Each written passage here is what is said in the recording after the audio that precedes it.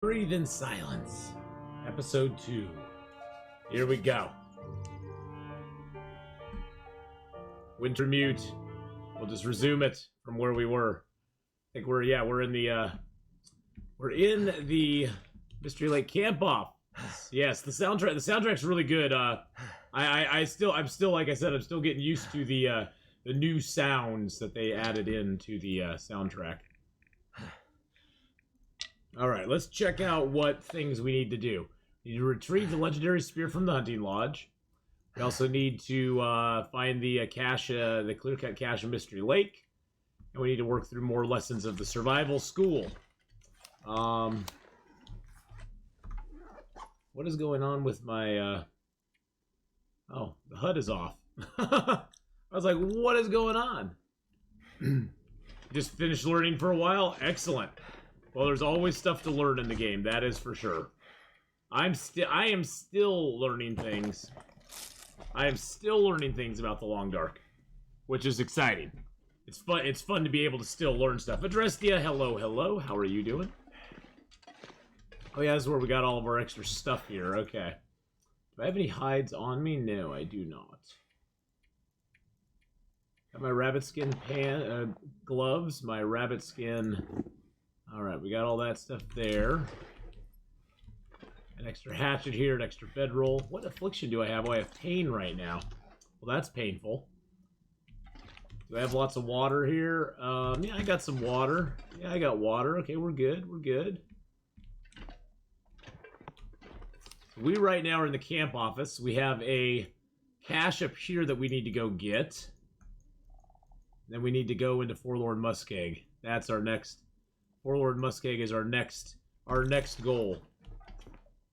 Well, they're always, things are always changing in the game, and so there's always new stuff to learn with that. And then there's places, even with all the hours I have, there's still places I come across that I'm like, oh, I never knew that was there. Not as many as there used to be, but there is places like that in the game where I come across them and I'm like, oh, interesting. That's cool.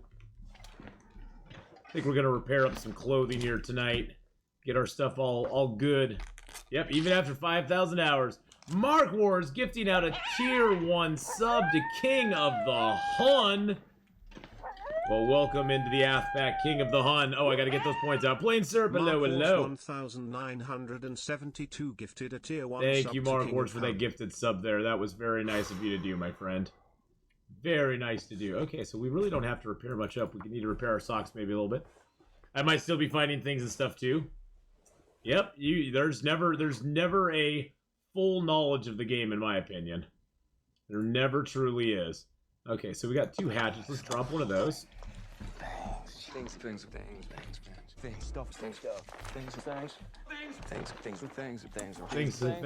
Stuff. Story mode. No, story mode is sort of between Voyager and Stalker level. More towards Voyager level difficulty, but with some Stalker level type things that happen with it. So, all right. Well, I think we're gonna head up to the cave at the top. Actually, how much cloth do I have on me? I got 25 cloth. Let's leave some cloth here. We don't need that much cloth with us. But yeah, it's sort of between Pilgrim and it's sort of between Voyager and Stalker. Thanks so much, man. I really do appreciate it, Mark Wars. I know you're not wanting any spoilers, and I completely get that. Completely understand that. Unfortunately, you'll get lots of spoilers if you watch right now. There's lots of spoilers if you watch right now. So, all right. Hey, Shanzo, how you doing, my friend? How's it going? Just need to close my eyes. Yeah, I know you do, buddy. But you're okay. It's gonna be fine. Trash Panda, hello.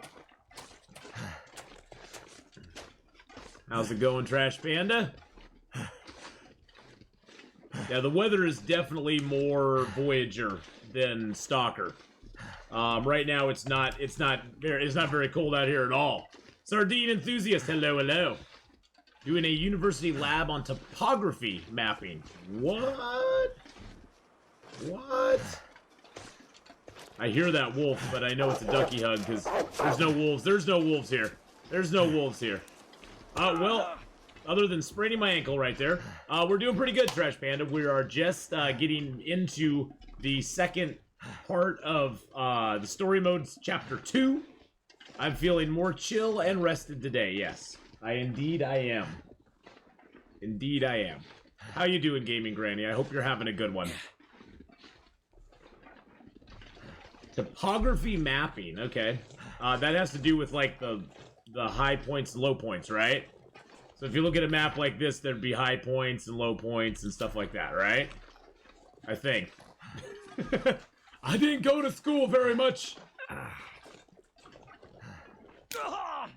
Really? Seriously? Another sprained ankle. Well, we're just gonna sleep these off tonight, so... I am doing better. I am doing good, so... We're just gonna be chilling in the long dark tonight for the whole night, having some fun. We're gonna try. I'm gonna try to see as much of chapter 2 as we can get done tonight.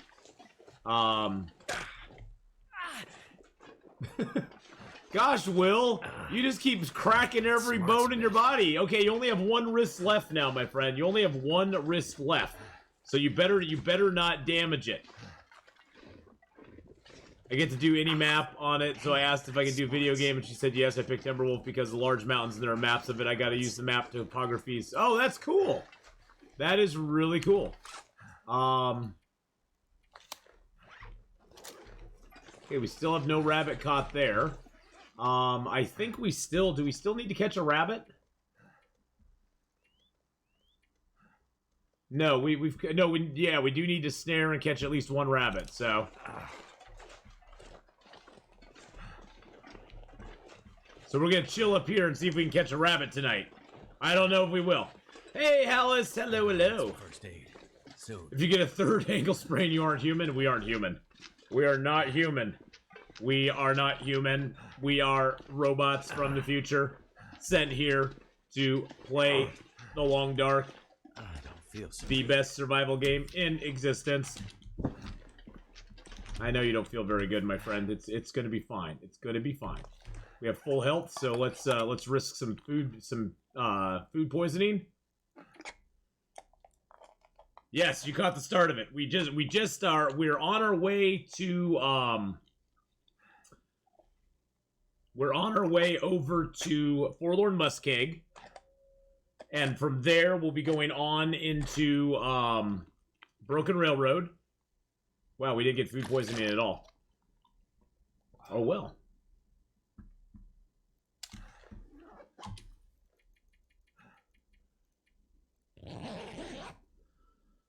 Mackenzie's built different, yes. Yes, Sardine. Mackenzie is built very different. Mackenzie's built very different. Okay, all of our pain's gone. All of our stuff's gone. We're good to go. Trage, how you doing tonight, my friend? Let's sleep like 3 hours. One thing about story mode that's kind of weird is you can sleep as long as you want. Even if you're not tired, you can still sleep the full amount. So just be careful. It will not wake you up when you are not tired. Or when you're not tired any longer. It waits. Hey, we got a rabbit. Look at that. I'm gonna try to get through as much of it as I possibly can.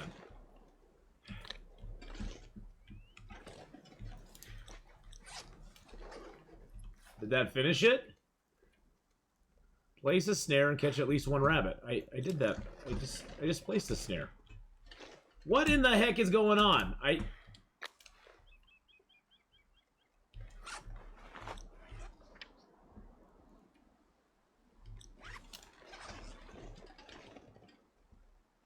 What? It's not in a particular place that I know of.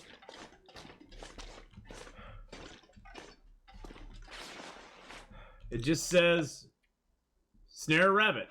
Place a snare and catch at least one rabbit. I did that. I have a rabbit sitting right here. I have a rabbit in my inventory that I just caught from a snare. I didn't finish the beans. No, I did not finish the beans.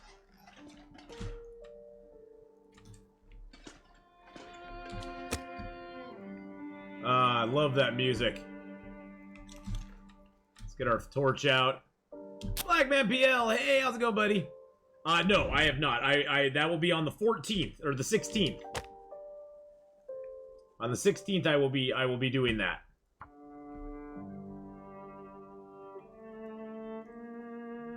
I could eat the rabbit raw. No. Yes, I have the extra content for Long Dark. I bought all the soundtracks. I don't know. Do they have a new soundtrack out for episode 3? Do they put a new soundtrack out? Because I haven't bought that. And if they did, I want to buy it because I want to support them.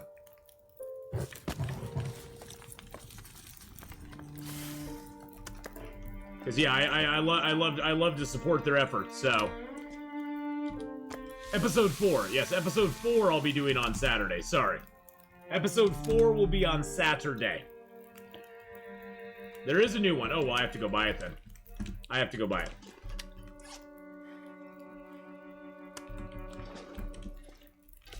Oh, we got a little bit of time on this fire still, so let's drop the beans. Heat those up and eat them.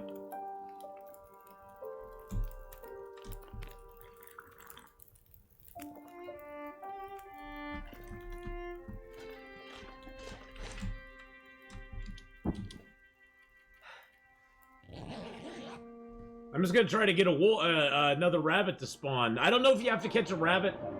Whoa. I don't know if you have to catch a rabbit here, or if you... I don't know if you have to catch it by the trapper's cabin, maybe?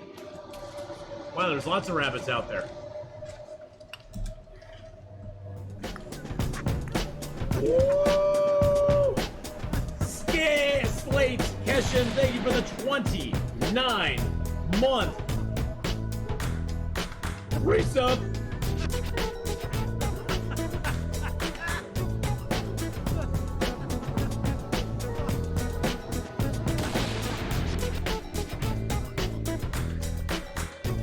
Woo! Get that sub hype up there. Let's get some points out. Slate Shan just resubscribed for 29 months.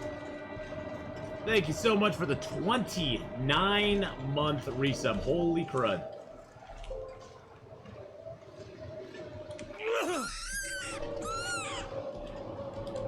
This is Wintermute. Yes, episode 2. Episode 2 of Wintermute.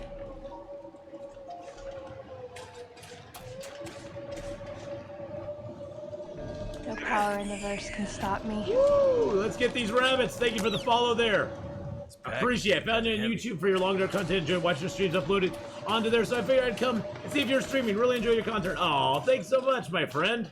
I'm gonna try to say your name. Whole Store? I think it's Whole Store, but I'm probably completely wrong. But I'll say Whole Store because that sounds good.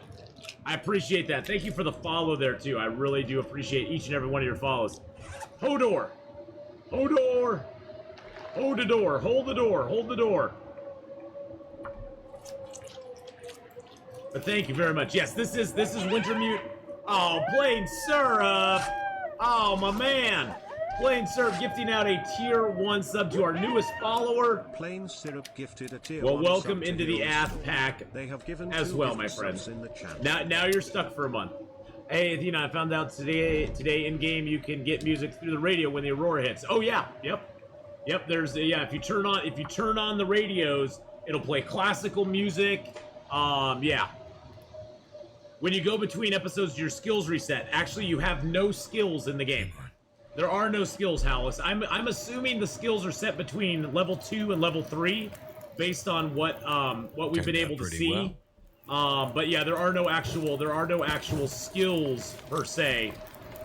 Hail Store. Hail Store. Okay. It's Hail Store. Okay. I think I got that right now. Hey, we might as well get some rabbit meat, right? Well, that was very, very nice of you, Plain Syrup. Thank you so very much. I appreciate that. Skills are 3. Well, but see, the thing is, though, that, like, your fire-making skill appears to be 3, but you still need tinder to make the fire. So I can't really say it's 3 because you have to make tinder you have to use tinder to make fire still. So it may be set at 3, but, it doesn't act like it's a 3. For that part, anyway. Yummy rabbits. Yum yum. Yes, I like the yummy rabbits. So night can't be far behind. I know, it's dusk, so night can't be far behind, boys and girls. Make up another birch bark tea. I don't know. I honestly don't really know, Alice. Okay, maybe let's sleep one more night, see what happens. Maybe I'm bugged.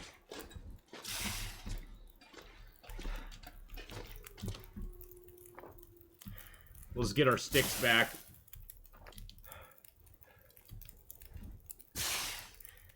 Have to say, seeing chat on YouTube videos is so nice, y'all good humans. Well, that's one of the reasons, Hailstore, that I put it on there, is that, you know, for YouTube viewers, it would seem like I'm just, you know, talking to thin air if I didn't have chat on there. So I put chat on there so that YouTube viewers can, you know, can sort of see what's going on.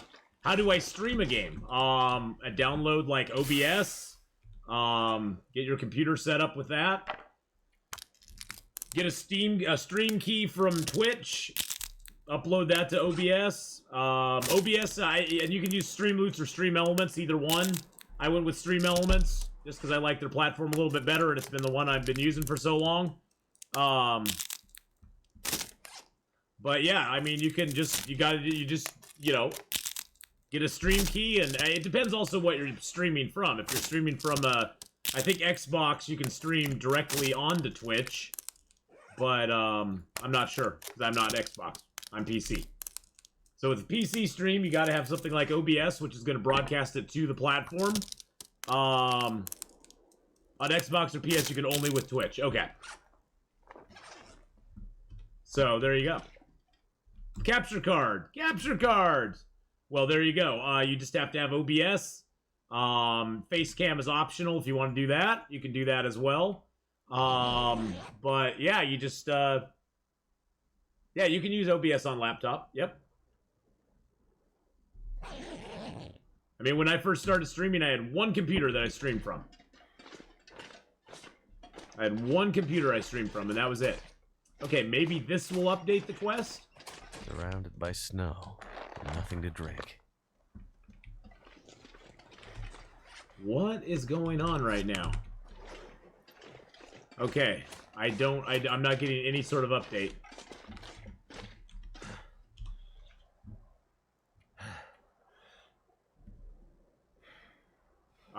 Place a snare and catch at least one rabbit. I've now caught 2 rabbits. I'm still getting no update.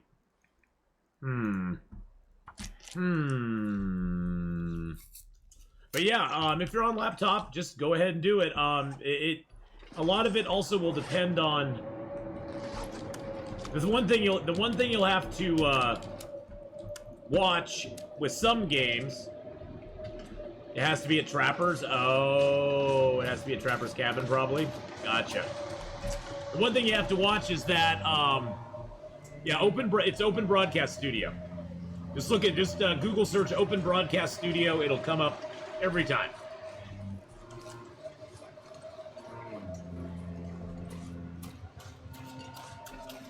But, yeah, the only thing you'll have to watch with one computer is that if you're trying to broadcast, play a game, and have a camera on you all at the same time on one computer, it can be a little bit heavy for your computer, and it can cause issues.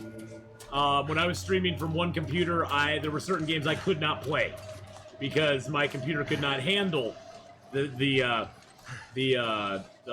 load that all of it was like causing.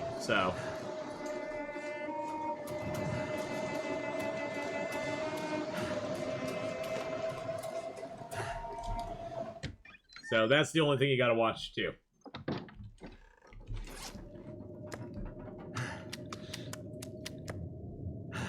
But yeah, there's lots of good tutorials on YouTube that show you how to do it.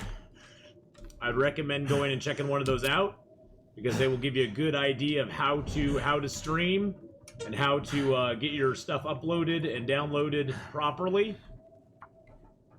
But yeah, you pretty much just have to learn it. I mean, I had to learn everything from scratch, basically. And there's no right or wrong way. I mean, I recommend that you do have a camera on you. But you don't have to. I mean, there's lots of streamers that don't.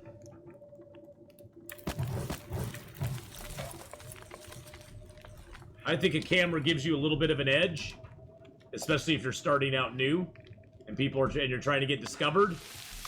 Because a lot of times people will click through streams that do not have cameras.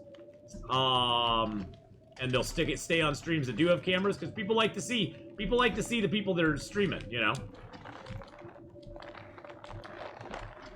Why are we talking about a camera? Oh, I'm just saying if you're streaming. As a streamer, I found that a camera is a good tool. You don't have to have it. But I personally subscribe to the idea that a camera will help your stream a lot more than it will hurt it.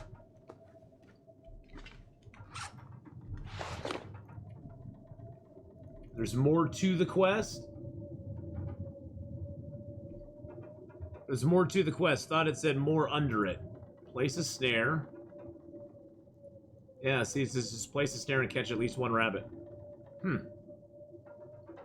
How far am I on the episode? I am at the point where I've got the medicine and radio stuff for the trapper, and now he's sending me to the hunting lodge in Broken Railroad to get the legendary spear from the hunting lodge. And then I also have a couple side quests. I got a cache that I need to find here in Mystery Lake still. Oh,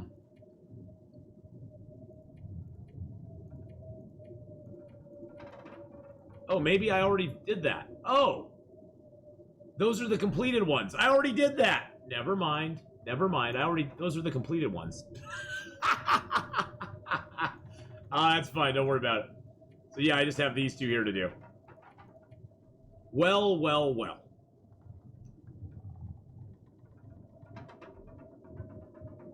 Okay. I think these are completed. Yeah, those are completed.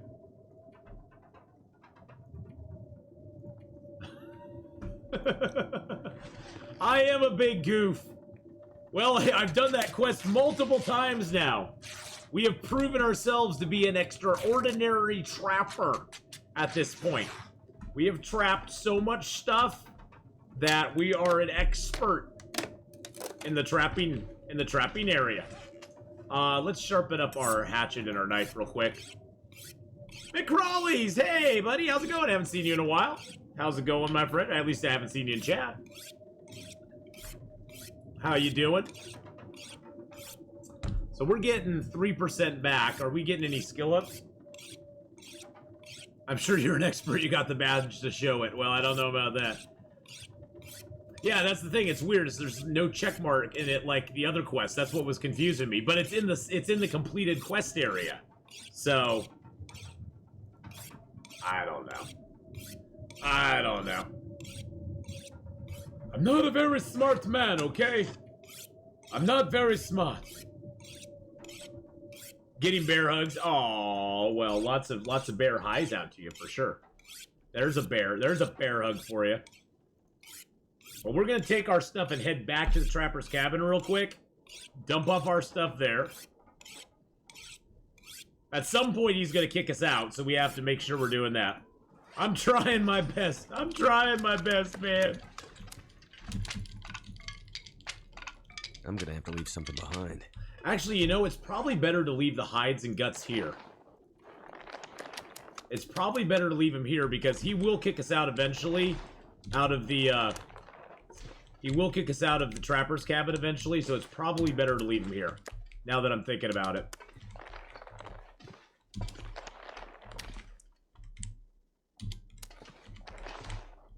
It's not that complicated. Oh, things can be very complicated in life. Life is complicated.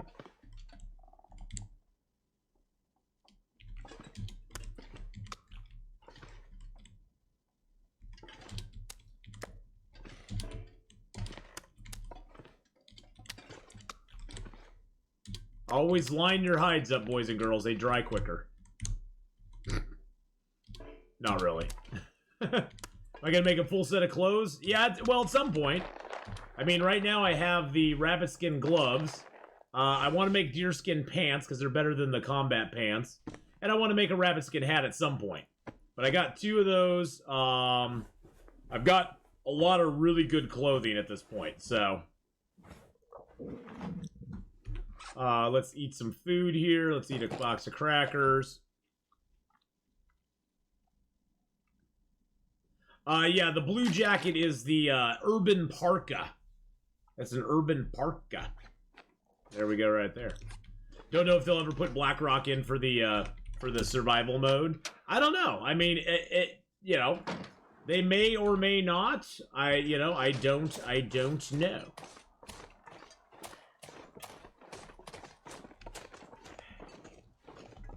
I don't know what their plans are. Well, I guess we'll see in December what their plans are, boys and girls. Yep, by the end of the year, we should have the update for survival. I sort of like how they... personally, I kind of like how they did episode 3, where, you know, it was basically a revamp of Pleasant Valley, and they uploaded the survival mode along with the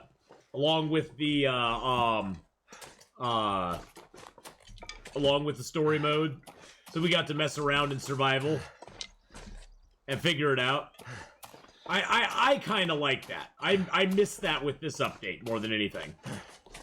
Because it was fun to just, you know, run around in Pleasant Valley, figure out where stuff was, and then when we played story mode, we sort of had an idea in mind where things were going to be. We knew where the plane crash was. We knew where, you know, certain story elements would be taking place. So, yeah, this is a whole new map. That is true. That is a very good point, Gaming Granny. This is a whole new map that's never existed before. So I'm sure with that in mind, they're like going, well, we're gonna let all the bugs kind of work out, and that's one of the reasons I don't like playing story mode right away.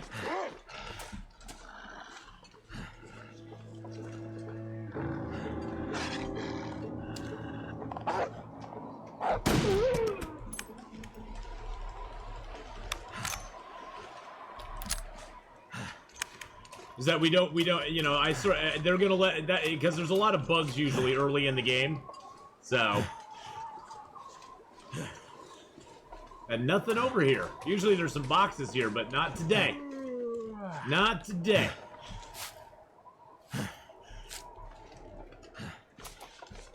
You still nope out of Ash Canyon? Ash Canyon's a really nice zone.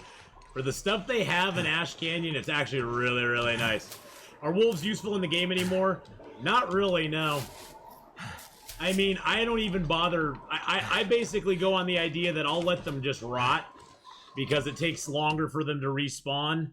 Unfortunately, they just, I mean, you can make a wolfskin coat, but there's one piece of clothing you can make with a wolfskin, and that's the coat. If they had multiple pieces of clothing you could make, I think it would be a lot cooler. So it wants us to go basically all the way down the tracks.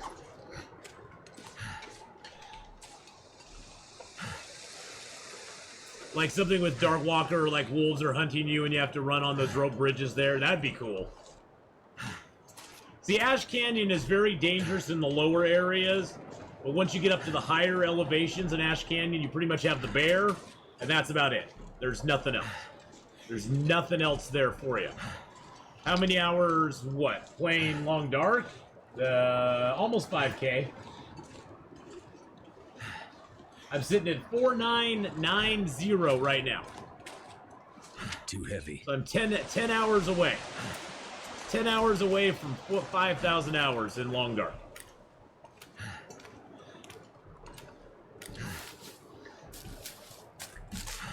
I just wish they had more stuff that we could do with wolf pelts. I was sort of hoping, do we get a special 5,000 hour? No, we'll hit 5,000 hours this week. The special is we'll play episode 4. I was hoping with Timberwolves they were going to add a new wolf pelt into the game that would give us, you know, like a Timberwolf pelt. That would have given us like more things. Nah, I don't really do those. We'll celebrate it somehow, but yeah, I don't really do special stream for that. But yeah, I was hoping they'd give us like a Timberwolf pants or something like that, you know, that we could only make with Timberwolf pelts. Give us a reason to kill Timberwolves and skin them.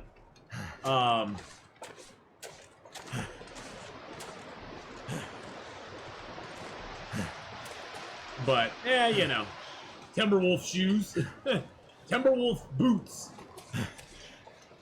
Or maybe bring in the Timberwolf pelts as a form of lining that you can utilize in other clothing or something. I think we'll go, yeah, we'll go over here first and then we'll camp out in the cave. A minute! Thank you for that 6-month resub money.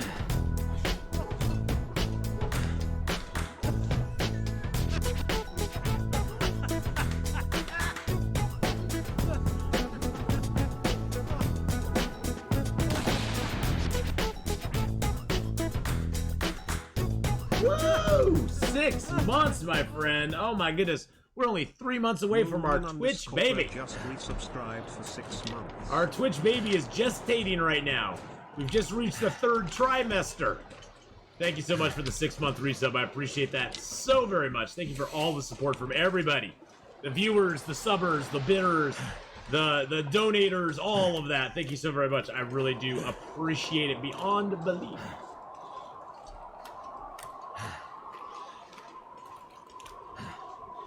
And thank you very much for that resub. Again. And if you have if you have Amazon Prime, boys and girls, and you haven't yet, connect your Amazon Prime account to your Twitch account, and you can sub up to 1 channel every month for free. It's already included with your Amazon Prime account that you have already been paying for. And you get that nice free shipping and all that stuff from Amazon.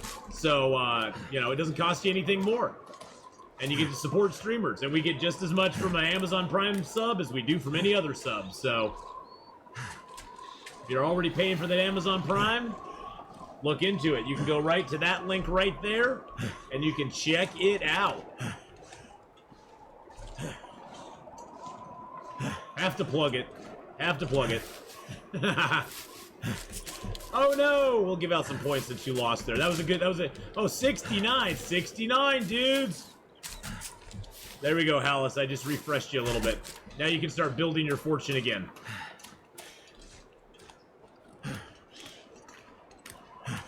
And keep picking up cattails like it's important.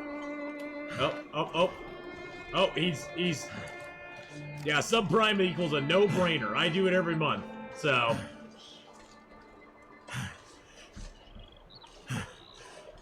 The dude with the cello's following me around again, boys and girls.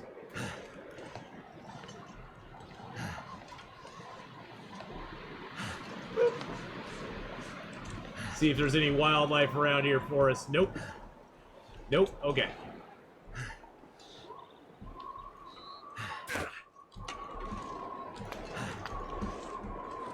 Get a little coal here. There we go. Ah, a little ketchup chips. A couple cans of food. Another piece of metal. A little bit of this and a little bit of that. So we're playing through single player. Is that what the title means? Well, episode 2 is what we're in right now of story mode. We're in story mode episode 2 at the moment. Wow, there's another bedroll in here.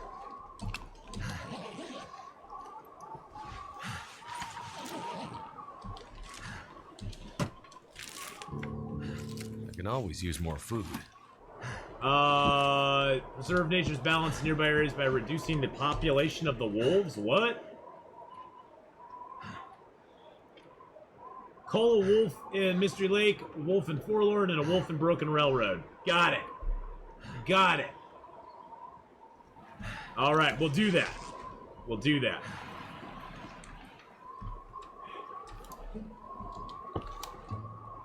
Boom, boom. Yeah, God, look at all the food we got. Holy crud. Look at all this loot, I know, and I think we even got snow pants. No, we just got jeans. We'll harvest these. Whoa! Wiz Bowman! With the 52-month resub!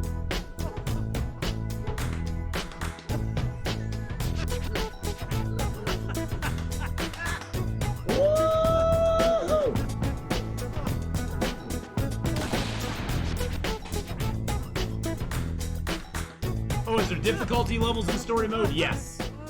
Yes, we are playing on what's known as hardened difficulty level. For 52 months.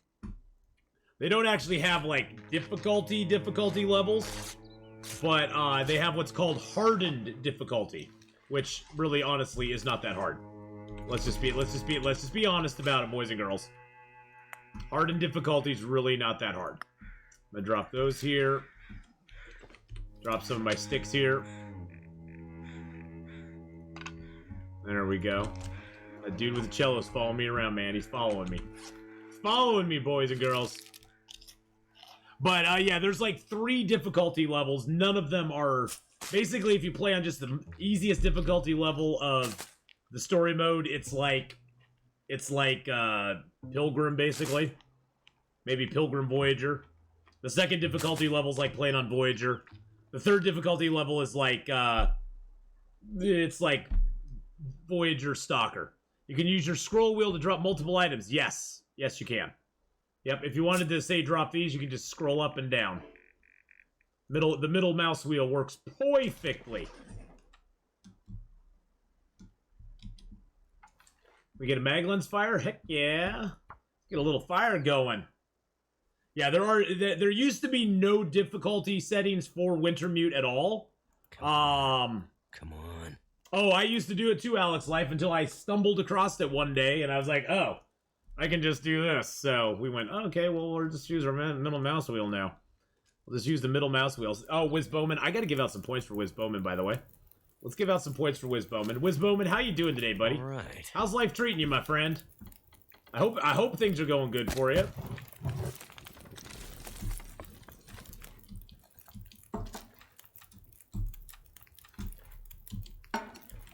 The Viva La Dirt cello player, yes. I'm sorry. I go down the rabbit hole of Viva La Dirt all the time, Gaming Granny. Some of their stuff is pretty damn funny.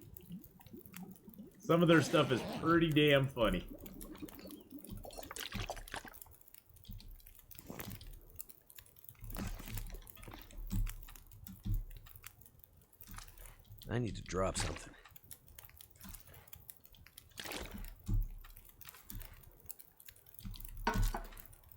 Yes, I have gone down that rabbit hole myself.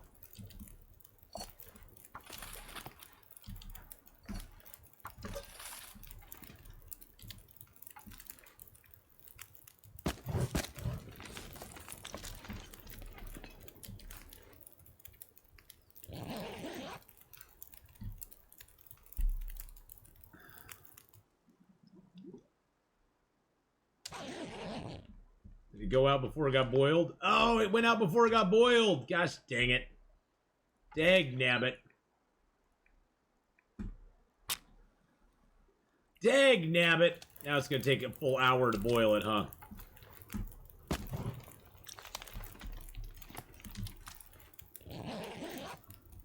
Gall darn it. Sahara, how you doing? How's it going tonight? They should add an interloper level difficulty for story mode. Oh, I think that would be really cool. I think that I have been asking for that for so long. So long. I wonder if I can drop any of this gear. I would love it if they had an interloper difficulty. The non-potable water just has extra protein, though. No harm at all. Yeah, no harm at all.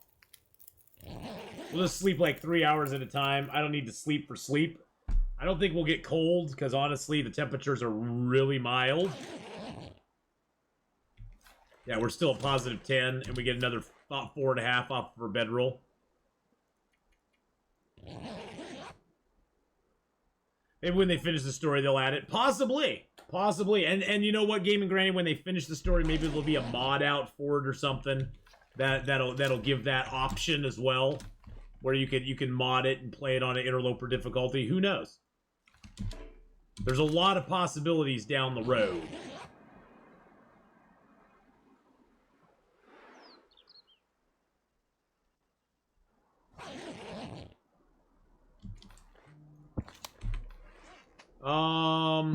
Bedroll's at 90. That's pretty good. Oh, here he comes. Here he comes. I'm not sure I can carry much more. Just gonna leave a little food here too for myself. Why not? We got food, we got water. Building up little caches of stuff as we go along. Let's eat our cattails because that's the easy stuff. There is no interloper. No, there's no interloper in story mode. They have what's called a hardened difficulty level, where the resources are a little less plentiful than they are in the other two modes of story mode. But there's still, I mean, if you play interloper on a regular basis and you're used to interloper, those difficulty levels are not that bad. All I can say is you're gonna love episode 4 in 4 days time. I'm excited. I'm excited about it. I'm excited about it, McCrawleys. I'm getting excited. I like this instrumental of the theme.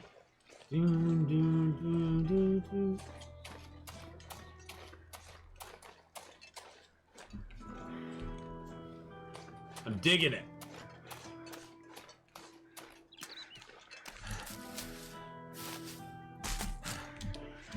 Oh, there's a wolf right there.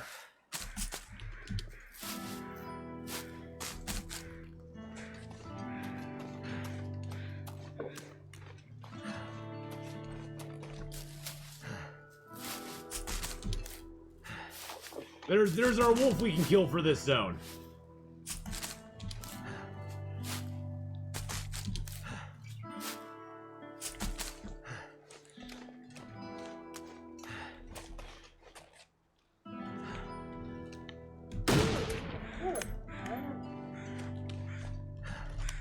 Always check the breach. We got a jam. We got a jam.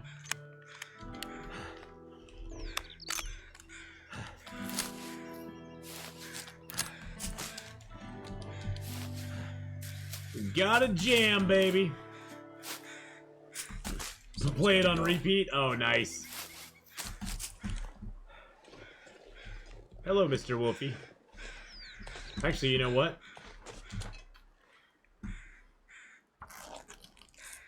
Let's take his hide. Why not? We'll need deer hides, right? And off we go into the wild blue foggy. Oh, the lion's roar? Yeah, I like that one too. Unfortunately, I have to always edit that out of my videos that I upload to YouTube, because if I do not, they immediately get copyright claimed. Isn't that just great? It's like, yay! So I put the lion's roar, I let the lion's roar in my video and it gets copyright claimed. Yay! Even though it's part of the game. So I just edit it out. I'm just like, oh well, whatever.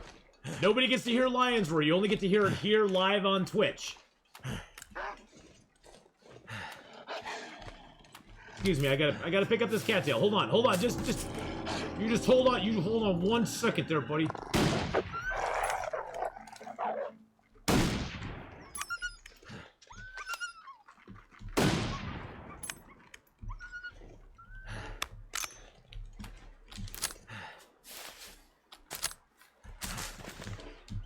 The soundtracks, you have to go to Steam, Sardine Enthusiast. They actually sell them on Steam, where you go to buy the game. You can pick up the soundtracks there on Steam. There are no skills in the game. You don't have any. There are no skills for you in the game. Your skills are set. Your skills are set. So, but yeah, you can get them on YouTube. You can check them out on YouTube as well. That's true. I don't think they have them on Spotify, but maybe they do. I'm not a tech guy. But if you want to support The Long Dark and you want to support Hinterland, I would highly recommend going and buying the soundtracks for yourself off Steam. You can play them and enjoy them all you want, and they are beautiful and amazing.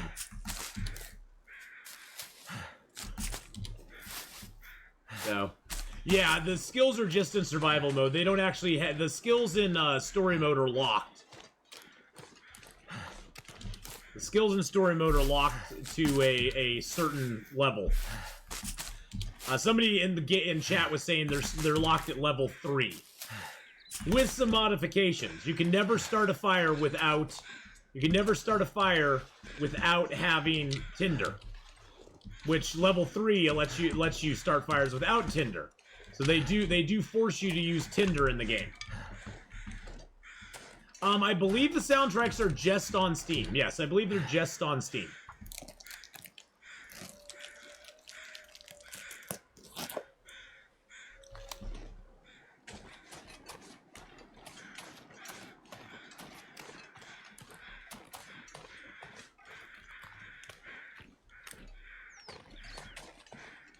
The crows sound very different anymore. I kind of like it. They're a little more distinct now than they used to be, which is kind of nice.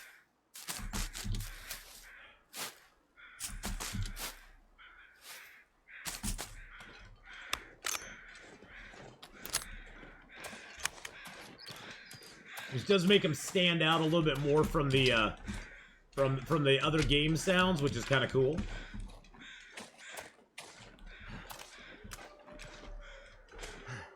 Yeah, I thought there was a dead dude over here. Oh, he's got a note. A blood-soaked note. An expletive-filled note pointing to a cache of supplies. Alright, perfect. We'll take it.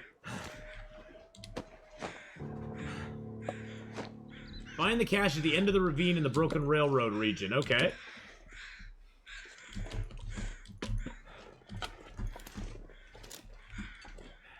Excellent. Excellente. Ooh, might be time to treat you. Do treat yourself. The answer is always yes. Treat yourself. Yeah, I think the, let's see. Let me look at the soundtracks here real quick for Long Dark.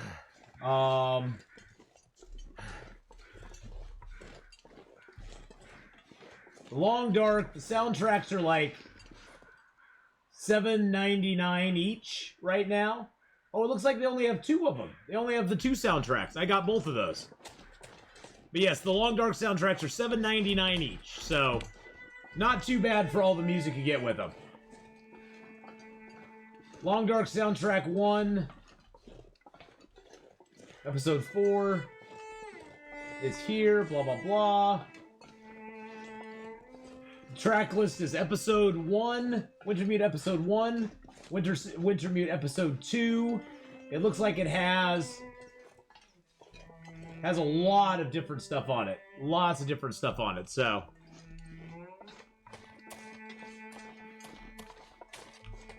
So, go pick it up. It's definitely worth it. That's under £6 for you. Hey, that's a good deal. That's a good deal. I take it you are over in our wonderful, wonderful Great Britain. Where do you live on the Isles, my friend? I always like to know where people live. It's a weird thing, I know. In Australia, it's 11:50. Nice. Oh my God, where do you live in Australia? I've heard some crazy stuff's going on over there. Holy crud. Okay, so we have a cache down there. I say we go down there and get that cache. London. Ooh, London. Now, I've heard there's different areas of London, isn't there? Isn't there, like, London City, and then there's, like, London stuff outside, too, or whatever? I live in a town on the English side of the Anglo-Scottish border. Ooh. I gotta say, I love an English accent. I love a Scottish accent, too. But then again, I watched a lot of British TV growing up, especially Doctor Who. Mark Wars is like, oh, it's Doctor Who talk time. No, I watched a lot of British TV growing up, so I am very partial to the British television and the British accents. I love them. Of course, the British people are probably like, we don't have an accent. What are you talking about? You have an accent. You American.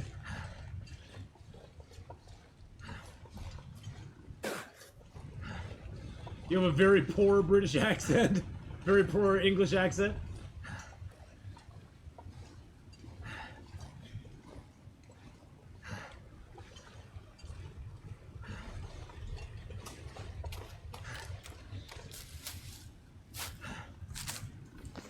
My accent confuses Americans. I visited a few years ago and speak a wee bit too quickly.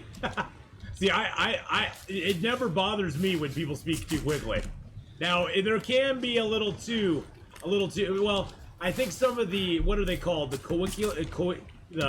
basically like the little sayings you say, you know, how you call a truck a lorry or whatever. That can confuse the heck out of some people. Because they're like, a what? I cannot say that word. See, that's how bad I am in English. I can't even say that word. My mouth cannot phrase that. Juma, how you doing? My mouth cannot phrase that word. Chips and crisps, yeah. Chips and crisps, yep. You mean French fries? You mean fries, right? No, you don't get to kill the rabbit. No, no. You do not get to kill my bunny friends. Leave my bunny friends alone, you mean old wolf. Yes, I'm on a journey to get a spear right now. And I'm protecting the rabbits. I'm protecting the rabbits. Chips, mate, chips. A jumper versus a sweater, exactly. Where a jumper to me is like, you know, that's like a full body thingy-mabobber.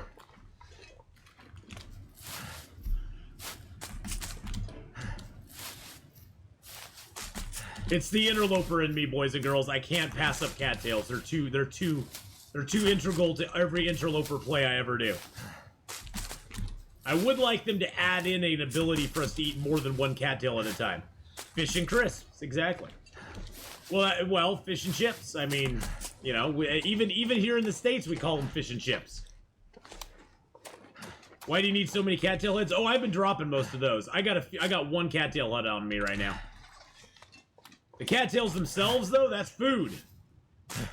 I'm dropping the heads, though. Oh, I got a jam.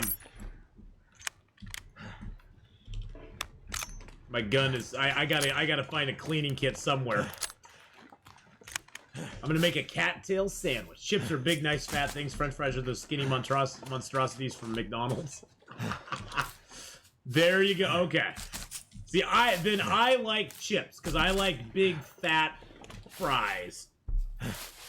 So then I would be a chips eater. Because I don't like the skinny ones. Skinny ones are... A boot. Yes. I'm gonna go get things out of my boot. A bonnet versus a car hood. Trolley versus shopping. A trolley? I think I need to lay down. I knew I'd find something here. Socks and underwear and flares and waters and all sorts of good stuff. Well, look at that. We got a pair of these. We got a pair of undies, boys and girls. Yeah, I don't like the skinny ones. The skinny ones are just like, they're not that good. I like something substantial. If I'm gonna eat fries, I like a good substantial fry. So I'm right there with you, Gaming Granny. All right.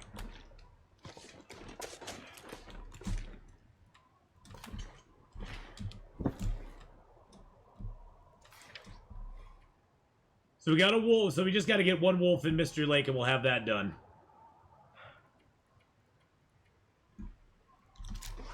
Are the red... no, the red ones are not... The red ones are not available in the normal interloper now. The red ones, sometimes you can find climbing socks in interloper. It's like a rare spawn that you'll find climbing socks. But the red underwear are not available in Loper now. They do not have those in Loper.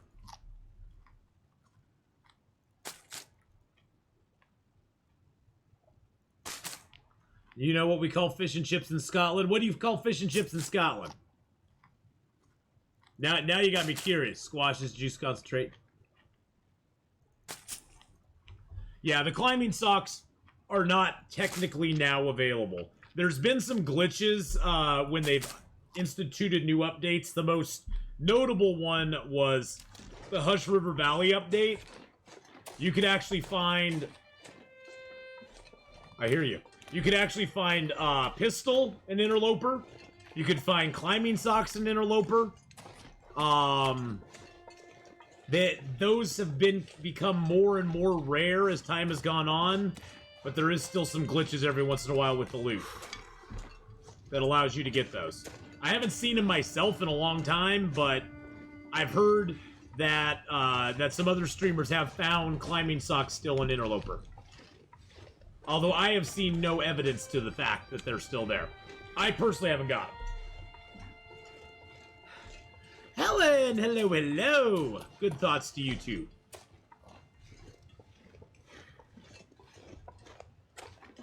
Squishy squirty cream? Oh, what? You call fish and chips a fish supper? Interesting, okay.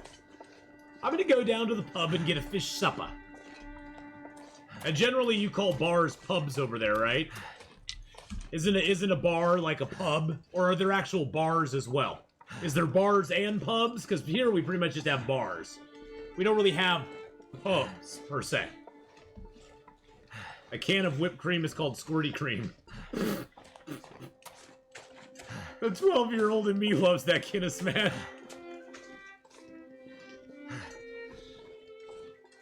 You just have pubs? Okay. Because, we have some here in the States that call themselves pubs, but I don't really know if they're really an authentic pub. Let's just be honest. I don't think they're really an authentic pub. They're just a bar with a fancy name. We have bar, but I think they tend to be fancier, like a wine bar. Oh, okay. A pub is closer to an American dive bar. Okay. Which is most of the bars in America. Most bars in America are dive bars. Let's just be honest. A bar is high street. Oh, okay. So it's like the upper snooty class. We put our nose in the air to things called pubs. We're going to the bar. Oh, jeez. Doctor Who with the gifted sub to Croyd. Welcome into the Ath Pack, my friend, for a third month. Doctor Who with their 29th gift sub in the channel. Woo! Thank you so much for that gifted sub, Doctor Who. I appreciate it very much. They have a fancy forename and a man doing a bad accent behind the counter, to be honest. Pubs are community-driven, so they're more like our American bars, basically. If you had to equate them. And our wine bars and the fancier nightclubs. Maybe here we call them nightclubs and their bars there or something like that. Maybe that's how it goes. I don't know.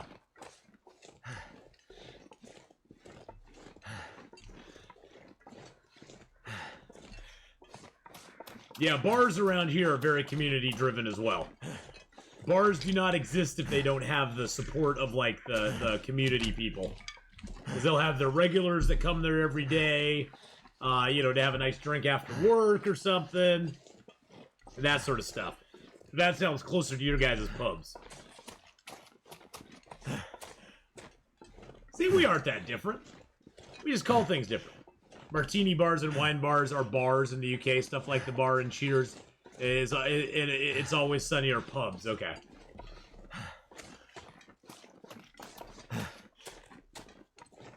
Pubs are a UK thing. There is no equivalent. That is probably true. That is probably true. Hey, Desert Fox, how you doing? Well, I always get people asking when they come in the chat, when are you going to play episode 4? So I put it in the title of the stream. Episode 4, 10/16. How you doing, Valor? How's it going, bud? Right here. Good to see you, man. We want to lay down right here, huh? Pubs are a UK thing, and Ireland. They're a thing in Ireland, too.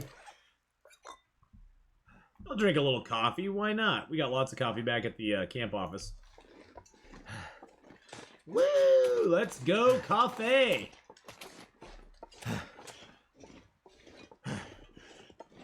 I don't think we ever get a chance to make a bow in this, do we?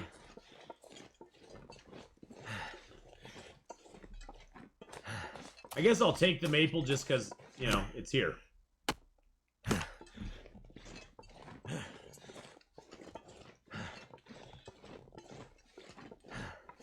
What's the difference between a bar and a pub?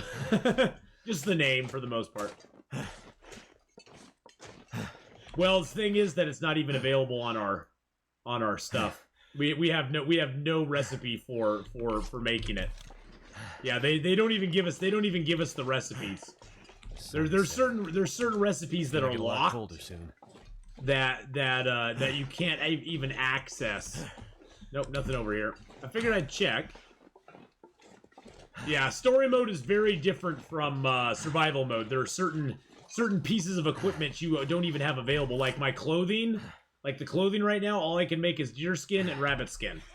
That's the only thing. It does feel right to have a bit of maple. It does. Shows how much we play story mode. Well, yeah, I mean that's the thing. It's like I've said many times, I don't hate story mode. It's just not my preferred mode of gameplay. Because story mode doesn't. Like a lot of gear. Story mode doesn't have a lot of replayability, in my opinion. See, now this is not here. This is not here. I think something happens here, right? I think this is a scripted thing.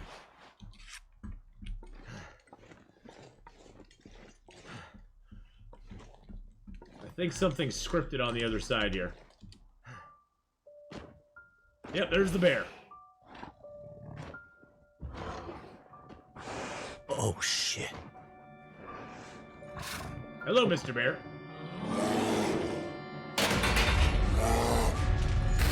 Oh, geez.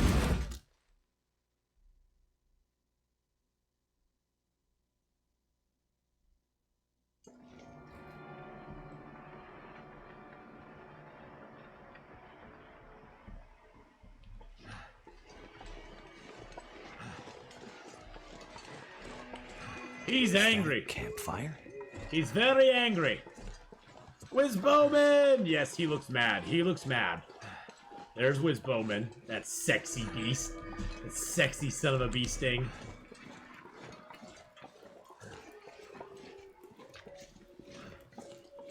Oh, I did sleep. Look at that. But am I injured or something? Or am I... Oh, I'm just overweight. Hey, buddy! It's Methuselah! You again? How goes the war, my friend? War? The war between man and nature, of course. Is that a birch you're Lights burning in the right there? sky, You and the bear. Methuselah! Cold, hunger. The old fights returning. Did you scare the bear away? There was no bear when I found you. Perhaps it isn't yet time for your paths to cross. Listen, Okay. old man. I'm not sure. You still believe We haven't things yet, are going Alex to go Life. back to We the have way not. they were? Lights in the sky. Remember. I mean, maybe in I said chapter 4 they we do, were but so reckoning. far, no. Powering the lights around us? Now you see. This can't be. It doesn't make sense.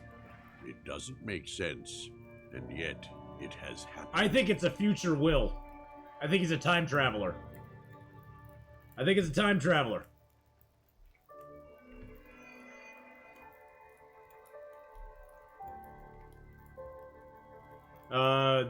Something's broken. The birds, their beasts, the rhythms are their own. Something's weird. Meaning, patterns of nature have been interrupted, broken. Even those who once knew how to read them are now confused. The patterns of nature have been interrupted, broken. Even those I am who your once father. knew how to read them are now confused. What do you think's spooking the wildlife? I can't say for sure, but the lights in the sky may hold the answer. So, you think the aurora is influencing the wildlife too? Hey, Joel Viking! There is much in nature that we You just did this cannot episode today? understand. Nice. Would it be so strange? So, this is some kind of recurring aurora borealis? Possibly. And it's affecting the electricity? The power? And everything dependent on it. Animating it or destroying it. You like Methuselah, though? Yeah. Perhaps both. I like him, too. And you knew this was coming?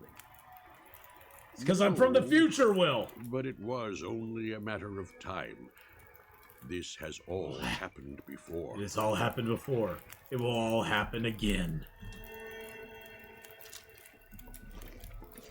This all happened before, it'll all happen again. I'm a little bit heavy, though. Let's eat some of our food.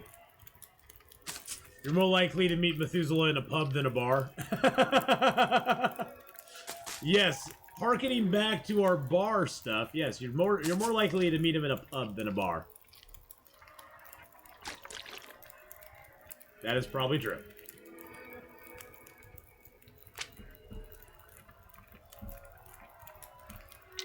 There we go. Now we're underweight.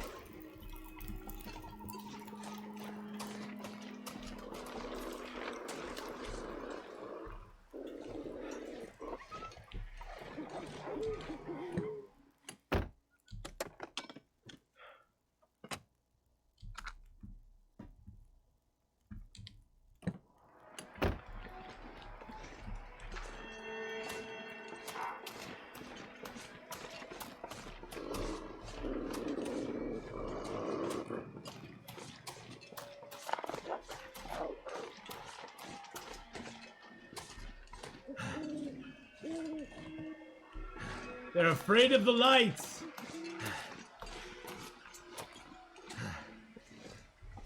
He'd be knocking back a pine in a bag of scratchings. Bag of scratching? What is a bag of scratchings? Oh, the radio in the car? I don't know if you can turn on the radio in the cars.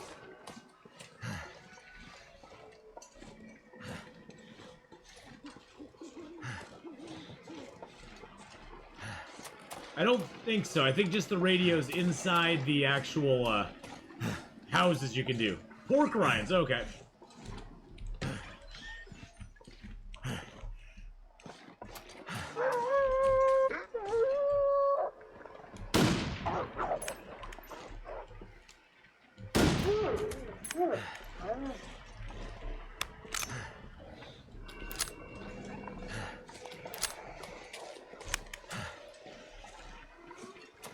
The wolves are very confused. Oh, and now we have the guy following us again. Starting to weigh me down.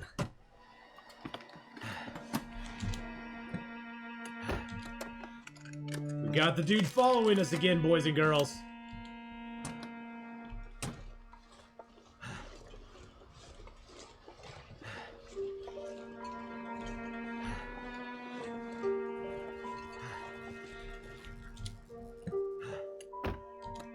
They're cursed during the lights.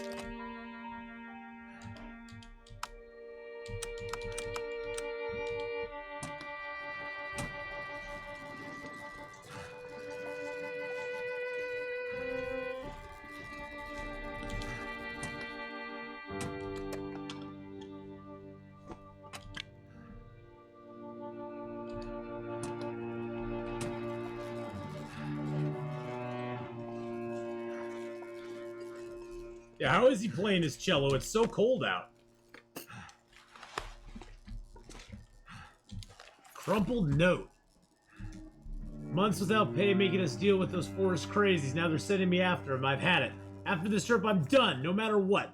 You're coming to help meet me on the far side of Mystery Lake near the summer cabins. We'll start there. Either we... Okay. Head to the far side of Mystery Lake near the cabins. Okay. We got a side quest. Maybe he's playing a cello. Yeah, baby.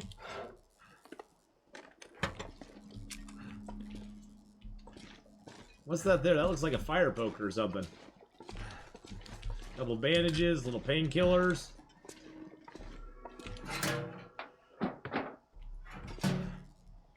They hate the light.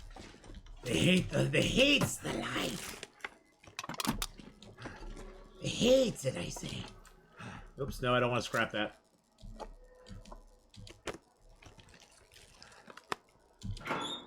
I like Jeremiah. I think he's a war veteran. He probably is. I get that vibe from him too, Joel.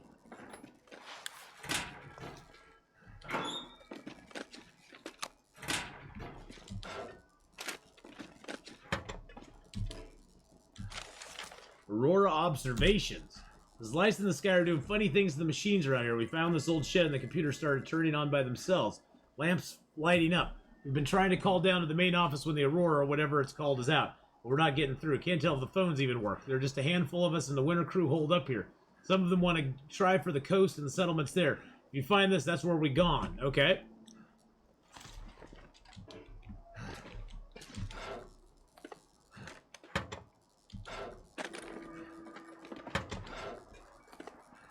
We are way overweight at this point.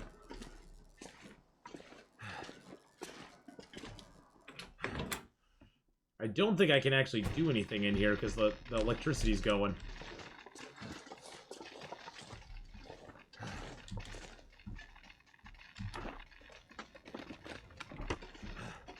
I say we just search a little bit. Let's turn on a radio.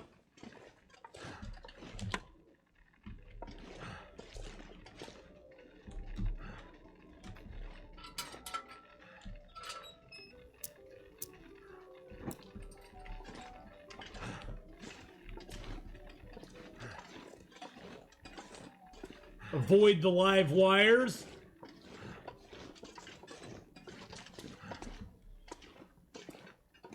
We'll wait till morning comes. Got a little time before morning.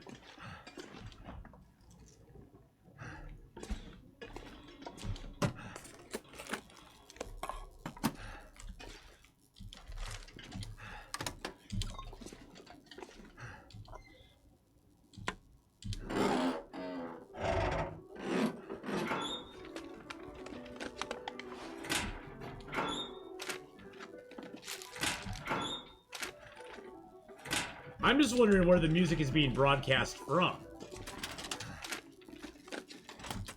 That's the thing I want to know. Is where's the radio station that's broadcasting this music to the radios?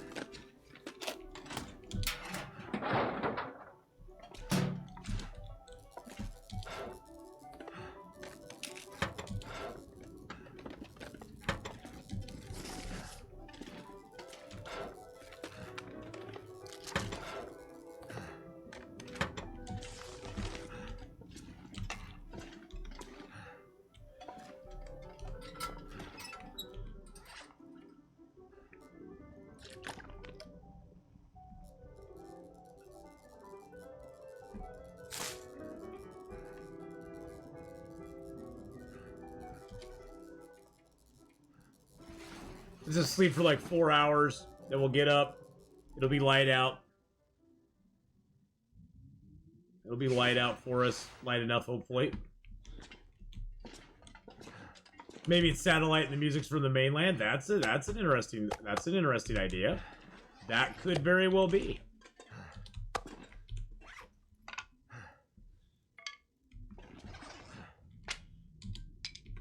What do we got up here? Okay. Late gunshots. Okay, yeah, that's the head to the far side. And here's all the things that we found. Some of them stay highlighted even if we touch them.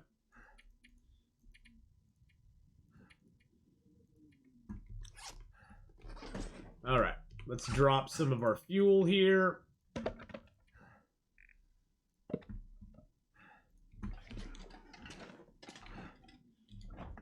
Put our newspaper in here because we don't need it. Put our books in there too. At least one of them. Gosh, we got a lot of matches again.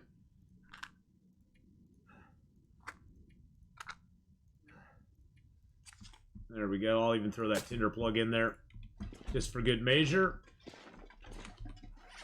Let's see.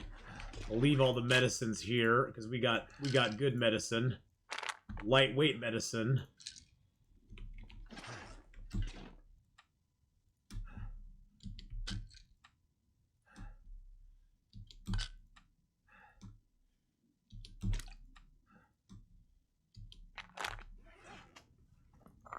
Drink down a little bit of tea down to a little bitty bite. Boop. Drink that one down to a little bitty bite too. There we go.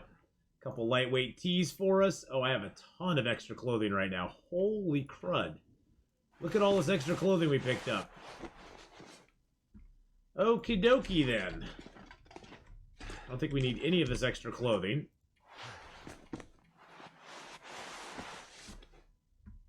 Anything good? Yeah, we can drop those too. We can drop that as well. Yeah, you get well outfitted on this mode of gameplay too.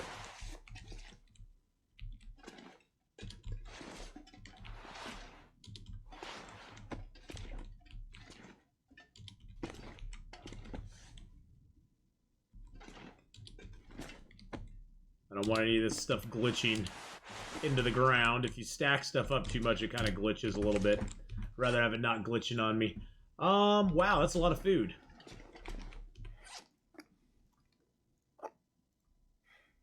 Get the heavy stuff out of our inventory first.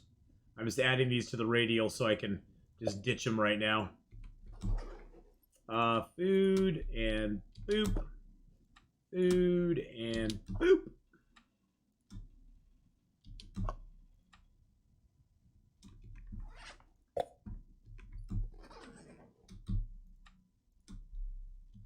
Get the Summit Soda out of there. Oh, the sardines are actually in good shape. We'll eat the sardines, why not? They're in good shape. For a change. Alright, that takes us down to 42. Let's see what other stuff we have here that we don't need. Don't need the trap, because I already finished that quest, so we'll just put this trap out here. I don't need the cans.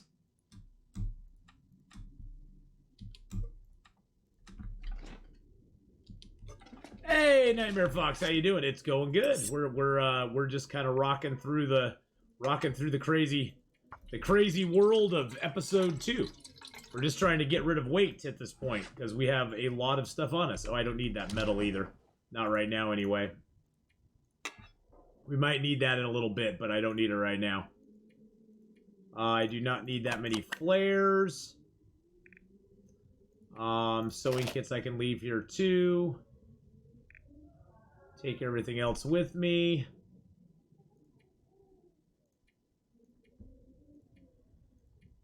Yeah, we're going heavy. We're going heavy. All right, let's search up the rest of this place real quick. See what else we got here. There's a frozen dude. He's got a note by him. Forest Talker Flyer. It's time to rise up. We can no longer stand idle and watch our beloved Great Bear continue to be raped by the resource companies. If you care about saving the island, meet up at the Old Lodge in the outskirts of Mystery Lake Provincial Park. Cell service and sat phone access is spotty, so use the sneaker net. Remember, they're watching, so be careful who you trust. All right. Gotta be careful who we trust, boys and girls. Throw those in there, too. Oh, there's some oil here. I want my lantern out. I can't see crap. There's gonna be stuff hidden all over here. Got some work gloves. A little bit of this, a little bit of that.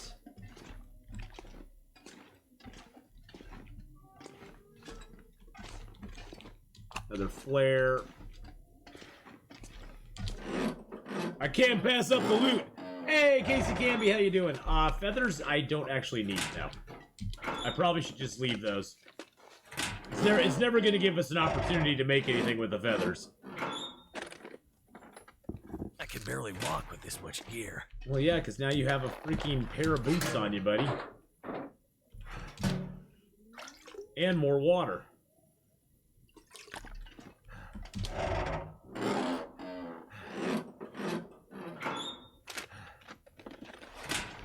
And we just got a better sweatshirt. Delicious toilet water. Toilet water is always delish. Always scrub delicious. Some more scrap metal. Wow, look at all the coal.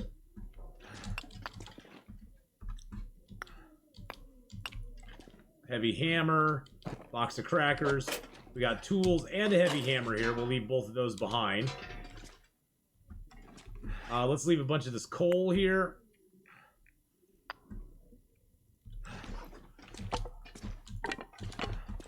Pick that up just to drop it.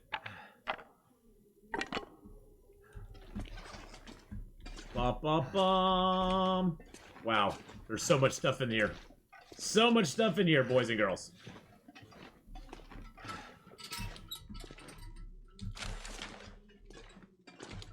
All right, let's throw in the books.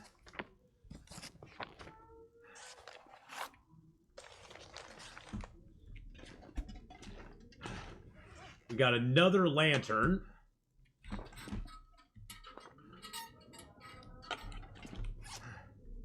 What else did we get extra of? Oh, we got tons of lantern fuel on us. Holy crud.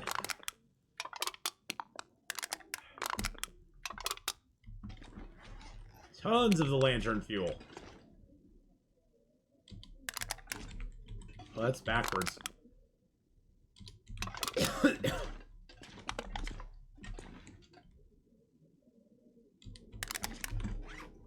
We also got some more clothing, too. And Mackenzie's now a walking supermarket. Yeah, pretty much. Drop that and that and that. Drop that. Drop our sweater. Because now we got better sweaters. Yeah, this is more loot than you'll ever find. I mean, this is more loot. This is more clothing loot in this one place than you'd ever find in a whole game of Interloper. Let's repair that real quick.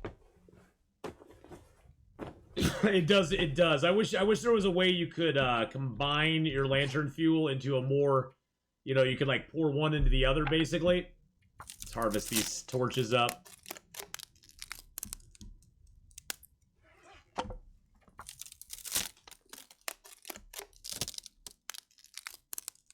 There we go.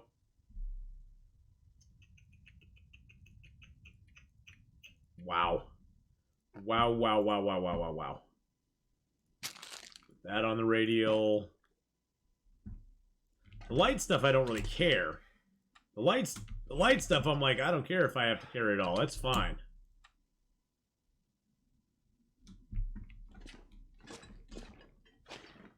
Goodness gracious, there's too much stuff in the dam. Ah! Will, you always are so, like, expressive. I wonder if you can get into these trucks on story mode.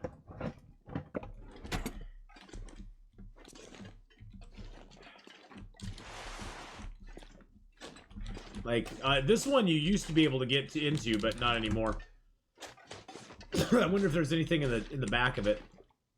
Nope.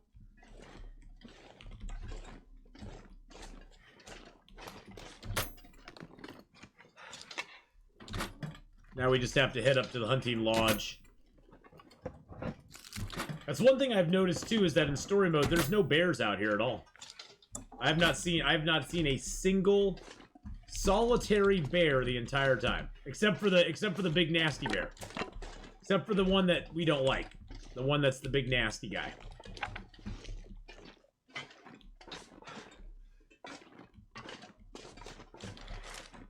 All this gear is slowing me down.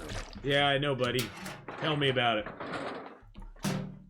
So much metal in here. So much metal and other stuff. Jerry can.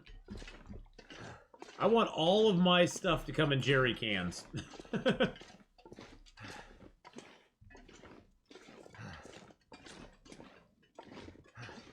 I wonder if the stuff up here is still. I wonder if you can still get the stuff underneath this crate up here. I know that under some of these crates there will be loot, but like this one here on Interloper will sometimes have a stim underneath it. Nothing.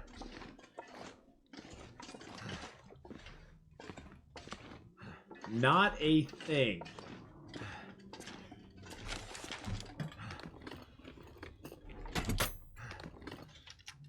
They're too scared of the big one with the bristlies? Yeah.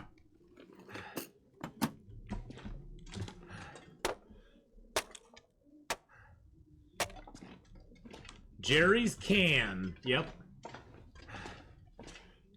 All right, we're gonna drop gear, and then we're gonna head over to the the hunting lodge. I'm gonna drop a bunch of stuff though, because we gotta go pretty light. We're gonna come back with a lot of stuff. I have a feeling. I'm hoping at the hunting lodge we'll find a The one thing I've not found this entire run yet, which is a cleaning kit for the rifle. I think our rifle's down to, what, 19% right now? So our rifle's in pretty bad shape. Oh, is that snare broken? Or is it just looking like that? Oh, it's still there. Okay, it's fine. It's fine. The snare's fine. Alright, let's drop the jerry can. Let's drop one of the axes. One of the axes. Let's drop the the gun is also, it's 4.19 kilos, which is that's a big chunk of our inventory. Oh, I need the metal. Let's throw the metal in here. Let's throw the rose hips in there. We got 15 reclaimed wood on us. Let's drop that down here.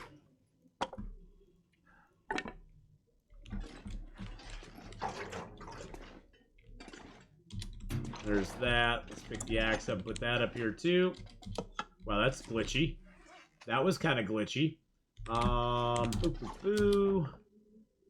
Let's throw the paper in there. Let's throw the piece of cedar fir down on the ground. If you're done with the snare, can you break it down? Yeah, I think you get a piece of reclaimed wood out of the snare. But maybe there'll be something else I need to do with the snare. You never know. Okay, so all the clothing I have, I'm wearing, right? Yep. Okay, everything's worn. I don't have anything else in my backpack. Let's put that on our radial, that on our radial. That's one thing I'm going to do is dump all my cattails in here. Definitely do not need those weighing me down right now.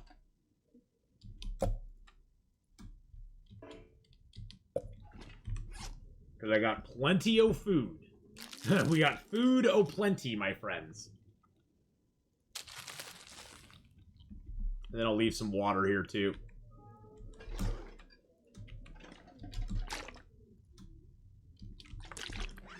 Okay, we're down to 36. I want to get down to 35.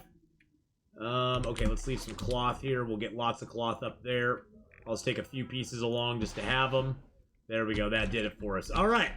We're good. We're good to go, boys and girls. We're good to go. Let's do this. Oh, I can't leave the shed that way. It's locked. Well, never mind. Let's go out this door. Go out this door. We can't leave the shed the other direction. This also has a stove out here. This does not exist in survivor mode. That stove does not exist in survival mode.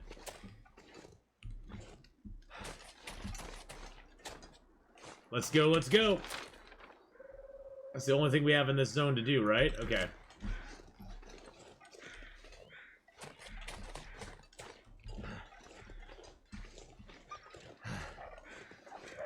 Now you better run, sucker. You know I'm coming for you. You know I'm coming for you, my friend. You better run. Really?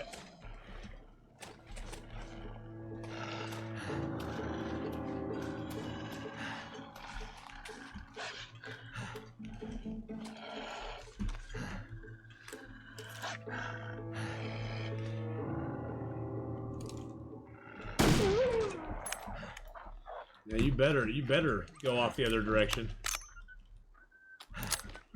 When you have a low condition gun, you always want to reload it after every shot, because if it jams, you'll get the reload. Yeah, the poker? Yeah, I know. The poker would be awesome. Are you heading off? Okay, well, hey, have a great night. Thanks for coming by. Thanks for following. Another snare. Okie dokie. Thanks for following, and thanks for hanging out with us for a while. And all I see is store when I see your name. Oh, you meant the wolf. Okay, I gotcha.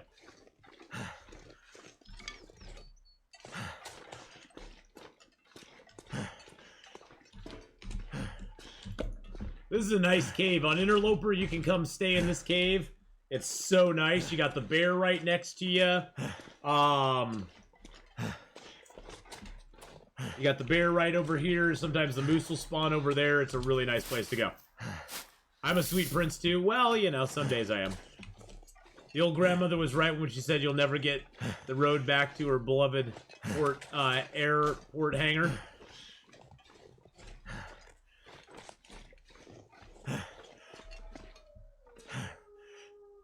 And how you doing, Cindy? And sometimes the moose will spawn over in this area up here, which is really nice, too. I am doing really good today. I'm doing really good. Well, Cracks, I am excited to get to the hunting lodge and finally get a cleaning kit for this dang weapon. Because this poor weapon has just been wearing down and wearing down and wearing down and wearing down and wearing down and wearing down even more. It'd be very nice to be able to actually repair it back up so it doesn't jam every other time I fire it. I mean, I do have a flare gun now with 15 shots. I've got a nice flare gun, so I definitely am not hurting for weapons if my rifle fails. But, yeah.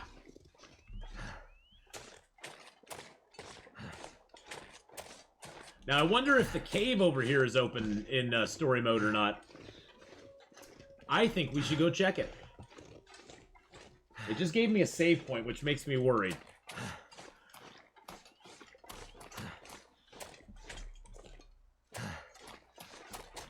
See, I always thought this area over here in Bleak Inlet would be a great place to connect another zone, because it's sort of in the northern part.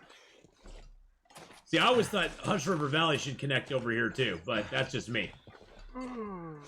I always just want something else to connect to Broken Railroad.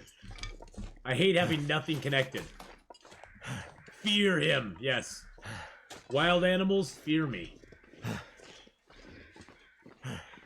I will give you the Steve Austin Stone Cold Stunner. I might have to drop some gear. Oh, shush-a-doodles. I might have to drop some gear. Oh god, the world's too heavy. I may have to drop something. Things are really rough right now. I don't know how I'm gonna survive. Things are so tough.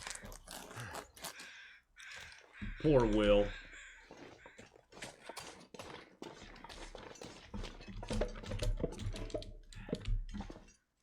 Oh, lots of fur in there. What's it fur? I don't know. See what I did there? What's it fur? Absolutely nothing.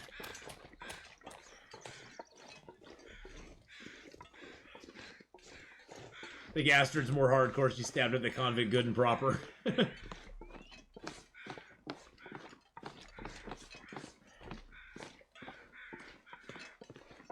Yeah, you carry one stick too many and it's nothing but complaining.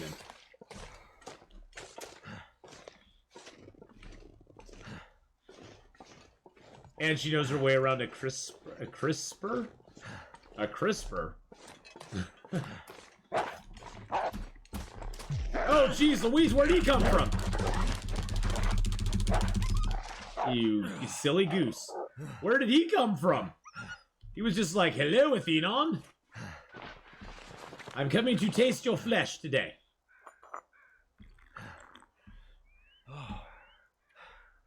Hey, he hit my clothes a little bit. We'll repair them up. Goodness gracious, he just came right over the hill. Yeah, that was rude. What did I do to deserve that, I wonder? Didn't do any damage to me, but... well, did a little damage. He just nibbled. He was a nibbler. He was like, num num num num num. Atheenon's a tasty boy.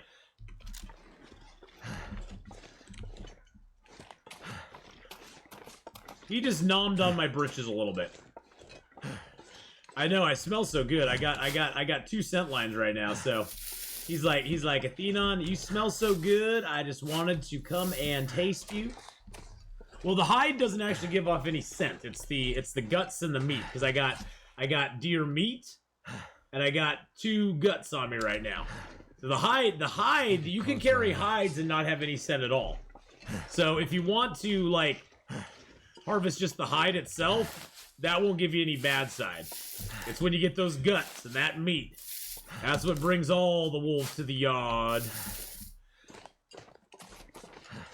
My deer meat brings all the wolves to the yard, damn right. It's better than y'all's.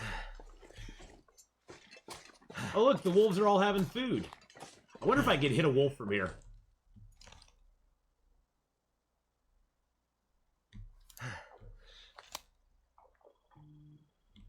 Nah, it's too far of a shot. I scared him.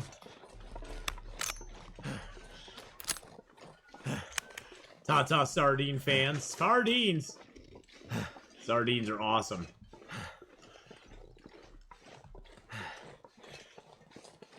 Let's just clear these guys out real quick. Come here, buddy.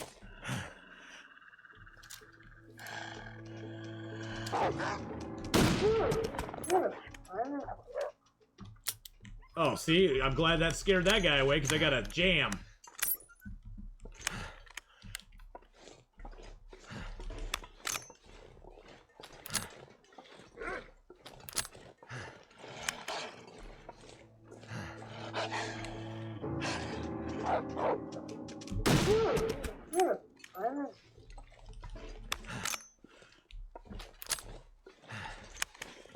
Woo! Let's go!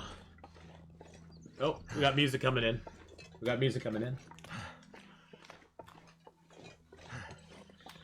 American Sniper. The deadliest man alive. The American Sniper. Will McKenzie.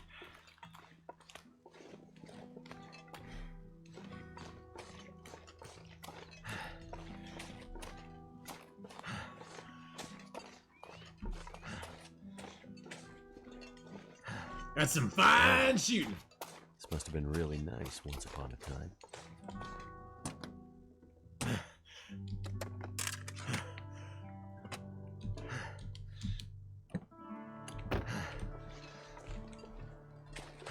I'm seriously amazed how well you kill the wolves.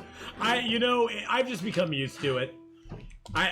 Seriously, I've just become used to it. Now I won't be doing the horror games till towards the end of the month. I will be playing. I'm mainly concentrating this week on Long Dark. Long Dark is going to be consuming my life this week. Getting through Chapter 2, getting through Chapter 3, and then moving on to Chapter 4. So for the next couple weeks, it's probably going to be Long Dark, and a little more Long Dark. An American Sniper in Canada.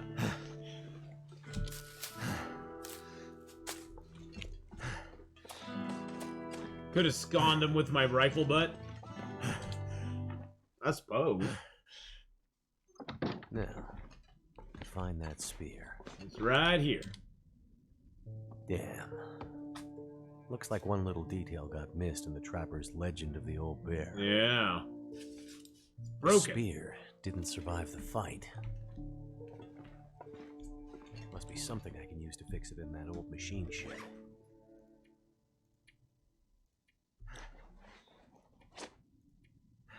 Bop, bop, bop. Prepare the broken spear at the forge. So we should probably have a recipe now for the spearhead. Yeah, there it is. This gear's starting to slow me down. A scrap metal heavy hammer and a forge. So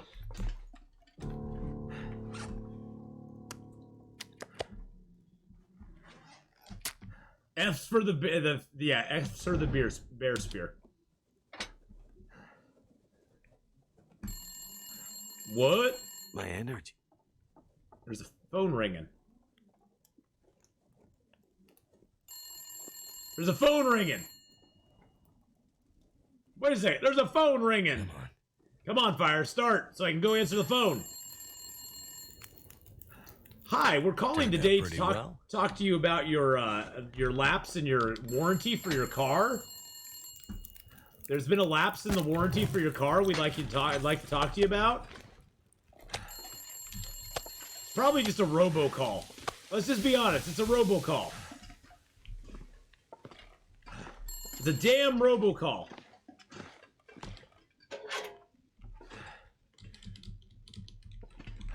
Oh, it stopped.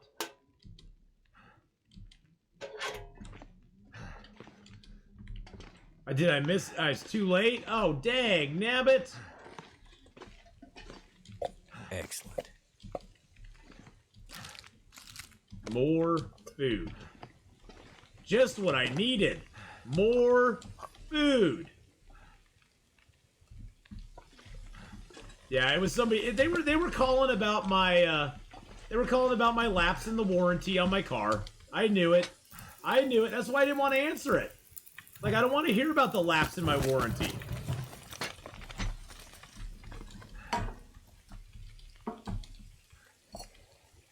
You can't actually answer it? Oh, okay.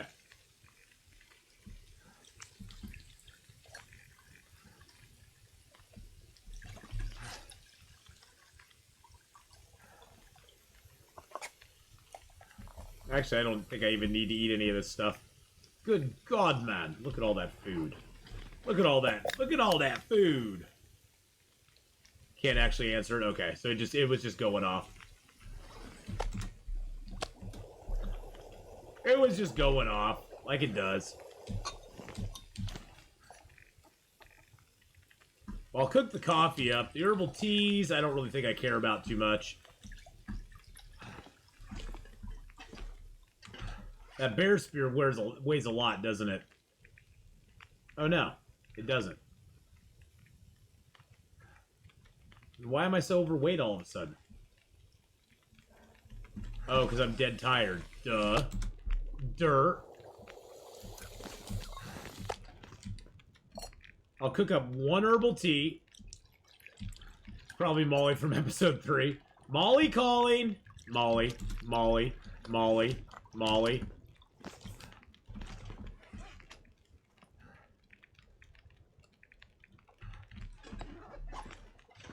It was Molly calling. Yeah, we'll go get some sleep here. There's a fire log in there, too. Jeez Louise, more accelerant. Goodness gracious, land to Goshen. I do have well-fed. Boom. I've got well-fed, baby. Woo! Let's go. Had well-fed since episode 3. Or since the beginning of time. Ooh, History of the Collapse Part 3. Oh, nice. Okay, there's some history there if you want to read it. We'll explore in here more tomorrow.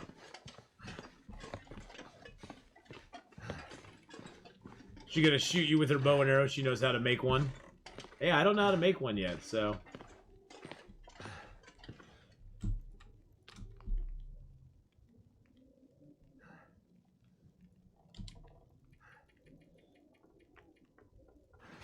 Alright, let's get a little sleep. Yeah, I'm fat. I'm fat. That's a pH. That's the pH fat, though. That's the pH fat, my friends. Not fat from, like, you know, anything else. It's pH fat. How long am I streaming tonight? Well, it's 5 right now, so 6, 7, 8, 9. Another 4 hours. Another 4 hours. Something like that. Survivor Cool. Milk will give us some liquid as well.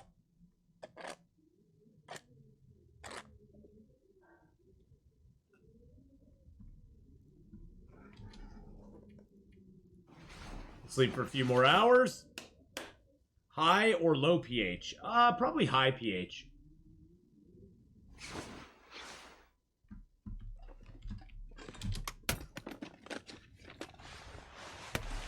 Garbage clothes. We'll just start up here. Start by looking at everything up here first. Garbage socks. This'll Garbage windbreaker. No, it won't. None of this will come in handy. I got better. I've had better.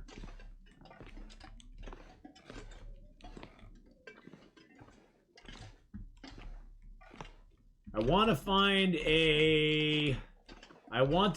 a gun cleaning kit. That's what I really need the most. Is a gun cleaning kit, my friends. I could use Flare this. shell. So many flare shells right now.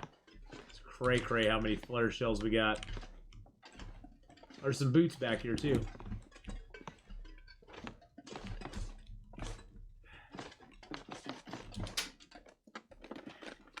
It's in the basement? Okay. Yeah, I gotta get down there. I just figured I'd search up the upper floor since we're here already anyway. Search the upper floor, then we'll search the main floor, then we'll hit the basement. Come on, let me pick up the phone, man. Let me pick up the phone. Another lantern. Another box of crackers.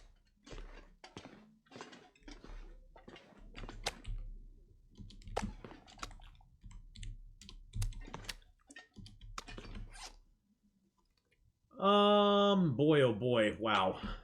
Let's scrap the lantern. Shelf had rifle something? What shelf? A shelf upstairs?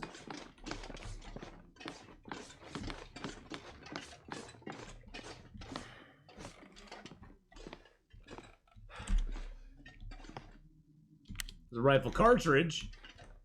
Is that what you're seeing? Is the rifle cartridge? Because yeah, I totally missed the rifle cartridge. Rifle cartridges are very hard to see against the hardwood. I guess it'd be good if we came in here with a lantern so we could actually see stuff. Plus, you got to remember, I'm not a very good looter on oh, rifle ammo. I'm not a very good looter on non-interloper settings. Hey, look at all the rifle ammo I just missed. I just totally missed like half the I just missed like all this rifle ammo up here. I don't need that stinking rifle ammo.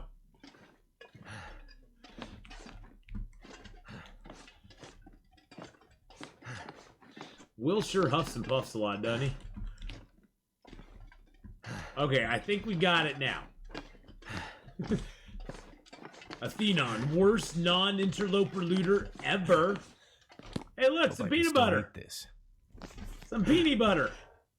Now we just need some jelly and we can make a PB&J, boys and girls.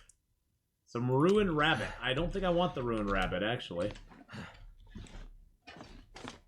Got fire log. Tinder plug I'll take. Fire log I'll just put over here. This pack is getting Hey, Phantom Sith, how you doing, buddy?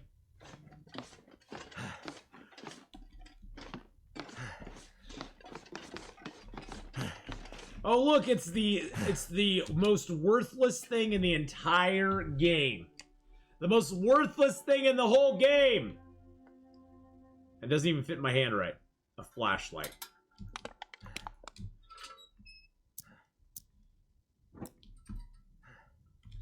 Oh, we can't open that? Okay, fine. Don't let me open it then. The flashlight. What a waste of space on my body. Feels like a lot of gear.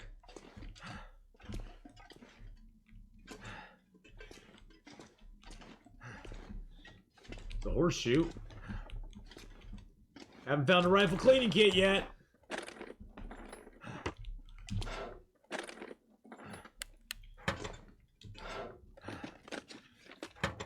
Come on, rifle cleaning kit. Where are you? Ah! Ah! There it is! There it is! Oh, what's that? Force Doctor note. Meet in the abandoned hunting lodge on the outskirts of Mystery Lake Park. GPS coordinates unreadable. You have to stop those Briar House Corporation people thingies. Yes. Oh, we got another side quest. Woo!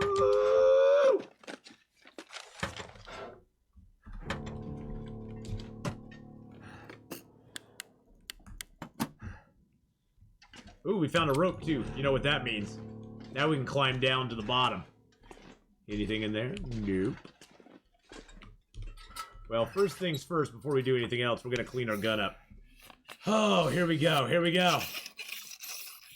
It's the breathless phone calls. Breathless phone calls.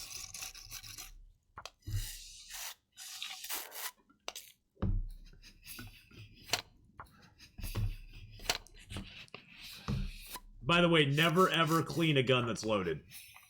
I'm just saying. Gun safety 101. Honestly, what we should have done is unloaded this first, and then cleaned it. Your self-made 50-day challenge in Long Dark. What do you gotta do, Phantom Sith? Self-made ones are always fun. You can do whatever you want in them, and nobody can say a dang thing about it. You know what we should do? We should break down that rabbit trap.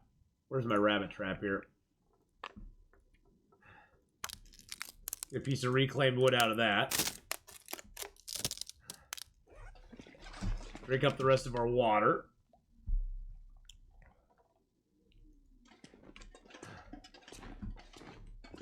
Oh, we found a rifle cleaning kit. Working on achievements. Can't hunt or use processed food, drink or meds. Interesting. Okay, is that like the living? Is that the living off the land one, Phantom Sith? That you're trying to get? been a while since I did those, so. Yeah, we'll be dropping that flashlight, boys and girls, I'm sorry to say.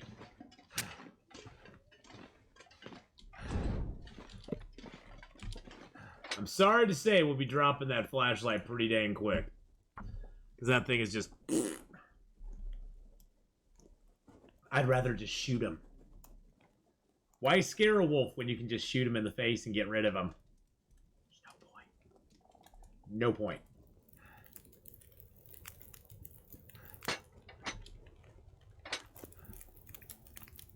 Fire log in there. Get the cedar, get the reclaimed in there. Cedar in there, get a few sticks in there. No shadow show tonight? Nope, no shadow show.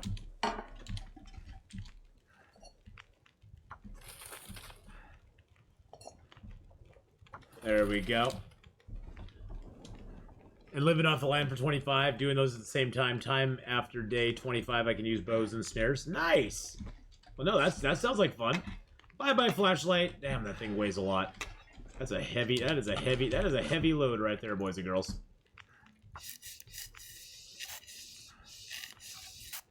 We'll clean up our rifle while the water boils. I figured, why just clean up the rifle when we can clean it and we can have the water boiling at the same time? Well, yeah, we're using up this entire rifle cleaning kit. There's no point not in doing it. Because your rifle stuff, the Twitch support wants me to take a quick survey. Don't let yourselves get hacked anymore, okay? Thank you. Love you. Bye-bye.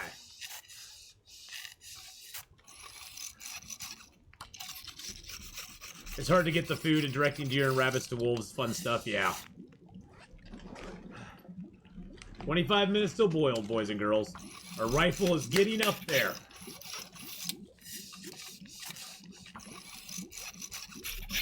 Water should be boiled after this cleaning. Very close. Get a little more water in there boiling. Yes, I will remember to do that, but thank you, Me for Florida, for reminding me of that. Yes.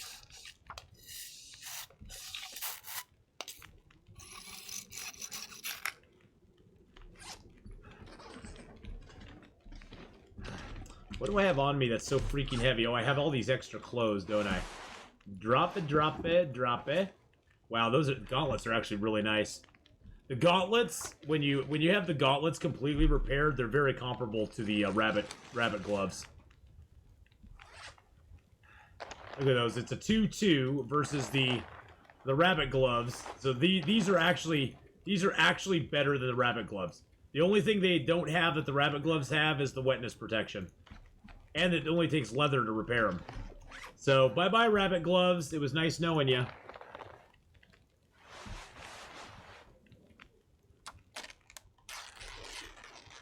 Yeah, the gauntlets are so good.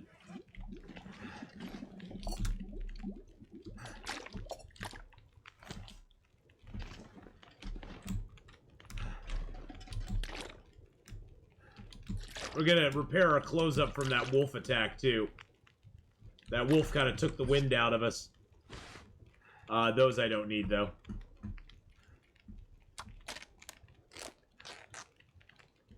Just saying from experience. Yeah, it's not actually a bad idea to do that right now.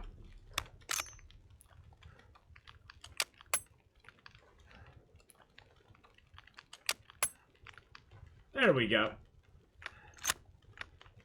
There we are. Okay, let's repair up that.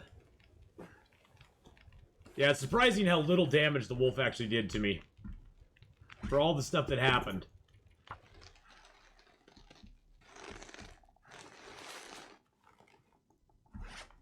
He didn't destroy my bedroll, did he? No, he didn't. Woo! Yeah, baby!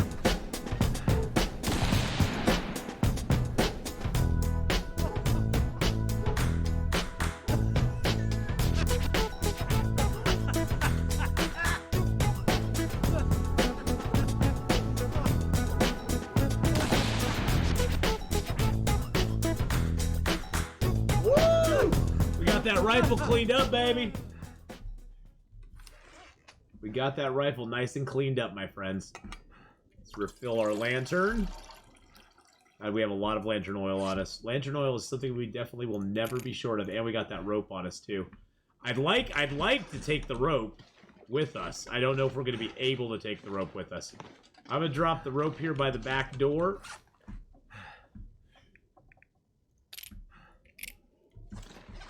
Just in case we want to take it.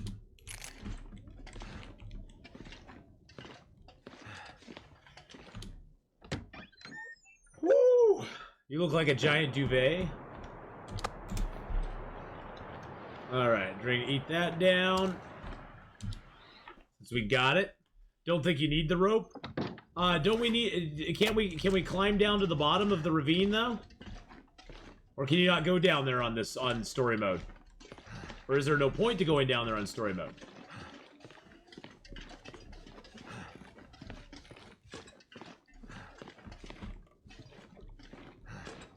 You can, but there's no point. Okay, there's nothing down there. Dang, nabbit. I was hoping there'd be something down there. That'd be cool. Throw that in there. Did I get him? There's a little bug over here I was trying to get. Let's craft up this rose hip real quick. Craft that up. We'll get the old man beard crafted up as well. I would do anything for a drink right now. Shh. I'll get you a drink when I'm good and ready, Will. I'm not going to have you be wasting my drink stuff. Make a few bandages, too. Actually, how many bandages do I have right now? Oh, I got 7 bandages. Forget that. I ain't making no bandages. Get that stuff. I'm not going to be able to carry this load for much longer. Isn't that a bed right in front of us? Am I just confused right now? Thought that was a bed right in front of us. Never mind. Never mind. I thought that was a bed. I'm gonna go sleep. I'm gonna go sleep over here again then. Fine. Fine. Be that way. Be that way. The bed is a lie. It is a lie. I saw Yig. How you doing, buddy? You can actually sleep 12 hours on this mode. You'll be thirsty when you get up, but you can sleep for 12 hours. It don't really matter.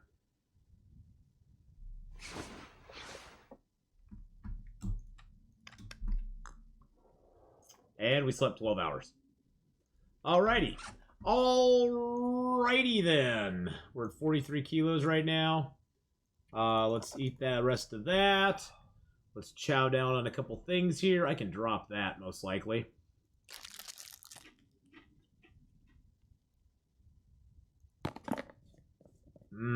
Peanut butter. Yum. Yes, Queen, we got peanut butter. Yay. Grab a couple pieces of cloth, because why not? Why not? We got our rifle, we got our cloth. I'm gonna drop that can downstairs, I don't need it. Alright, back to the maintenance yard then. Because I guess we don't need that. We'll take the guts and the hide. I'm gonna drop that here. I don't really care. Have any other heavy food stuff? Not really, but I am carrying 6.29 kilos of food on me right now. Oh my god, there's just too much stuff. Too much stuff. I got plenty of metal down there. I can leave that here. I got plenty of metal. There we go. Just stuff down a jar of peanut butter and isn't immediately dying of thirst, I know. When found to condensed milk on a plane crash. Buddy, it was just like, how's this guy allowed to carry that on the plane? Exactly. Exactly. We can't even take stuff like that. Starting to weigh me down. Lauren the Short, hello! Hello, darling. For those of you who have not gone and followed the lovely, beautiful, amazing Lauren the Short, please go give her a follow. She is a 7 Days to Die extraordinaire streamer and also just a lovely person in general. So please go give her a follow. Check her out sometime when she's on. You will not regret it. And she's from Portland, so, you know, she gets extra bonus points right there. She's from my city. Well, our city. It's not my city. It's not my city. She's from our city. So, go give her some love and give her a follow. And please go follow her. I would appreciate it. But how are you tonight, Lauren? I hope you're having a good one. We're trompsing through the wild, forlorn wasteland of the Long Dark. We're just gonna slowly walk over here, and I'm gonna drop the rope anyway, because I just want to. I'm sorry, I just want to. There's a cache right there, too, that we gotta find. I hear a deer. I hear a clippity-clop. Just doing some laundry? What? I'm gonna be doing that this weekend, so... I hear you. Yes, yeah, the two of us own Portland together, exactly. We are the top 2 Portland streamers in the country. Well, we're the only 2 that I know of, so we're the top 2, Lauren. The top 2. The top 2 partnered streamers in Oregon. Yes! In the Portland metro area. We'll just go with that. It sounds good. It sounds good. It'd be good on like your you know, your Twitter or whatever. One of the top 2 streamers in Portland, you know, something like that.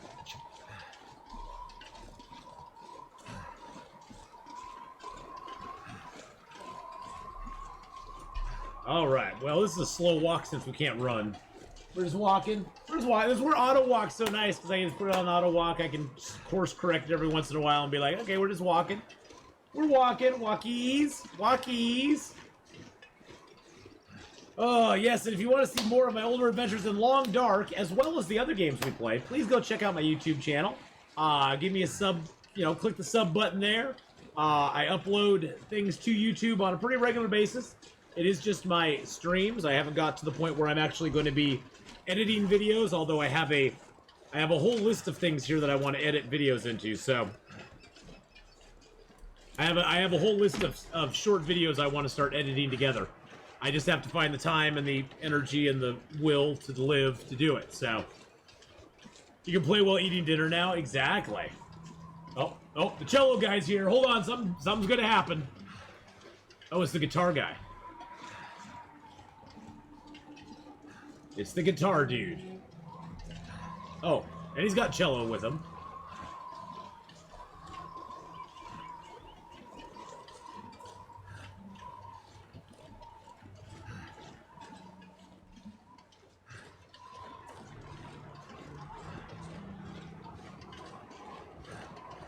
Even though Phantom Sith, there's probably nothing down here of any note. You know I can't not do it. Yes, there are horror stories of auto walk. I auto walked off the Ravine Bridge one time. It was not fun.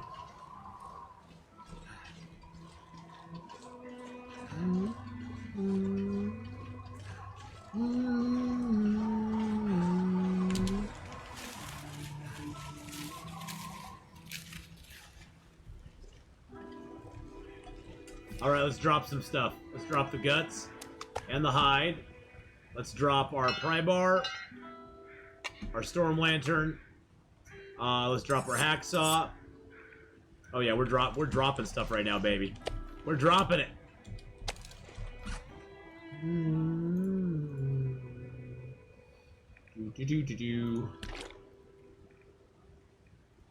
Drop a little water.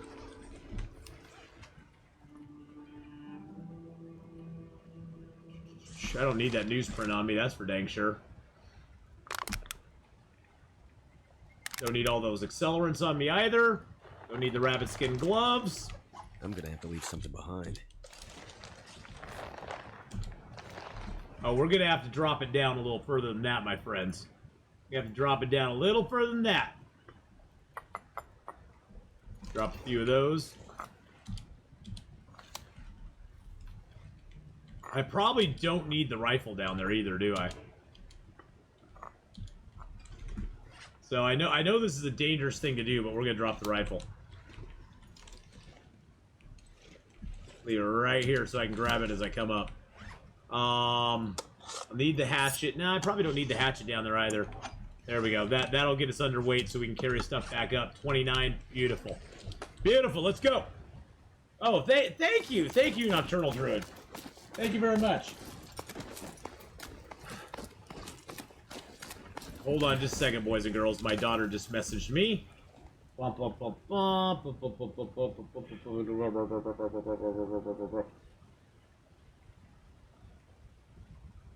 my daughter just needs a little help. She needs a little money for gasoline, and I'm her dad. So, hold on just a second, boys and girls. I gotta Venmo my daughter some money.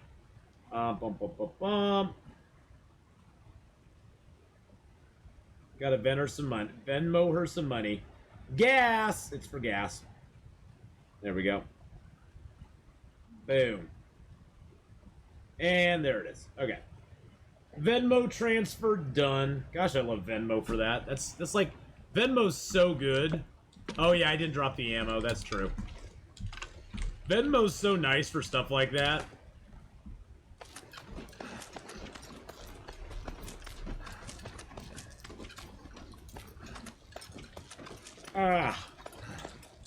Elevation change. My ears needed to be popped. That was weird. Regal Core, hello, hello. Can we talk about episode 4? No spoilers, please. So pretty much no. You can tell me if you liked it or not, but I've not played episode 4 yet. Won't be playing it till the 16th. Till this Saturday, so spoilers, please no.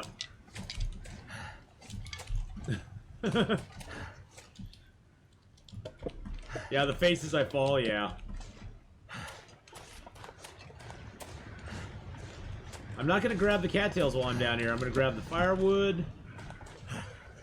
Not that I really need it. Now, an interloper, this is a great place to come because you can get a stim down here. We'll burn all this firewood. And there's also a... Oh, there's a hatchet here. And there's also a spot over here that you can make a fire that will never, ever get blown out. Wow, look at all the firewood that's down here. And usually there's like a deer corpse down here, a couple deer corpses down here. Oh, Venmo for gas and ammo. No ammo, no ammo. And there's usually like a wolf corpse down here. There's a couple different corpses down here. And there's a stim down here too. So an interloper, this is a great place to come down to because you get all that good stuff. I'm stuck on finding a certain cache side mission thing. Yeah, you can whisper Phantom Sith, but yeah, I don't know anything about it, Regal Core. I purposely am not playing Chapter 4 until Saturday, so let everybody get their own sort of take in on it before I play it and give you my take. But yes, Whisper Phantom Sith, he's done them all. He found them all. And on Interloper, there's a chest back here that'll have stuff too. As you can see, there wasn't much back here, boys and girls. Lots of cattails down here, though. That's true on, She. I'm sorry, Phantom Sith. Phantom Sith, she found them all. I'm so sorry, Phantom Sith. I gender assumed incorrectly. Oh, gosh. They found them all. There you go. Now look at all the cattails down here. Now on Interloper, there's not that many cattails down here, but there's still quite a few. There's still about 15 or 20. Still about 15 or 20 cattails down here. So on Interloper, this is a great place to come to get them cattails. Can I get over this log, please? Jeez Louise.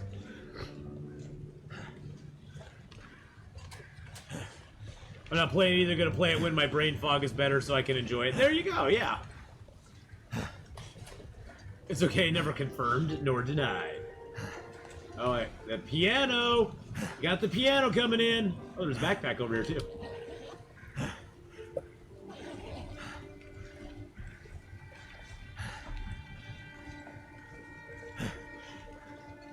Now, usually you can get into this spot over here, but I'm not seeing a way in this time. Oh, here we go. So this little spot right back here is completely protected from wind. You can build a fire here. And I have never, ever, ever had this fire blown out in anything. Blizzards, nothing. I mean, it's like a nice little safe spot down at the bottom here. If you're worried about coming down here, you don't have, and you're worried about getting back up, you could always do that. Wonder how hard it was to get the piano down there. I know. They probably had to lower it down from the bridge with like a winch and stuff. Can you get into other maps in story mode? No, they're blocked off. I tried to go to the ravine, and I got a message of, he gave me a message of, oh, I don't want to go there yet. I need to figure out what I'm doing here first.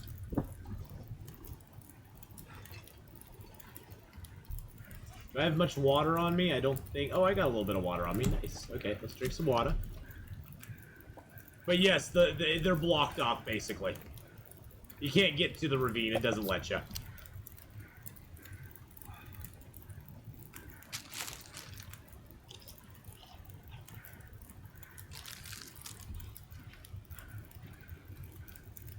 Lots of stuff to do. Nice. No, that's totally cool. I'm excited to play it.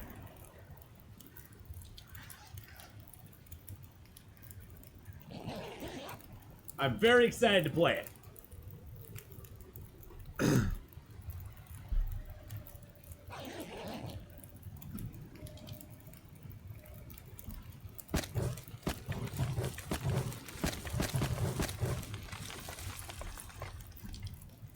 Mouth so dry. Oh yeah, your mouth is very dry, my friend. I'm sorry about that.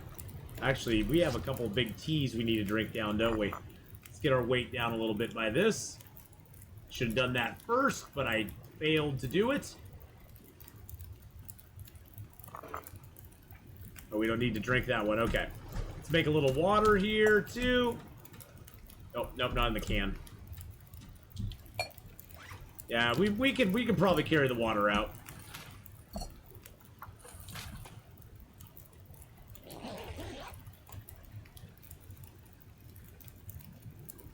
Yeah, pretty much the episodes are all self-contained within predetermined zones.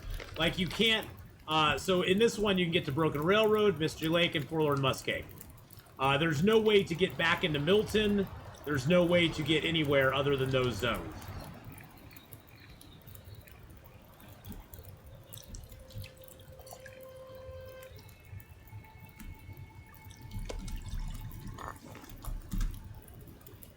Alright, we'll drink that tea down, do a little bitty bite. There we go, grab our pots. What's our weight? 32? Awesome. What's our fire? 4 hours? Nice.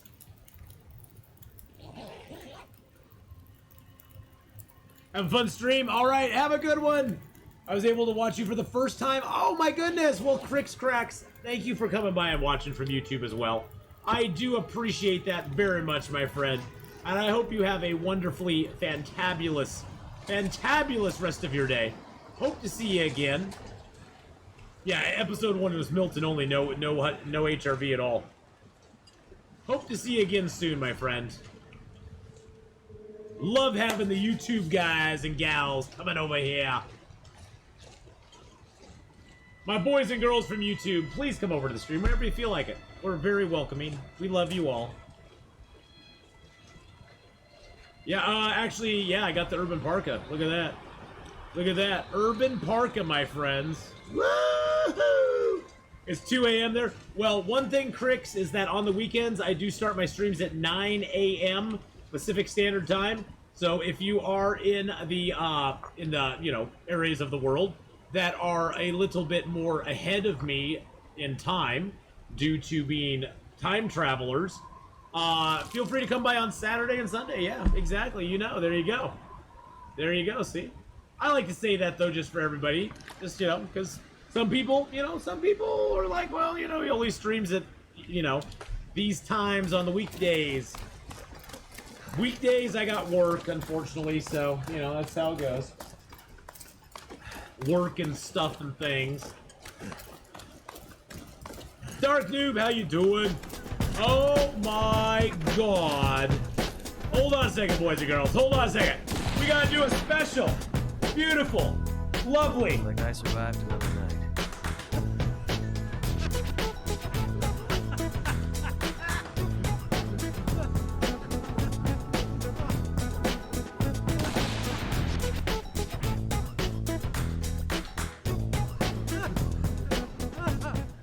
Oh my God! Hadrian! Wait, we gotta listen to the message. Months. So a kid at the grocery checkout just asked me if my peanut butter M&Ms were a treat for the grandkids.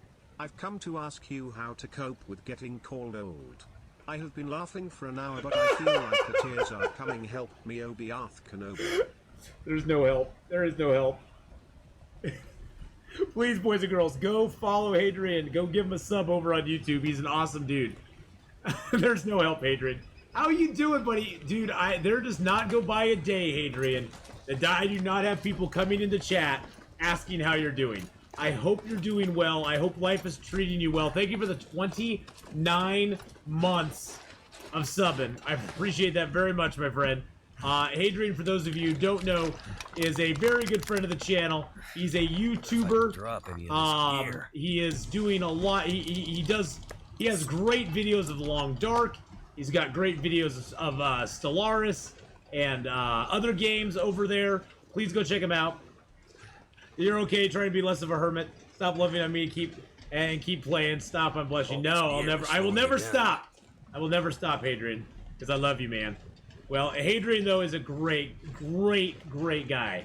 He's played State of Decay 2 with me. I missed that beyond reasoning, but I'm so happy, Hadrian, that things are going good for you.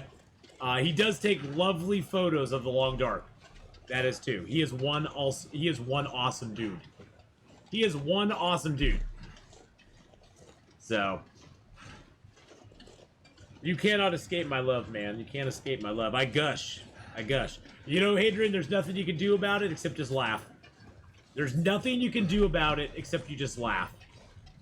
You can only laugh about it. You can only laugh about getting old, because you're gonna get old. You're gonna get old, one way or the other. So, we need I know. Well, guess where we're going right now? We're gonna go get a Hadrian moment right now, boys and girls. To this beautiful music. And so did a female coworker who knew he was in deep.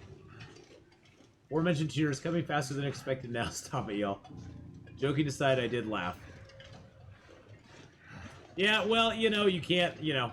I asked him to repeat it 3 times. I heard him clearly the first time. I just wanted him to realize he effed up.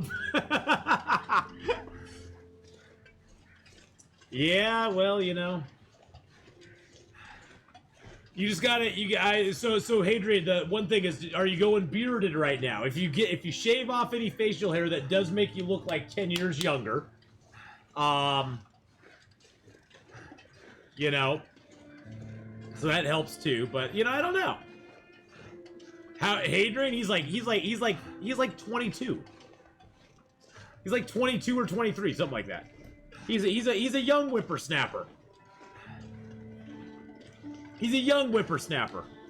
Okay, he's not 22 or 23. I know that.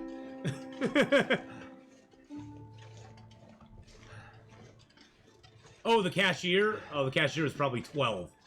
Like most cashiers these days. So he was probably 12. Let's just be honest. They look like they're 12. I am bearded, but my hair and beard are still quite dark. This is more of a, I'm tired and wearing a mask, and this teenager who doesn't quite know how to judge age yet. And this is going to be a learning moment. He's a puppy. Hadrian is a puppy. He's a puppy. He's a puppy. I realized I used to play on a Minecraft server called Athcraft. It's gone now, though. Really?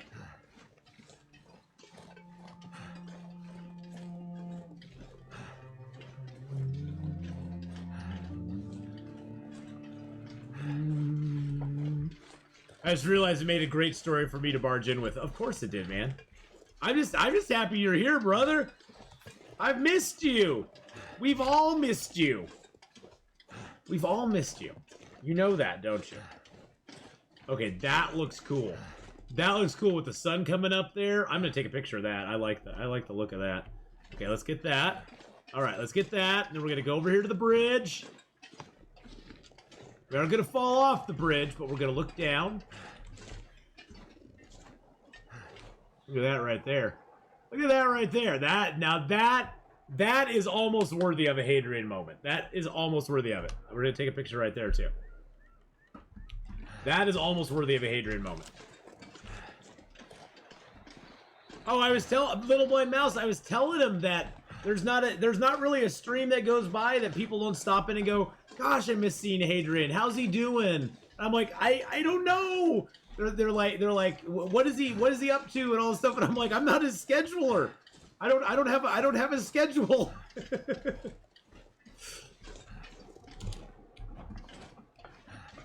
Yeah, nothing in here, nothing over here, nothing over there. But no, it's great to see you, bud. I'm glad you're doing well. How is school going for you, Adrian? I hope that's going good for you too. Whoa! 40 Ruin-A-Star months. Woo!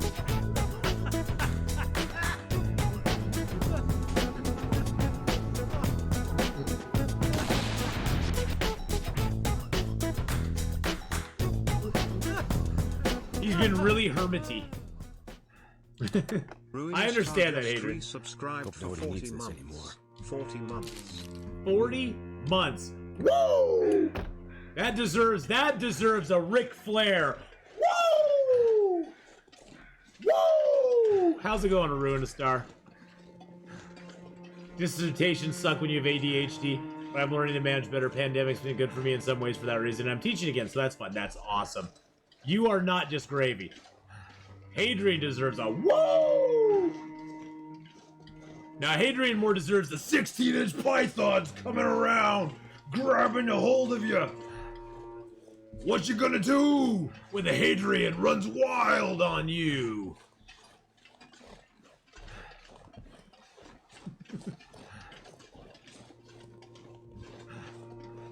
Oh, man.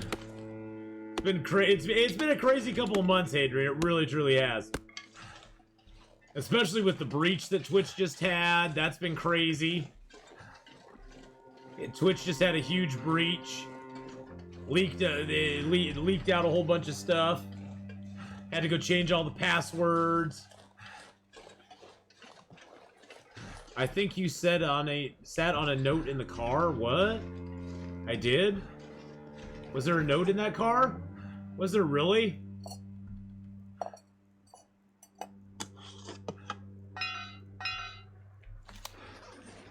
Was there a note in that car?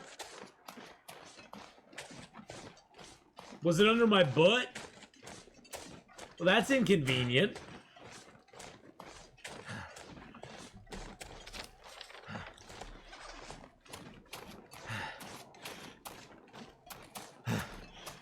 Well, I guess we'll have to go get in the car from the other side and see if it was. Thank you, Deathly Cast. I'm currently teaching a single section of research methods for communication studies to some university 3rd and 4th years.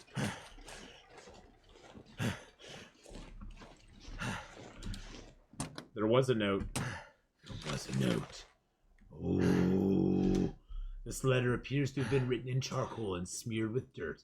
I've been stuck in this damn truck for 8 hours while those wolves circle. Not sure I'll be able to get to the supply stash I left along the railway in the marsh. Ooh, we'll take that. Points going out to chat for that. Whoa! Let's go! One of the other things funny about that story is the cashier seems to think kids only eat M&M. Only kids eat M&Ms. I know. I eat M&Ms.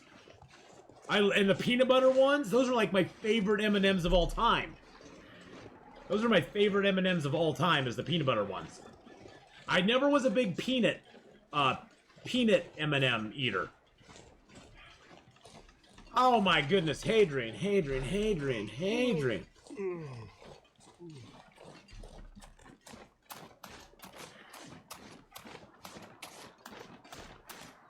Yeah, I could never teach. I don't have the patience for it. Hadrian must have the patience of a saint, because I could never teach. I'm unteachable too, but I could never teach anybody else. This much gear. Drive me crazy.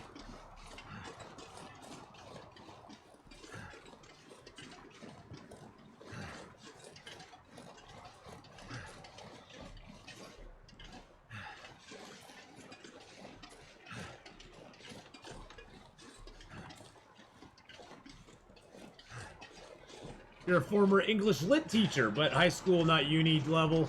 Teaching's so good, but it was a lot for me mentally. M&M's top 5 candy of all time for you. Ooh. Well, pretty much for me, top candy is always got something with peanut butter. Something with peanut butter. That's what it always is for me.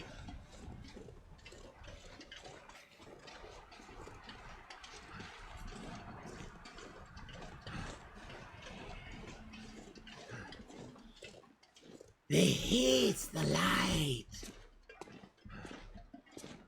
They're like vampires. They hate the light. Ooh, there's a fire log here. We'll grab that. I didn't even see that fire log before. That's kind of nice. All right, let's go over here and dump off some more gear. Good lord. I'm so heavy. I don't know what to do with it all.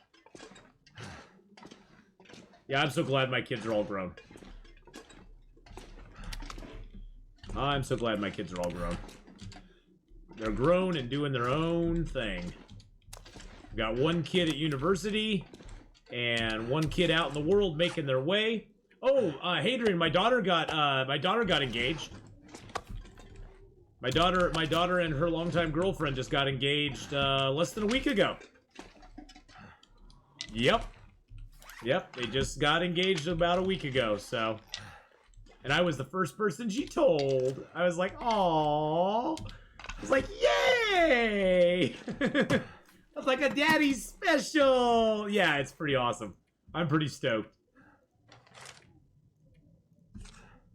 But yeah, it was pretty awesome. Ah, thanks everybody. No, it's pretty cool. I'm stoked for him. Let's see. So we don't need the rabbit gloves. I can harvest those and get a rabbit pelt back. So that I can do. Rabbit gloves are garbage. Everything else I'm wearing now. Oh, I have extra tools, right? Yeah, I got an extra hatchet. And drop that. Bippity boppity boo. What other food stuff do I have that I really don't need to carry on me? God, I like everything I have. Oh, I have extra water. So yeah, I mean, no date has been set or anything, but they did get engaged. So I thought that was pretty cool. That's like the only big thing that's happened. Slow me down. Well, that plus well, on the downer side note, my best friend's mom had a minor stroke about 2 weeks ago, while she was on vacation back east. So she couldn't even be here for it. So, yeah, that was kind of stressful on her. But her mom's doing a lot better now, and is in a I don't know what they call it. It's a place where you go to like recover, basically. So.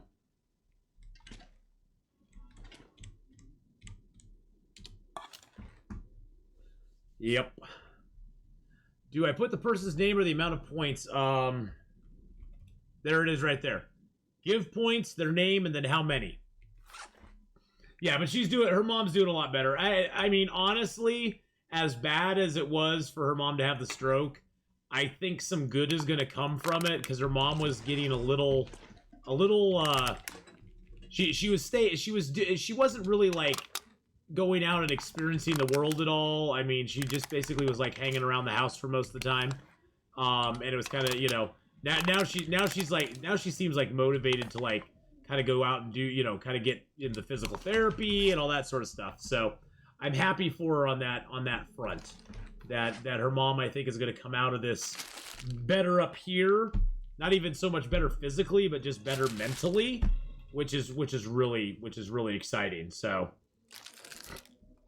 because it's been a rough year. I mean, my best friend lost her brother, back in March of this year, which was a huge blow to both her and her mom. I mean, it was very sudden. They weren't expecting it at all, and so that was a huge blow to both of them. And her mom's been kind of spiraling a little bit since then, as I think anybody would be after losing a child. So I think in a way this was kind of like one of those things where it kind of gives her a refocus a little bit, which I think is good. So.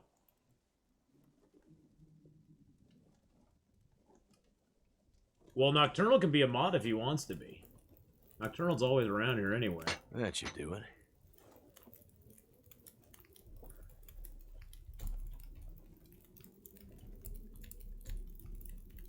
Let's do this.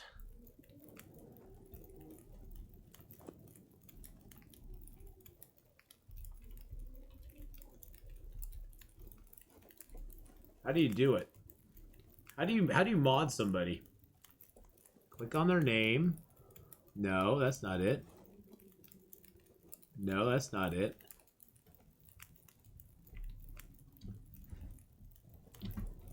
Yeah, it's a lot. Yeah, I mean it's a lot for her to go through.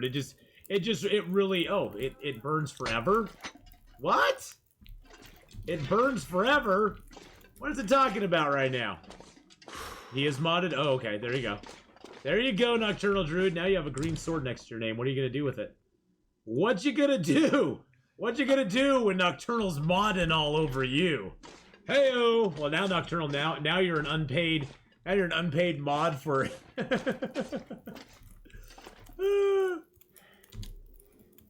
Now you're an unpaid mod. Spearhead. Boop.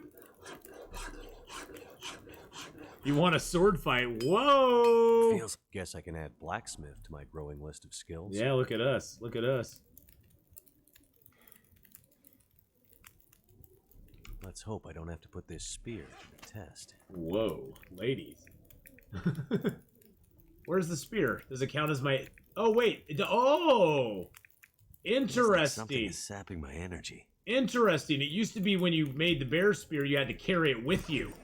Now you don't have to carry it with you. Okay, that is pretty cool. I like that. I like that.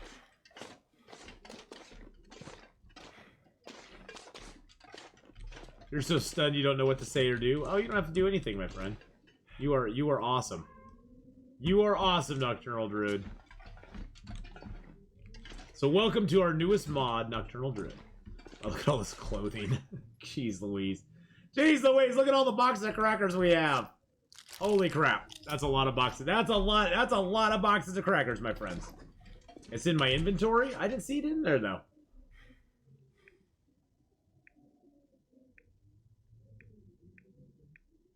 See, I see the hammer. There's the hammer. I don't need that.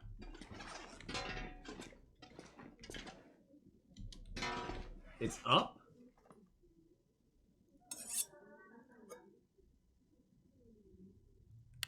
Am I just freaking blind?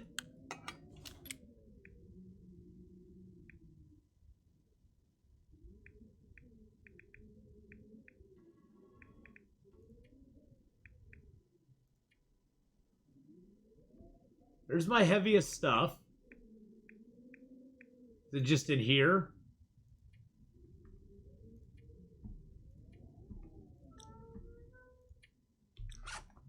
Where do you craft?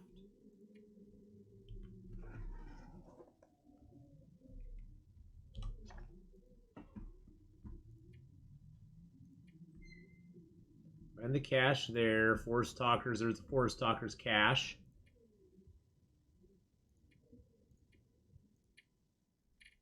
Oh, it's just in there. Okay, I see. I see. Well, see, I thought maybe I'm completely off. I thought that the bear spear actually went into your regular inventory in earlier iterations of the game. I may be completely wrong. I may be completely 100% wrong. It would not surprise me in the least little bit. But I thought it went into your actual, like, stuff.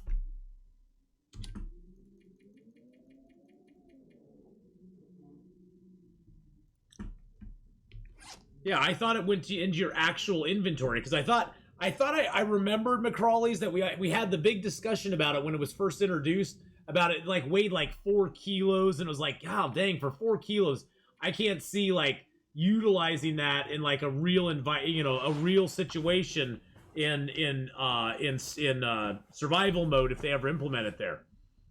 So yeah, I was like, what? Can't wait for new episode 4 lighting to get added to Sandbox. It's so great to see light boxes from windows moving across the floor. Oh, that's awesome. I can't wait for that either. That'll be cool.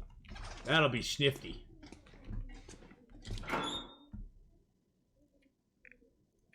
Boop.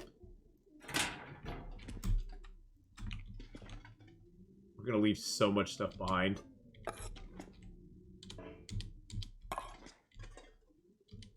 Look at all the stuff we're gonna leave for another survivor, boys and girls. Okay, that's interesting. Well, they've implemented some stuff. You can now carry torches and weapons up ropes, and they come out. And they come out when you get up the rope. When you get up the rope, you automatically have them out again, which is pretty stinking cool. That's pretty freaking cool that they did that.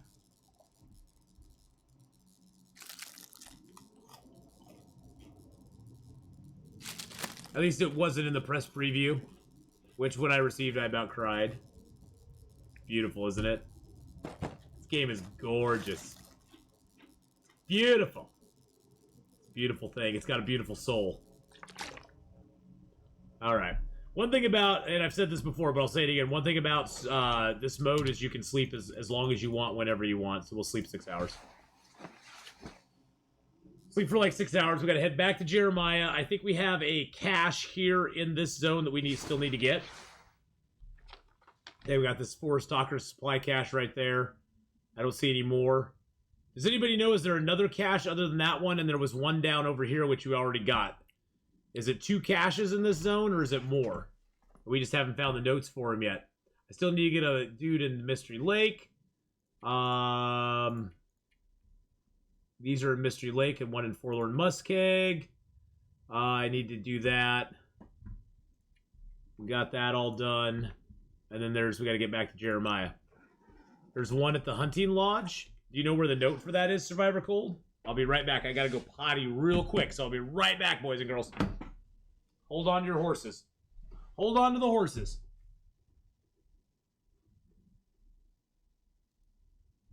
There we go. We'll just do that.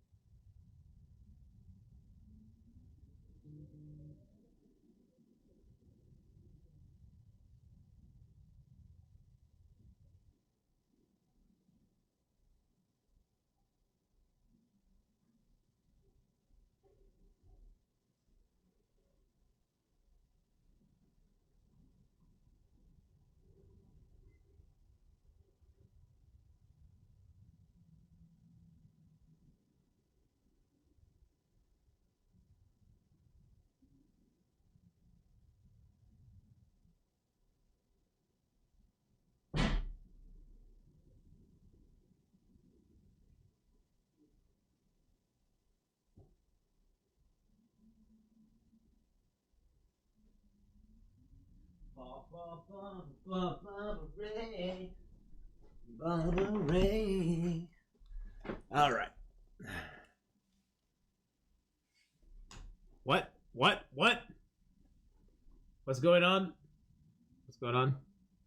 What's going on? What's happening?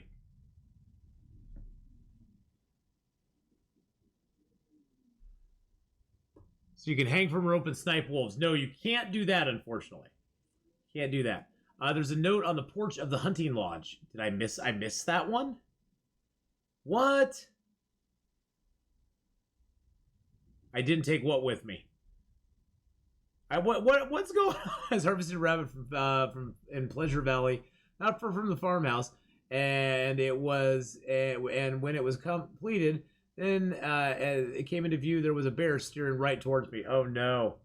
We had to rate a fraction for a game we didn't know. Oh, to get me 20 bits. Oh, nice. What is happening is I need to go put dinner in the oven. Back in a few minutes. Nice. It's on the back side, kind of hidden. Oh, I missed it then. We got to go back up there, boys and girls. We got to go up there. Okay, hold on.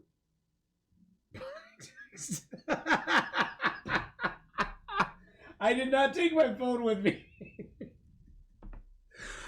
But I blocked you on I've blocked you on texts anyway, Hadrian. So Hadrian's like, yeah, I know. I get blocked by Atheenon all the time.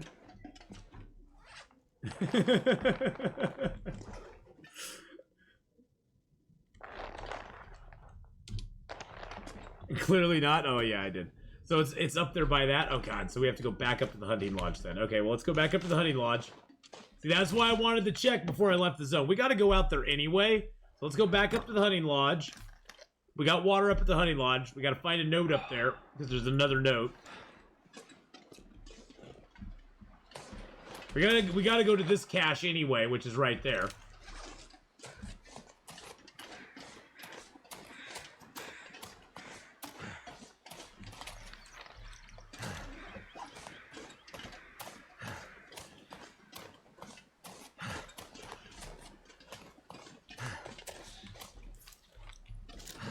Is it up over here? It must be up over here, up on top of the hill or something. Okay, it's bedtime for me. Oh, well, I'm so glad you caught us live, too. Yay! Well, thank you so much. I'll try to say this. Hail Store? Is it Hail Store? I think it's Hail Store. I keep screwing it up, but that's okay. Thank you so much for coming by, Hail Store, and I hope to see you again sometime. Aha! I've been looking for you. I've been looking for you. Matches, and some stuff, and some things, and some stuff. Well, have a good rest of your night in jolly old England. What makes England so jolly? That's what I want to know. What makes England so jolly? I mean, I'd be happy if I was there myself, but...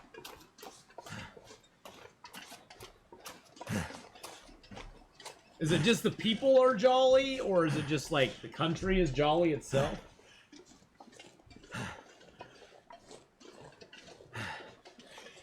Oh. My daughter texted me as well, so. Text points! Oh, jeez. Get out of here, son. Get out of here with that wolfy bark bark roar roar. You mean old wolf. Mean old wolf. Hail Store. Okay, got it. It's an old English word meaning dark.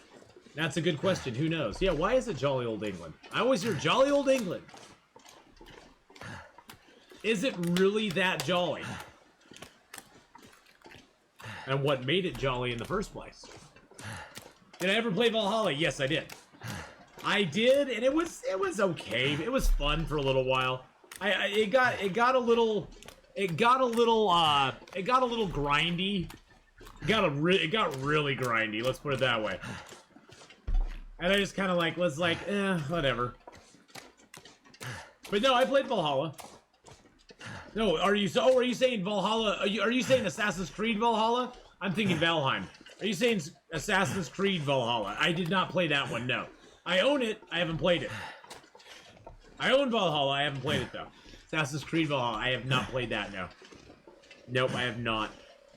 I've been playing that Icarus game. That's been a lot of fun. I had a lot of fun with that on Saturday. Another game that is very strongly geared towards group play, but you can actually play it by yourself pretty effectively too. Now the DLCs are out. There's been a bunch of title updates. It's better than it was at launch. Oh, that's good. That's good news. Icarus is interesting. Icarus is interesting, just from the standpoint that it has things you're familiar with on Earth, yet it's not based on Earth. And the graphics in it are really beautiful too. I think the main downside of Icarus is the requirements it asks people to play on. You tried it as I've been back into it lately. Oh no, Hadrian. I completely understand. For some reason in my mind, I saw Valhalla and I thought of Valheim. They're both Vikings, right? It's both Viking stuff, you know?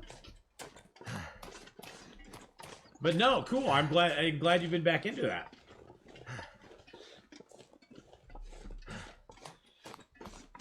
I feel games like Assassin's Creed get a little oversaturated on Twitch myself, but, you know.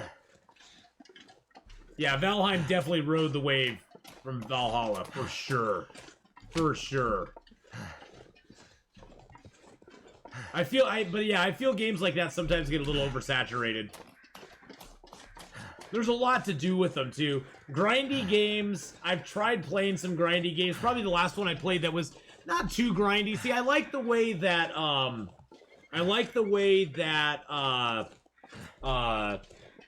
Horizon Zero Dawn did the grind. Where Horizon Zero Dawn had grind in it, but you could do a lot of the side quests and stories and stuff, and the grind never really, like, wore you down a bunch. Yeah, it'd be one you genuinely wanted to play because numbers would skew down. You know what I've been having a lot of fun with lately, Hadrian? And this is because of you, my friend. The one I've been having a lot of fun with is I've been playing through Red Dead 2 again. And I've been living in Chapter 3 and 4 for a long time. And I've been enjoying the heck out of it. The note's right here. Look at that. There's a note right here. The penmanship on this scrap of paper seems out of place. I've never really expected to be back here, nor truly expected that you would be here either, but I had hoped. If you find this, know that I left something for you, hidden away. Ooh, look at that. That's right over there.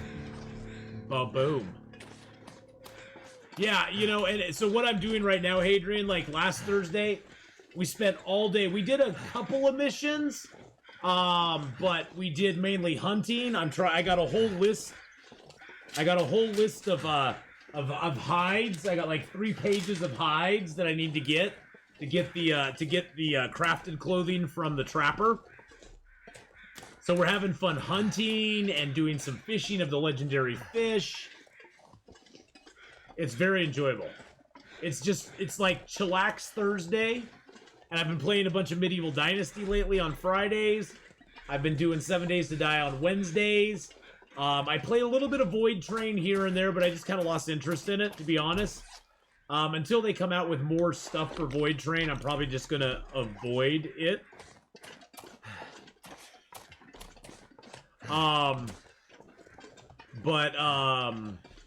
Escape the Pacific I've still been playing. I've been doing the Icarus beta stuff on the weekends. Gameslift has joined me for a couple of those, and that's been fun. But they only do beta weekends every other weekend, so it's not like there's lots of stuff coming out for it. They actually gave us a bonus beta weekend as well. Okay, so it's up here somewhere, right? Yeah, right there. Look at that. Aha! That'll come in handy. What? And another note that I didn't read, that I didn't even bother to read. Deb, if you're reading this, it's because I left the island and a last treatment didn't work. You're probably still out there somewhere in the woods doing what you've been doing. I always admired that about you, even if I didn't agree. Hopefully, what's left of my old bunker can be of some use to you. But just because you hide doesn't mean you're lost. Remember that and this number, 10794. That'll let you in. Ooh. Ooh. Hidden bunker. I think that's in Forlorn Muskeg. Is that the bunker in Forlorn Muskeg? Yeah, that's the Aurora hatch up there. Oh snap! And there's the cache in Forlorn Muskeg. We haven't been down here yet. We haven't been over there yet. We haven't been up here yet. We got that cache there too. We got caches all over. We got more caches than Cassius Clay, boys and girls. What's that thing there for?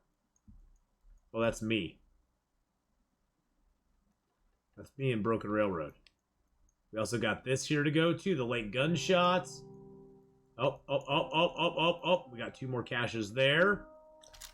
Whoa, baby! I've been enjoying the heck out of Flight Simulator now that the F-14s and F-15s are in the game. Nice. Nice. Yeah, you can live in Chapter 3 and Chapter 4 for a long time. With a nice, healthy Arthur. We just got done, last time we played Hadrian, we just got done rescuing Jack. And I fully enjoyed the party that night. We sat around and sang, had a few drinks, talked to people. Oh, it was the best. It was like, that's like what you live for in Red Dead. Is those nights in camp where there's nothing going on except just people chatting, having fun, singing, drinking, It was so fun to play. So fun to play.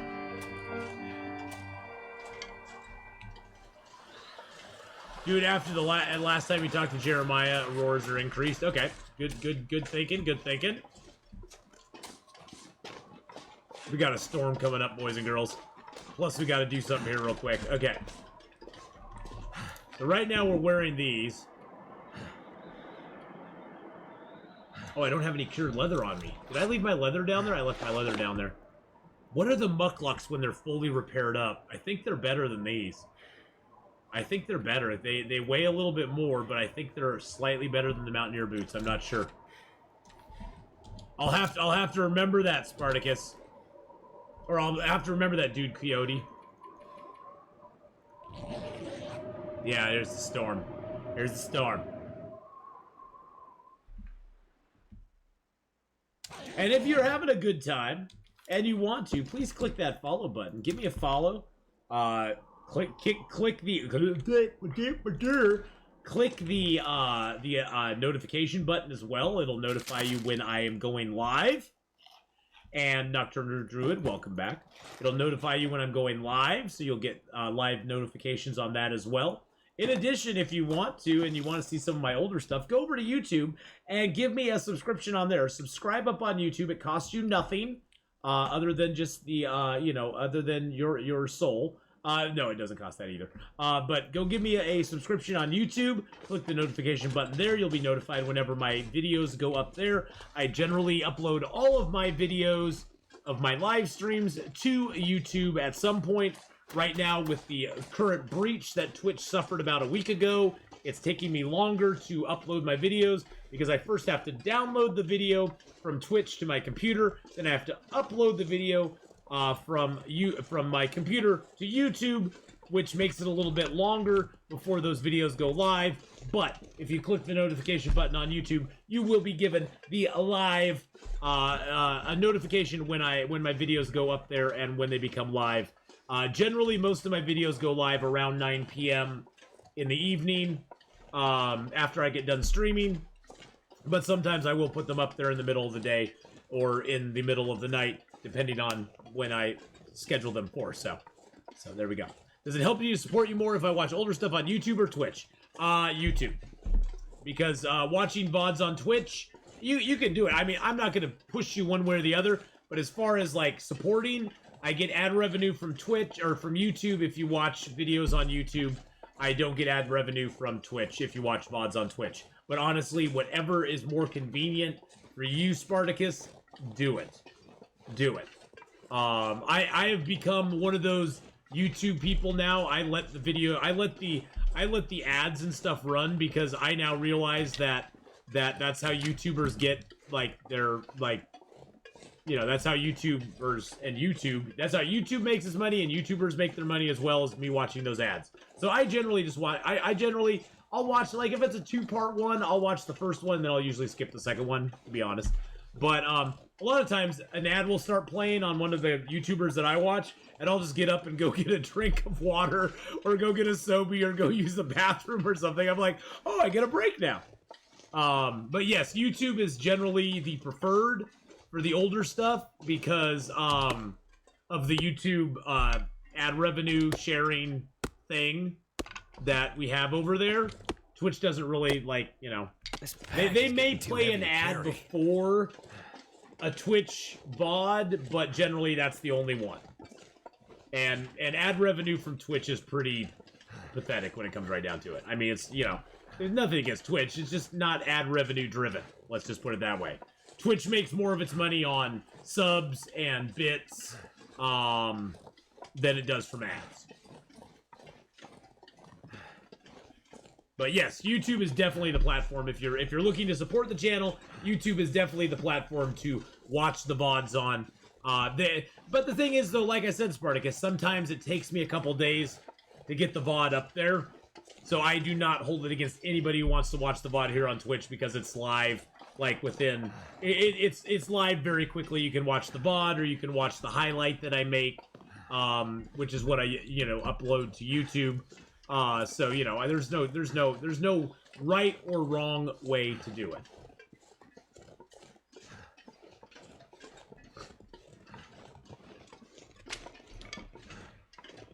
And I tend to, when I put my videos up there, I put in the videos, the ads that you can click through, because I know some people just don't want to watch the ads, and I understand that. You know, I'm very much a person who, you know, I'm used to ads. I grew up in an age where you always watched ads. I mean, you always, you know, you had to watch ads. There was commercial breaks.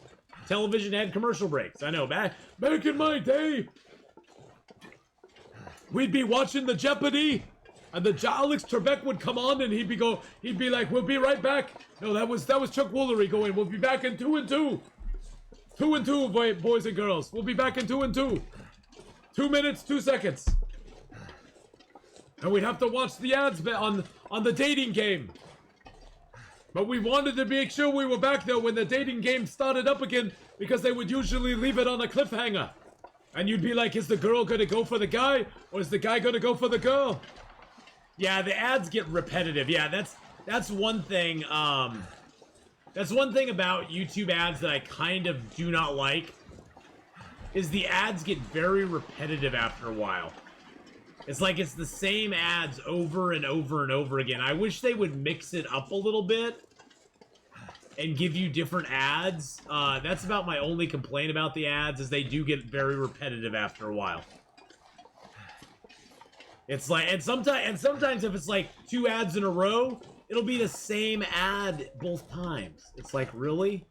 You guys couldn't come up with a different ad for me? Oh wow. Oh wow, that hurt. That was not comfortable. That was not painless.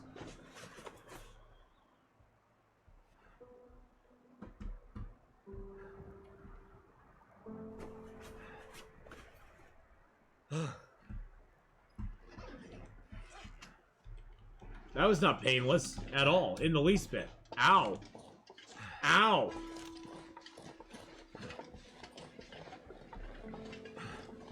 Oh, I hear you, Nocturnal Druid. I hear you.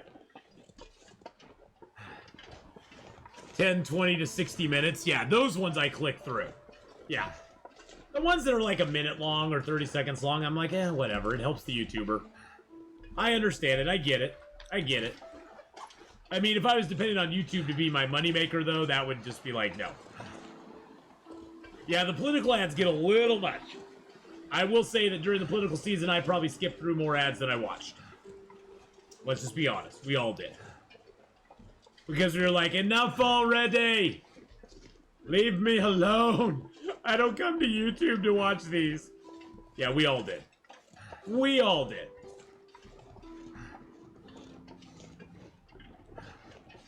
We were all like, enough. Enough.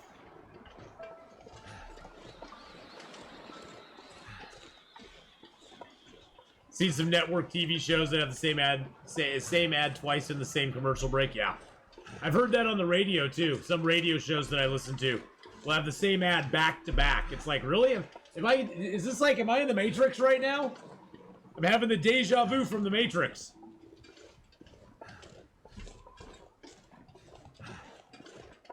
Reason irrelevant. That is good.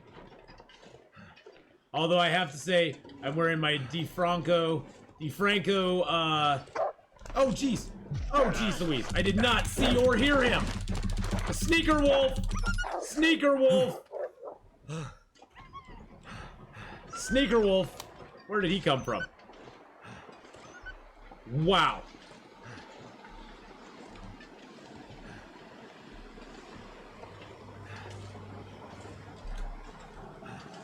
That is pretty funny, Hadrian. Not your fault. No, that wasn't your fault. Not your fault at all.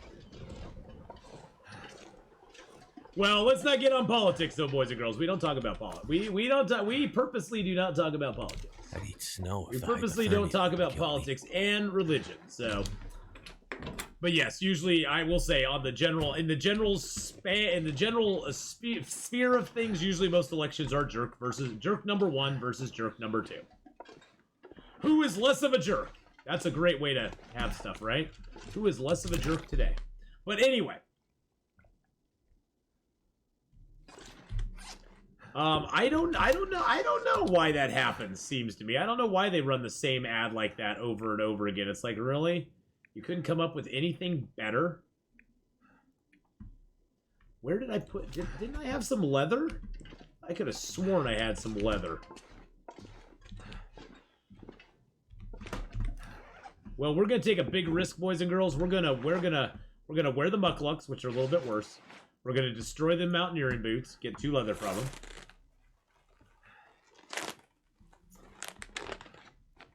I know. Destroying those boots. Oh, you know where we can get leather from.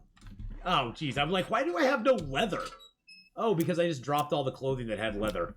We got leather gloves, leather shoes, decent work gloves, which are also leather. Atheenon's just not very smart today, boys and girls. If it's nonpartisan and feel good, sure. Otherwise, that what Ath said a moment ago. Yeah, exactly. It's nonpartisan and it's feel good, sure. I don't care.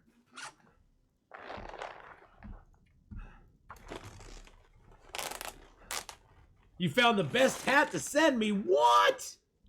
What? What's this? What is this best hat to send me stuff? What is this? Scrubby the wolf, camouflage wolf. He's related to Scrubby. Good God. Have you guys check out this clip, boys and girls? This clip is crazy. This is like the craziest wolf. This was in Hush River Valley. I was approaching a place.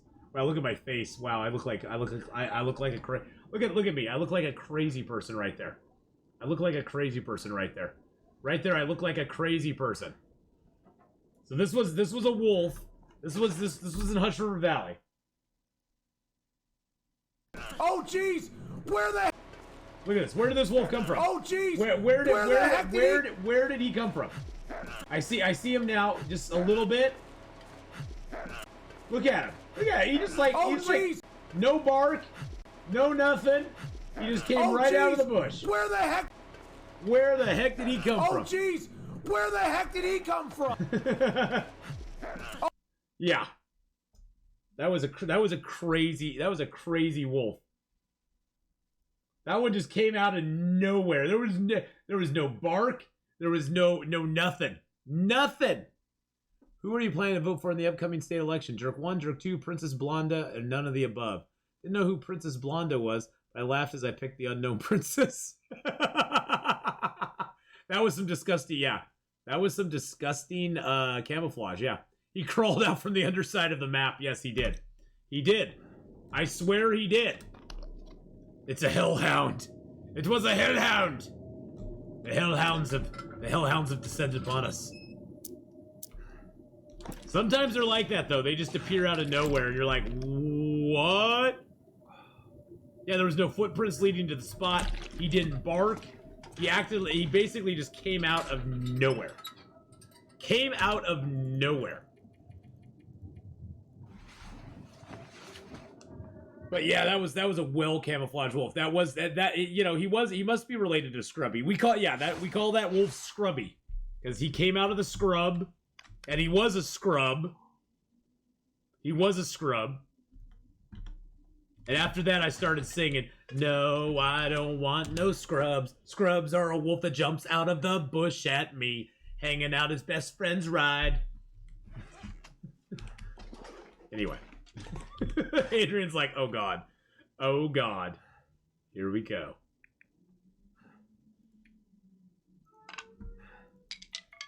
God, I feel so good just having the birch and maple here. I know it does me absolutely no good. It does me absolutely no good. And no, that cannot be DMCA claimed because I improved upon it and made it better than the original. I made it better than the original, boys and girls. That is my own take on Scrubs. He was the Matrix Wolf. Oh wow, okay. So what are these boots then? 2.5, 2. Yeah, those are better than the boots I had. So that's just what we're gonna go with. That's what we're gonna go with, boys and girls. Better than the boots we had. It's a parody. It's a parody, exactly. Why did you come back here? Because because you love us and you miss us. And there's owl nuggets. And there's owl nuggets. There's owl nuggets right there. Yeah, owl nuggets doesn't even know what he joined. Owl nuggets is, what did I just join? Holy crud. Holy crud and a half shell. Crud in a half shell. Turtle power. Look at our warmth bonus, 26. Okay, so what do we need to do here? So we got Mystery Lake. We got the Aurora Hatch. We got this new note there. Okay, we got the new handwritten note. So let's look at our map here. I don't think we have anything left in this zone to do. No.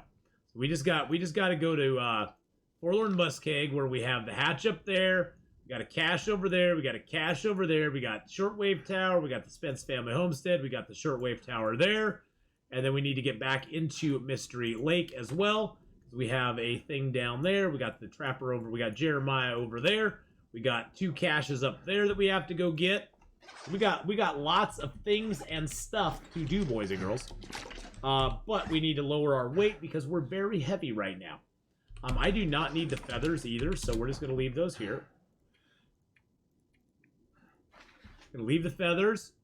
I do need a little bit of cloth, though. Take that. I can leave the fire logs here for sure. That will get rid of a lot of weight for us. We'll leave a bunch of the sticks here too. That'll get a bunch of weight off of us as well. Clothing we're good on. Food, we got plenty. I could take some cattails because they're not that heavy. There we go. We'll take like 20 cattails. We'll get more when we get there. How many sewing kits do I have left? I've got 2 sewing kits. I'm going to take the sewing kits because they don't weigh very much. The flares I don't really need. I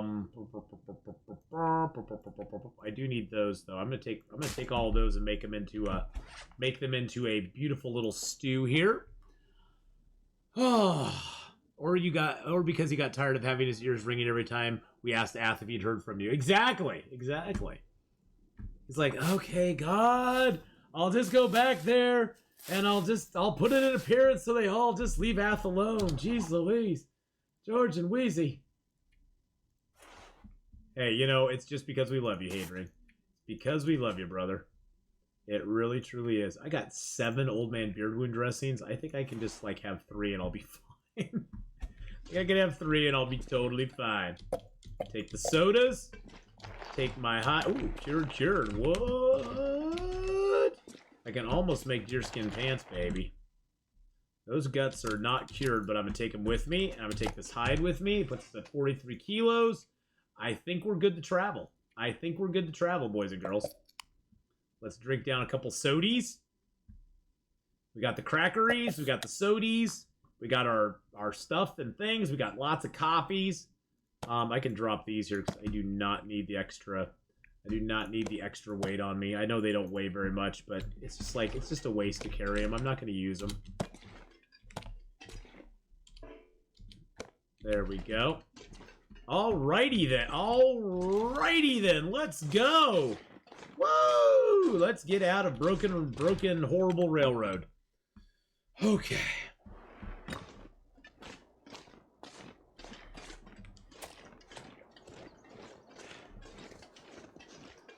Let's get out of the horrible, broken, forlorn, terrible railroad that I absolutely hate.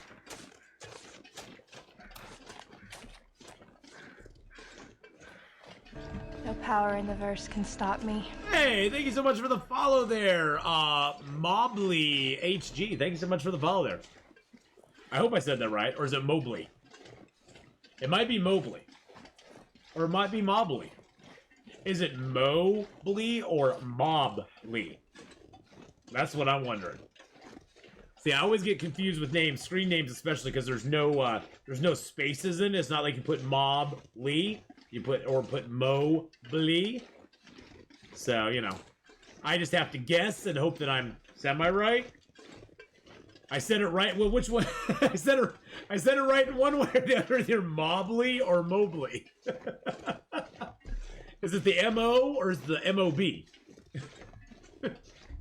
Thank you for the follow, though, my friend. I appreciate it. Come to Atheenon's channel. Watch him get confused by your screen name. Please put as many syllables next to each other and as many consonants and vowels next to each other. Mobley, okay. Mobley. The first one! Which is the first one? I'm just gonna call you Mob. You're Mob Man to me. You're the Mob. We got the mobbing channel, boys and girls. That's what we got. Can I get through here? Oh, do I have to go up and over? I have to go up and over, don't I? Up and over! Over the top, like Sylvester Stallone, baby! Yo, Adrian! We're going over the top, Adrian! The chair does have a hat, yes. The chair has the same hat I have.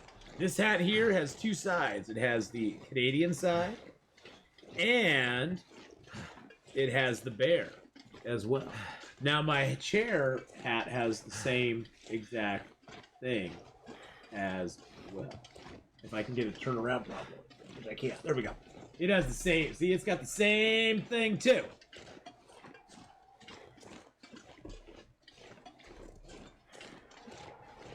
I guess we should have the bear side out because, you know what? We're having to fight the old bear here at some point or another. The old bear's gonna come for us, baby. Landfair, P. Will, G. Will, G. Wong, G. Gong, G. Will, Anti, Silo, Go, Go, Go, Go, She. That was my set, you know, hey, you know, Nocturnal? That was my second choice for a screen name on Twitch. I just thought it'd be hard to like really promote it though, so I decided against it. I decided to just go with Atheenon, because Atheenon's just way easier. It rolls off the tongue a little easier, even though, I mean, and I completely understand Mobley, because I go into other people's channel and they call me Atheenon, so you know. I get it, because I run into that too, where people have trouble with my name. I just pronounce it Atheenon, just because that's how I've always pronounced it. I was gonna use that as I was gonna use that as a password for my online banking. It would have been a good one, wouldn't it? Need to give mother meds. All right, well, say hi to your mom for us, Nocturnal Druid. We hope she's doing well. Hope she's doing well. Now, see, unlike Interloper, a friend of mine recommended your channel to me. We're both enjoying the Long Dark and hope to learn a lot from watching your streams. Oh, nice. Well, if you have any Long Dark related questions, even if we aren't going over them right now, please feel free to ask. Oh, the guitar guy, he popped in back of us.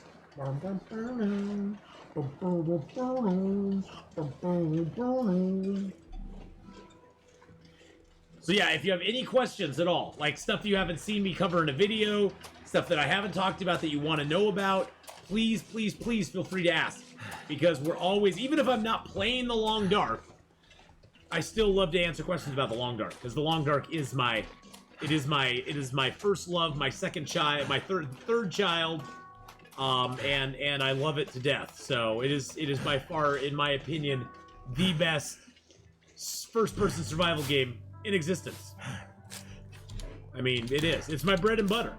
It's what I built my channel around. I will always love it. I will never ever be like shy about talking about it. Yeah, just not questions about episode 4 yet. No questions about episode 4. Block it, block it, block it. Thank you, Regal Court. Yeah, I like to ask how you deal with wolves mostly lately, because of all the changes. A lot of tricks don't work. So when you have a torch out, all you need to do is switch. Oh, it won't do it right now. So when you have a lit torch out, you use your 2 button to switch to a weapon, whether it be, you know, whatever weapon. It can be a rock or anything. You go ahead and drop the torch. It'll drop the torch in front of you.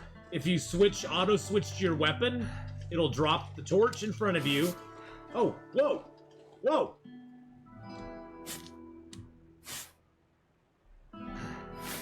It'll auto drop the torch in front of you. You then aim the weapon at the wolf. As long as the wolf can see the torch or the flare, he'll break attack and run away from you. Now, there are instances where that will not work. Say you are I know, this is kind of a weird one. Say, for example, you're up behind this rock here, and you drop the torch right here, and you try to get the wolf to come at you. Well, the wolf's not going to see the torch until he's within what I call auto aggro radius. You got to watch out for the auto aggro radius. If he gets within that, and he doesn't see the torch, or the flare, or the fire, he will auto attack you no matter what. At that point, you can just struggle, or you can try to shoot him if you got a gun or something like that. And, of course, now we have a blizzard. But, as long as you're in an open space, you can drop your torch or flare, aim the weapon at him, and he'll run away from you. Now, he will come back. Usually, you want to be going the opposite direction he's going. But yeah. That is something you have to watch out for, is he will come back. The other trick is if he's, you basically just wait for him to charge and just shoot him in the face as he comes in.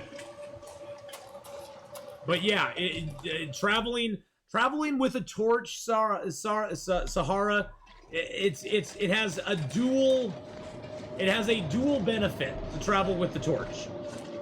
Traveling with a torch gives you a double benefit. Any torch, flare, or lantern that you travel with gives you a warm-up bonus of 3 degrees. So if you're a little bit cold, it can actually make it so you're not as cold. So you get a 3-degree warmth bonus. And in addition, it saves on matches, because as long as you can carry that torch, throw it down, light another torch, carry it some more, throw it down, light another torch, as long as you can chain your torches across the map, you have the advantage of having a lit fire starter wherever you're going. So when you get to your destination, you can make a fire, get warmed up, cook some food, make some water, and you don't have to waste another match. So early game, it can be very helpful with that. It also generally stops wolves from auto-attacking you because they'll see the torch first and they'll crouch down and do that whole grrr, grrr, that sort of thing. So it will protect you as well if you get surprised by a wolf, which happens very often early Interloper. They'll kind of come out of nowhere, like some of the wolves have come out of nowhere on me. The other advantage, though, also is that you can scare the wolves away with it, and you don't have to light it, so. Yeah, and also, when you start a fire, you always want to start a fire with a torch if you can. Because that saves on matches, too, because you can retry using that torch, whereas each time you go to light a fire with a match, if you fail, you have to try again with another match. Which can eat your matches up very quickly and also just drive you crazy early game, when matches are a very limited thing. Now, if you're playing on Interloper, I can tell you right now there's probably 400 to 500 matches in existence on the maps. So you never truly will run out of matches. You'll never truly have a problem long-term with matches. You may have a short-term problem with matches, but long-term, you'll never have a problem with matches. Even on my 740-some-day Interloper character, I still have like 40 or 50 matches on me, and I have like 100 matches back at the Carter Hydro Dam that are kind of my backup matches. Because you also have mag lenses and fire strikers. And the mag lens, I cannot emphasize enough, the mag lens is very important. Even if you're not going to make an outdoor fire, if you're going to go, say, into the camp office and make a fire, check outside first. See if you can make a mag lens fire.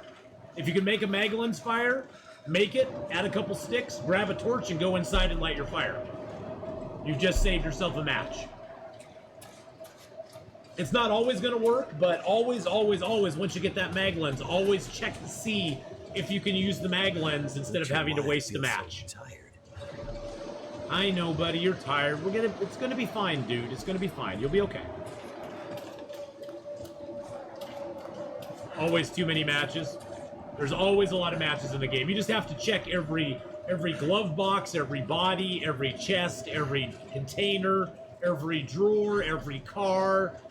You'll find them eventually. There are guaranteed match spawns in Interloper, but there's a lot of them that are just what I call free matches. where it's like, ooh, I found a matches in a box.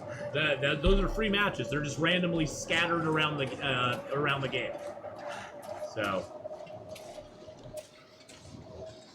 this is why leaving Broken Railroad sucks, because we're going to one of the closest spots we can get to,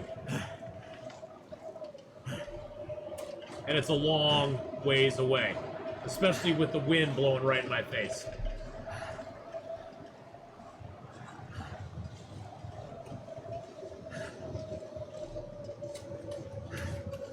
Come on, buddy. You can do it. You can do it. We just gotta get inside the cave over here, and you'll be fine. You'll be fine. We gotta come back to these radio towers. I think later in the quest you go. Yeah, going to or leaving it sucks. Yeah, see, going to I don't mind so much, because generally it's a pretty straight shot. But getting out of there, the biggest problem you have is, first off, you're probably loaded yourself down with as much stuff as you can, because you're not going to go back there to pick up a couple pieces of loot. So you take everything you want to take with you, and you leave.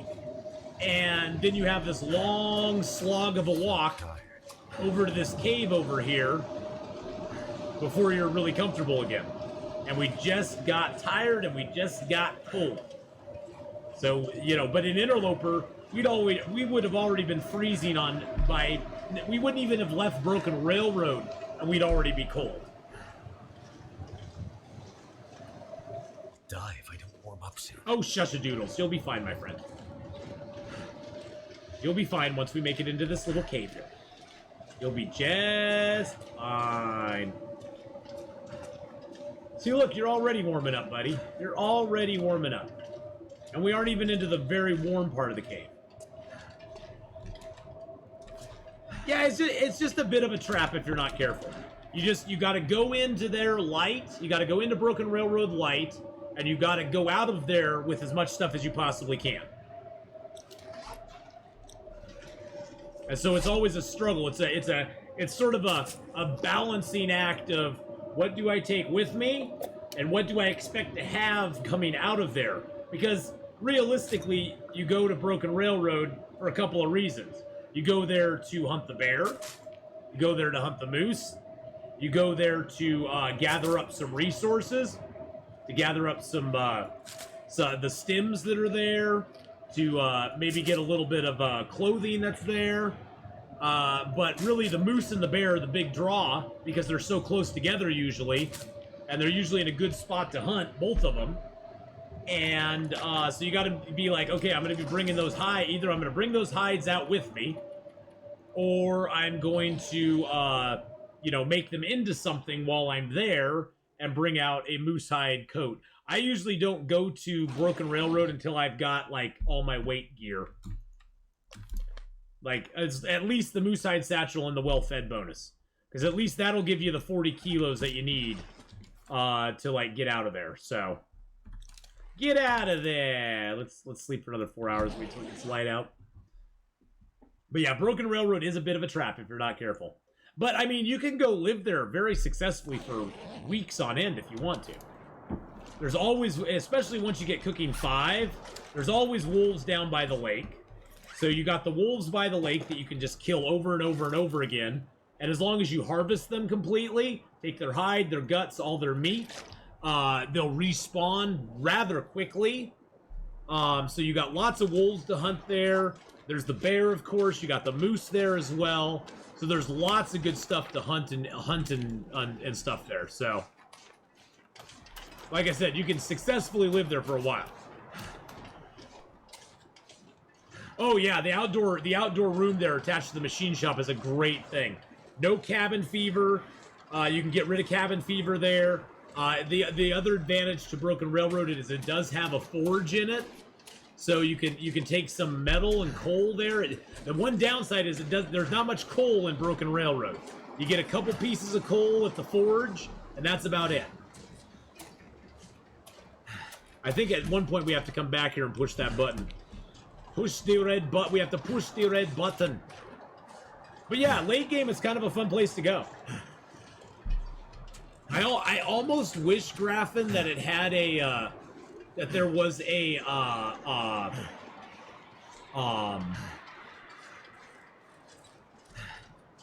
What's it called? The milling machine. I wish there was a milling machine. I wish there was a milling machine in the zone.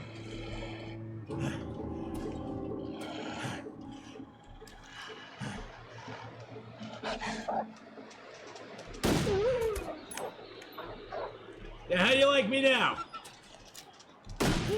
How do you like me now, suckers? Back to you. Say hello to my little friend. Wolves on the run. Shot the wolves on the run. Yeah, let's go. Now some people saying Hinterland's writers aren't good at all. I think they're full of garbage. I think for a small studio, they have written a very well-crafted story.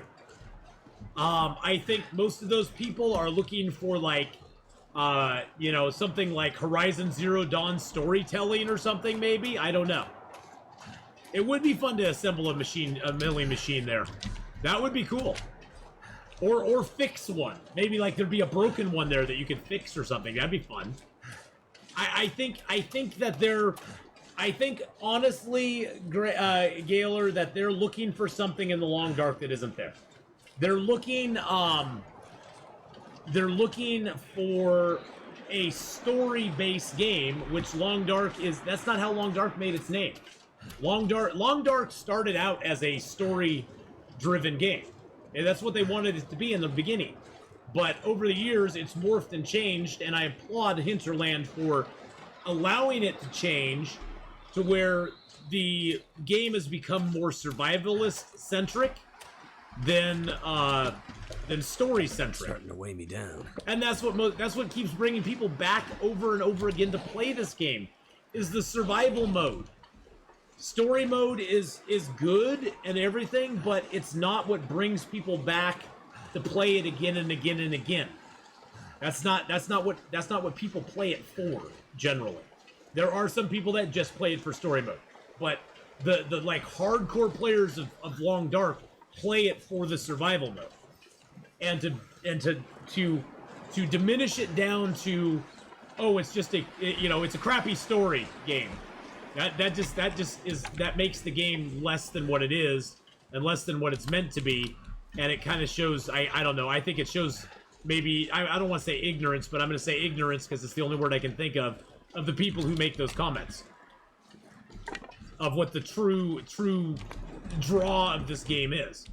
Because story mode is just like a small little piece of the puzzle of the Long Dark. It's not what truly draws people to this game over and over and over again. So... oh, baby. Oh, baby, baby. What are we getting here? Look at all this stuff we got here. What the heck? What the heck? I thought we were overweight before. Jeez Louise. Look how overweight we are now.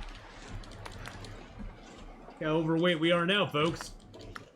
Hey, Spider-Tick, how you doing? You know, it's one of those things, though, where I can understand the criticism. I don't agree with it by any stretch of the imagination. But I understand those people that criticize it for that. But I think, honestly, they're looking for something that this game is not. They're looking for something completely different than what this game is. And that's, you know... ultimately, that's their problem, but that's also kind of sad because that's, like I said, distilling the game down into just that is kind of short-shrifting the game a little bit. We're not playing Interloper. We're playing Chapter 2 of the story mode. Playing story mode, Chapter 2. Chapter 2. But hey, you know, if those people want to have that opinion of it, there's nothing wrong with it. I mean, fine, they can. You know, opinions are like certain other things, and they all most of them stink, and but people are totally entitled to have them because we all have them. So, you know.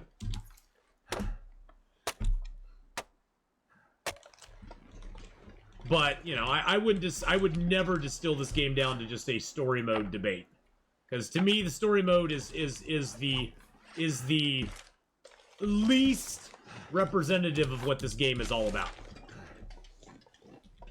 I know a lot of people are very excited for story mode coming out. I can use this. But to me, it's the least descriptor that I give this game is that it's a story mode game. For me, the true story of the game is in survival mode, where you are the person making the story. You are the driver of the story. You are the one creating the story. And the story goes however you want. And the only wrong way to make the story is to die. And yeah, and story mode is kind of the tutorial, although honestly, there's things they do in story mode I wish they didn't do. Auto-equipping clothes I don't like, because it teaches people not to look at their own clothing and decide what they want to use. I don't like the fact that you can sleep as long as you want, whenever you want. I think that's kind of a detrimental thing as well. I think story mode would be a lot more interesting if they had harder difficulty levels of it.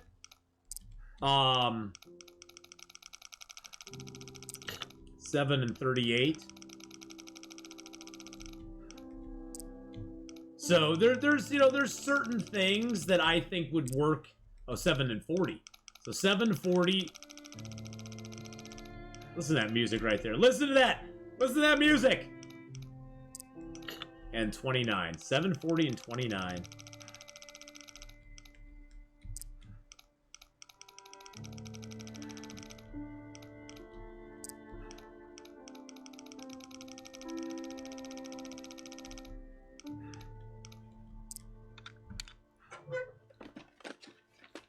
This will come in handy.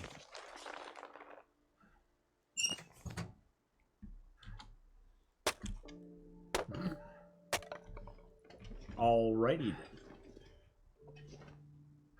Well, they already have difficulty levels in it, but, you know, the difficulty levels aren't that difficult, to be honest. Let's just be completely honest about it. Unless you're a brand new player to the game, and you've never played Long Dark before, I can see them being a little difficult. If you've even played on Voyager difficulty level, I don't see the difficulty levels being that difficult. The stated ones in the survival mode just aren't that difficult. That's not throwing shade on them or anything. It's just it's like some people were saying, it's kind of a tutorial mode for the Long Dark.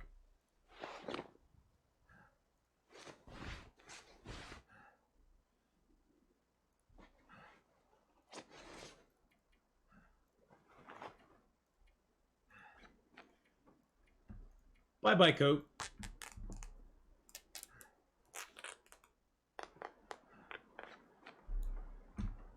Oh, they don't. Well, that's the thing, is they don't relate to Stalker and Interloper at all.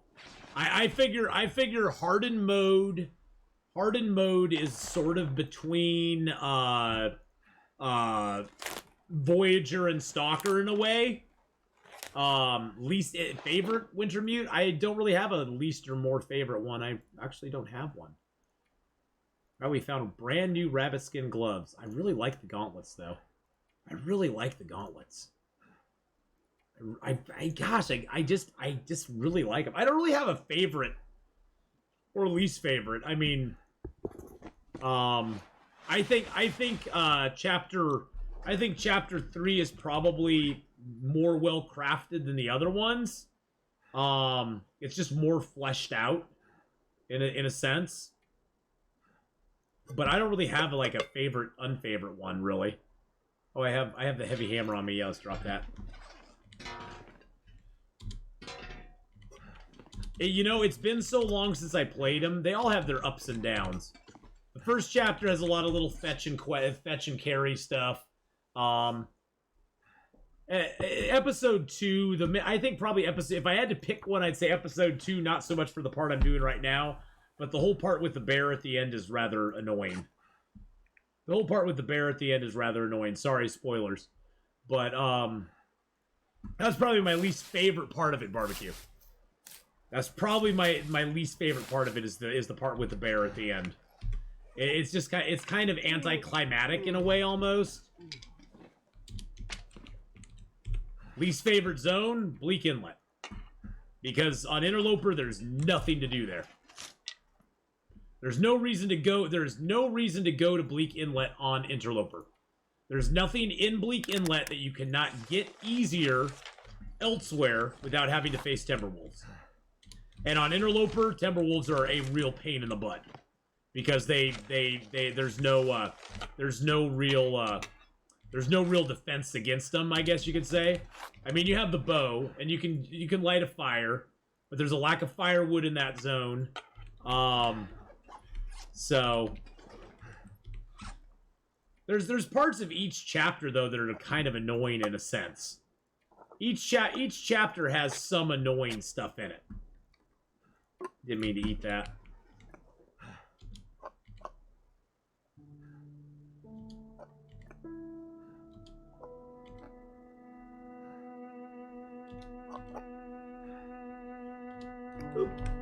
Alright, we're down to 45. What else do we got on us that we need to drop? Are the noisemakers in survival now? I don't know. Most useless item? The flashlight. The flashlight is the most useless item in the game. Do I actually even have a flashlight on me? I think I dropped the flashlight. I think I dropped the flashlight. Yeah, I dropped the flashlight. I was like, I'm not carrying this damn flashlight. No. No. Flashlight without a doubt is the most useless thing in the game. Actually, I'm gonna tear these rabbit gloves apart. I'm not gonna wear them. It's nice that they gave them to me, but I'm not gonna use them. I'm just gonna be honest. I'm not gonna use them. I got gauntlets. Gauntlets are by far the better item because they don't take much to repair. They take leather. And I'm gonna rip apart a couple toques. Oh, that hurts my soul. That hurts my soul. Oh, ripping apart toques is so just nasty. I feel dirty after doing that. I feel dirty after doing it. It does hurt, Survivor Cold. It really hurts. You rip apart a toque and you're like, oh, my heart. I'd better find some water. My heart. Feels like night is coming. Yeah, it feels like night's coming. I'll find some water. Just shh. Will, finger to lips. Finger to lips, sir. Finger to lips. Just keep it quiet. Keep it secret. Keep it safe. Look, I got water for you, buddy. Got water for you.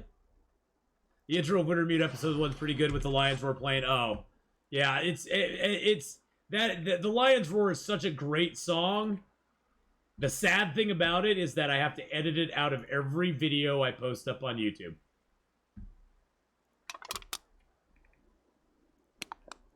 Because it gets copyright claimed every single time. So the only place you'll ever hear the Lions Roar is live on my channel. That's the only place you'll ever hear it. Yeah. It's like, it's part of the freaking game. You know, though, it's not like the guys who wrote the song are going out and trying to copyright claim it or anything. They aren't doing it. It's some third party that's going, ooh, we can you know, go and tell these guys, oh, we copyright claimed this for you, so you'll make money off this guy's video. So pay us money and we'll go copyright claim it everywhere for you, okay? Alrighty? Quote of copyright claims. It is what it is.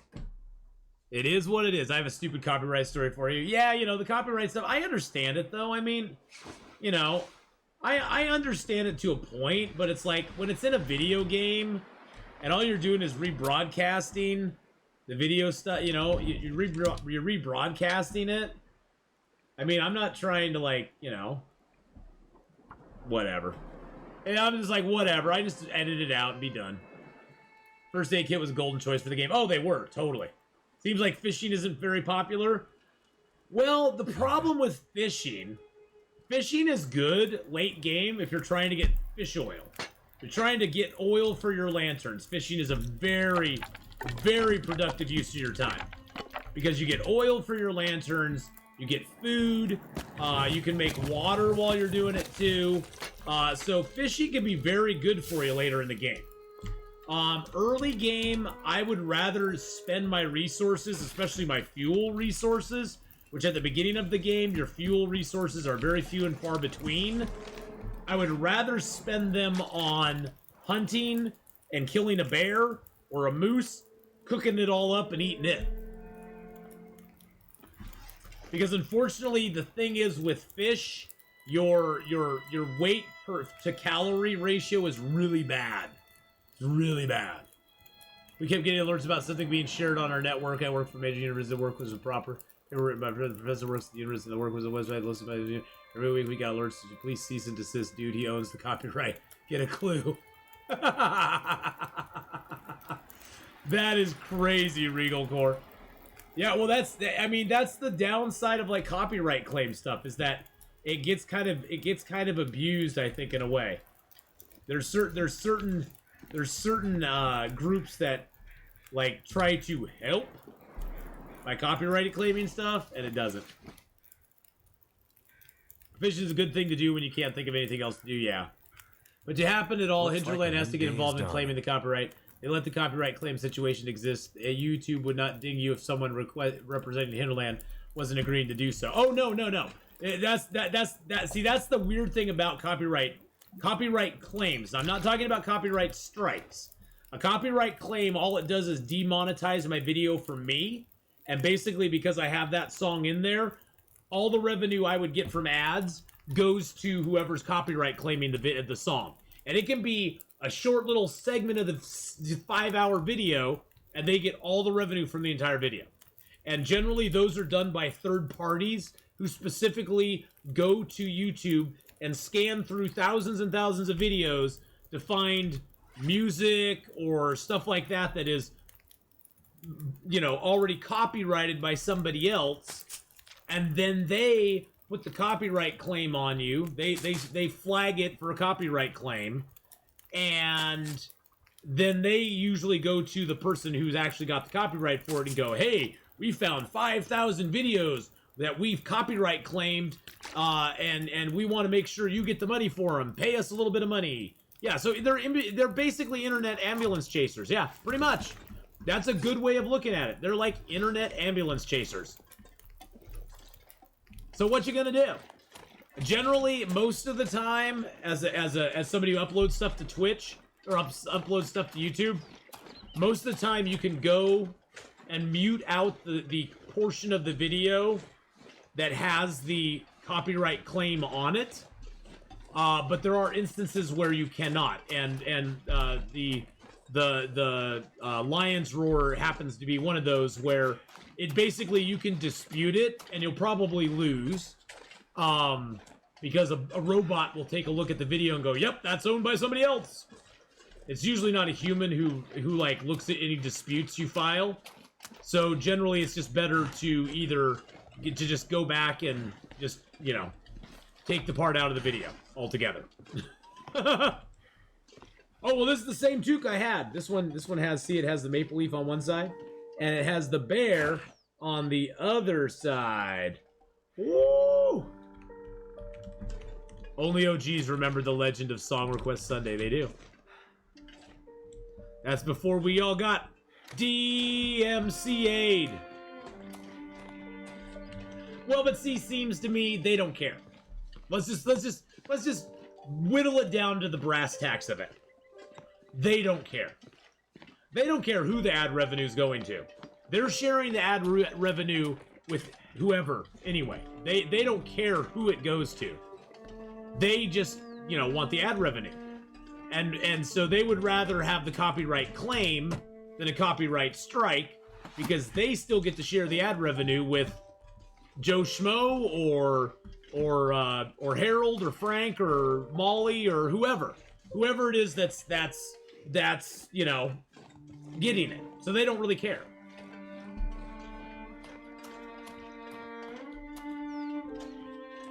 Well, yeah, and nobody's making them care because the only ones making them care are the large companies. Small guys like me can't make them care. Small guys like me can't make them care.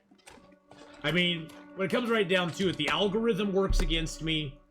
You know, YouTube is not a great place as far as like discovery for me. I mean, I get a lot of discovery on there. I think mainly because I've been doing it for so long. But doing videos in my format style is not the wisest thing to do on YouTube. Doing them in long format like I do is not the wisest thing.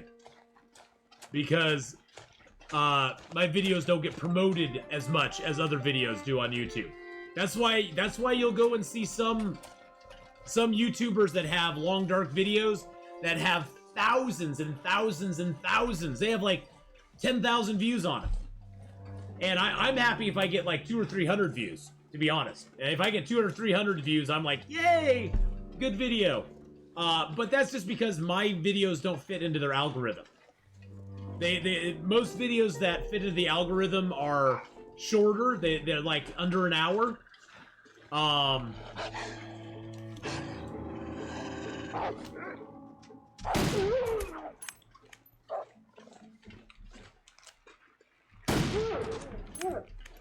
They're under an hour, maybe under 20 to 30 minutes. That's what gets promoted on YouTube. There will never be a phenomenon like Markiplier again. Yeah, no, there never will be.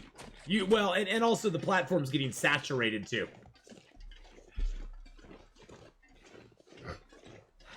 Well, I have plans. This is my 6th year of streaming, boys and girls. I have plans. I have to make the time. I have to spend the effort to do it. That's the biggest thing.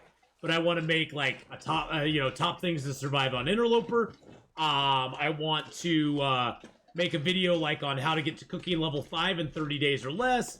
A video on starting match locations. A video on tips to get to your first forge run. Best forging spots, pros and cons. These are just ideas I've written down. Places where you can get birch bark easily, the best birch bark locations, things of like weapons versus wolves, what's the best, what's the worst, the different types of wolves that are out there, pros and cons of different zones. See, I want to make videos like that. That's my goal in my 6 year of streaming, is to make some videos like that. But that's on me. That's on me. Wow, Dane, how are you doing, darling? I hope you're having a great one too. And Texas Lily, hello, hello. I am doing pretty good today. We're just trompsing around in the long dark, doing our thing, talking long dark stuff, talking YouTube stuff. But yeah, that's sort of, you know, I've been streaming now on Twitch for 5 years. This is my 6th year streaming on Twitch. I'm probably gonna start a clothing tier list. That's a good idea too. Gee, let's steal that one for the little house. Hold on a second. I gotta check something over here. Clothing. How do you spell clothing? Clothing. C-O-T-H. Clothing tier list. Little blind mouse. There you go. Okay, there we go. What's my opinion on multiplayer for the long dark? You want my honest opinion on it? It's a travesty. It's an abomination, and it should never happen. There's my hot take. Now, if you want to play multiplayer on long dark, feel free. I have nothing against anybody who plays it long dark in any way, shape, or form. In any way, shape, or form. I think multiplayer instituted by Hinterland would be an abomination. I would never want Hinterland to ever even entertain the possibility of multiplayer on long dark. Yeah, long dark is not a multiplayer experience. If you want a multiplayer experience, go play Grounded, Green Hell, 7 Days to Die, The Forest. I mean, the list goes on and on. Raft. Pretty much every other game out there has multiplayer. The Long Dark is special because it does not have multiplayer. And I would never want it to have multiplayer. I know it will happen. It already has happened. They got a mod out there you can play multiplayer with. But yeah, I would never play multiplayer Long Dark. For me, it would ruin the experience. It would change the game dramatically from what it is now into something it should not be. But like I said, if you're playing The Long Dark and you want multiplayer, there's nothing wrong with that. You want my opinion on it? I don't ever want it. But, you know, hey. There's mods out there already that you can play multiplayer. But I don't ever want anybody to feel bad about it. I do sort of hate it when I see a Long Dark video, like I was looking through the comments on the Long Dark trailer, and somebody was like, "You guys need to implement multiplayer next." And I was just like, downvote. It's like, no, God, no. Yeah, I mean, so for me, it's a non-starter. For me, it's just a non-starter. But that's just my opinion. That's just my opinion. I think a lot of Long Dark players share that opinion with me. But, it is, you know, Bob Cross, it is called The Quiet Apocalypse. I don't want to hear somebody... Well, you know, and Circa, that's totally fine. That's totally fine. Multiplayer would be an interesting... I wouldn't want co-op either, no. The Long Dark, to me, is all about... it's all about... The experience, to me, is about being by myself. It's about having only myself to depend on. That I can't depend on somebody else doing something for me and getting me food or getting me water. No, my outlook will never change on that. It would just, for me, it would fundamentally change the game. And that would be sad. But, you know, if people want to play multiplayer, I don't hold that against them. I understand it. We are in an age where multiplayer is everything. Every successful game out there has some sort of form of multiplayer on it, for the most part. Everything is multiplayer. Ow. Ow! Everything is multiplayer. And I understand that. It's the age we live in. That's what I'm looking for. But... I could use this. No, not really. But that being said, I would never want to play it. I never would want to, so... But hey, there's a mod out there right now that lets you do it. I never hold it against anybody who wants to play it though. Yeah, I mean, yeah, the only wrong way to play Long Dark is not to play it. So I would never ever hold it against somebody wanting to play Long Dark multiplayer. I don't agree with it, but at the same time, hey, it's your game. If you want to play it that way, play it that way. Bully for you, you're still playing the Long Dark, and that's what matters. You're still playing the Long Dark. So, and that is right. The only wrong way to play this game is not to play this game. I honestly don't think Hinterland will ever institute a multiplayer in the game. I think it would take too much time and coding and stuff, and they're just like, we don't want to deal with that. Oh, I didn't want that spear up. But there's already mods out there that allow you, so go look them up. I think there are some, so. And honestly, I think you want my honest opinion. I think that their next, whatever Hinterland makes next, will probably have multiplayer from the get-go. I mean, that's the way games go these days. You got to remember when this game first came out in 2014, multiplayer type stuff was in its infancy. There wasn't, I mean, other than stuff like EverQuest and some MMOs and stuff like that, multiplayer experiences in this sort of environment were not really a thing. 7 Days to Die was out there, Minecraft was out there in a way, but there was more of a focus on solo player games. There was more of a focus on solo games back in the mid, when the game came out. How about shelter building in the game? I'd like to see some sort of windbreak that you could build, where you could like build a little windbreak for your fire out of cloth and sticks and stuff. Daisy, yeah. And it was, and see, that's the thing, is most multiplayer back in that day was pretty crud. It wasn't good. Most multiplayer back in that day was pretty bad. But since then, it's become, yeah, like a lean-to, exactly. No, they won't add multiplayer, but they might add the ability to mod the game officially so there's... Yeah, exactly. Exactly. And when the game's fully released, mods will become everywhere, and you'll be able to get multiplayer stuff, and all the mods will be good forever, basically.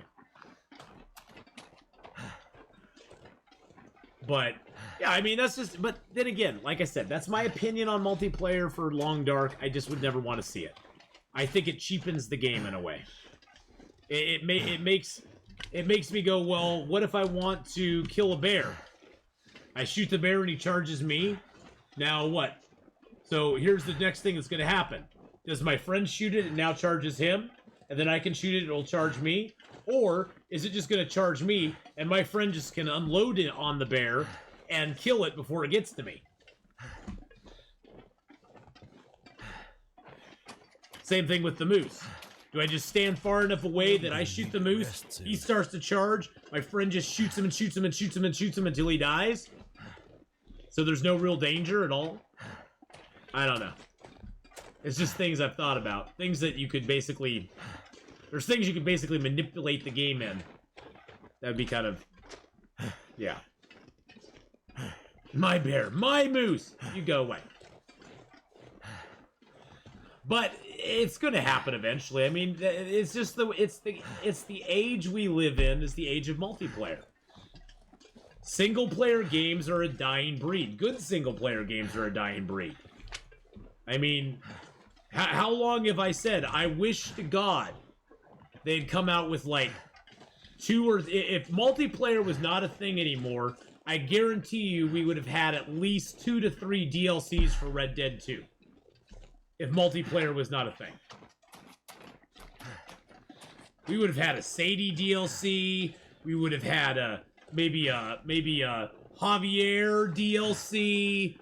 Maybe we could have followed around Hosea for a while in a DLC. Had him do some shenanigan missions or something. Maybe have it add another area to the game that we could go into. I mean, I've seen some people actually get outside of the map in RDR2 and go into places that look like they were planning something there that they just never did anything with. And it's like, why does all this stuff in the game, you can't get to it officially, you have to kind of glitch out of the game, the regular game to get to it, but why are all these buildings there and all this stuff there if they didn't intend for it to be bigger than it is? I'm glad Raph is opening up to mod support. I know it's been hard for him. Someone who values creative control over his IP. He ribbed me a bit for saying I wanted to nuke the Wolf Pursuit music. No power Morbid in in the public verse on can Twitter. stop me. Before realizing I was just a fan with a passionate love for certain existing audio paradigm. The man has a vision. He wants to bring it to fruition, and he doesn't want it effed with. Yeah, well, that's true. That's true. Death Hounder. Thank you. Death Hound BR, thank you for the follow there.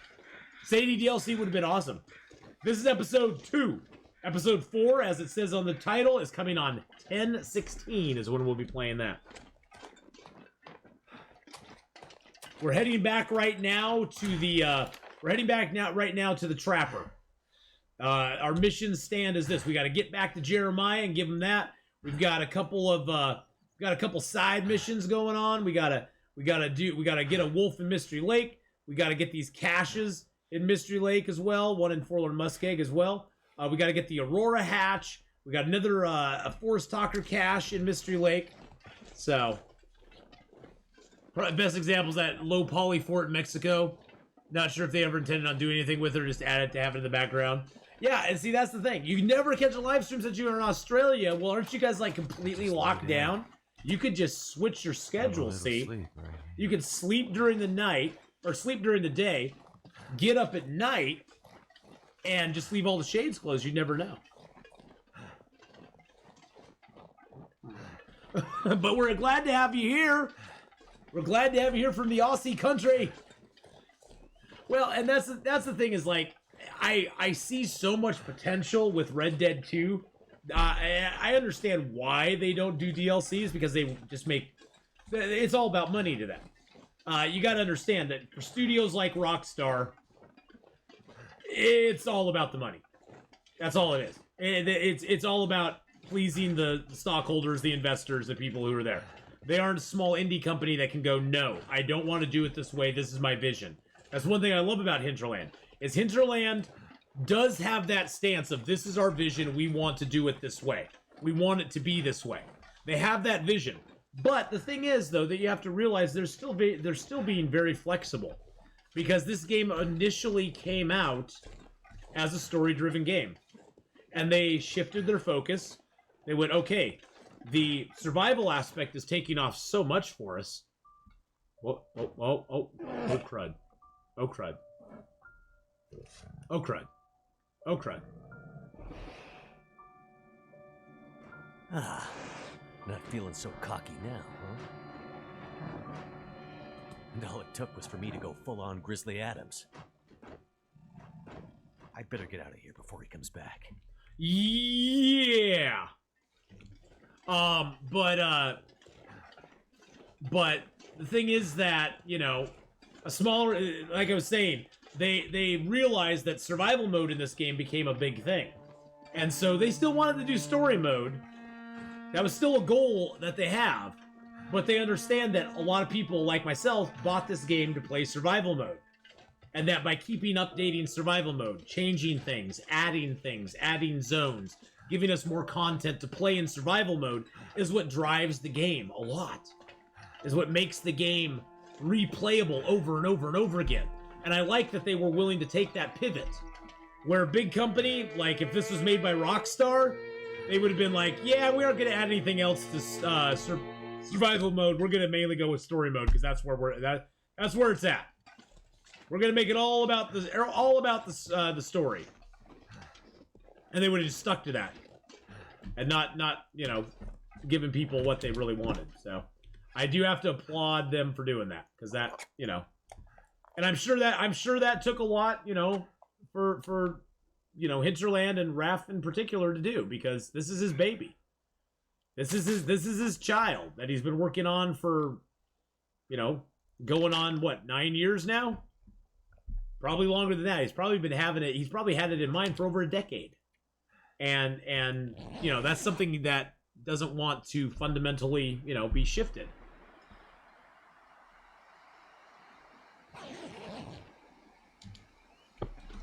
All right, let's go. It would be permanently on sale for $9 for the last 6 years. Oh, there's a Wolfie over here. Good, this will finish our quest. Come here, Mr. Wolfie.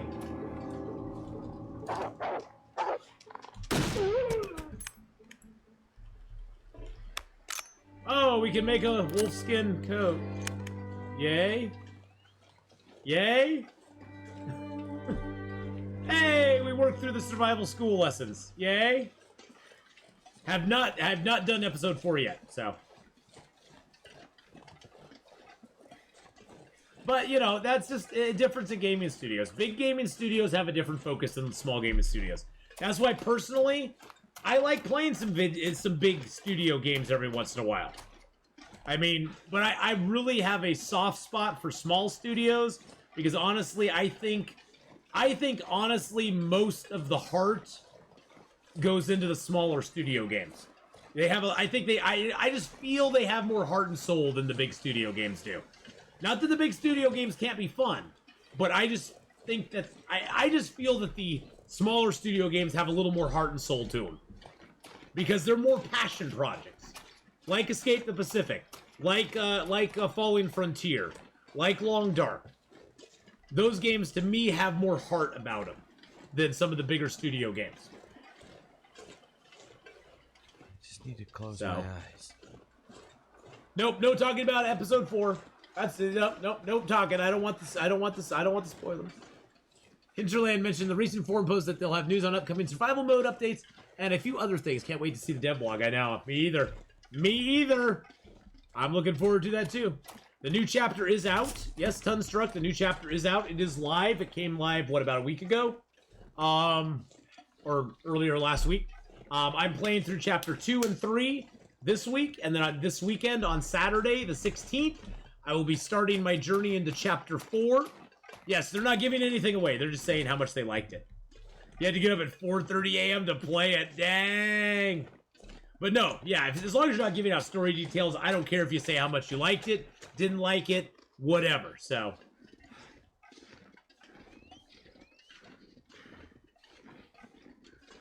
All my stuff I carried to the dam went poop. I have heard that. That's one thing I don't mind knowing.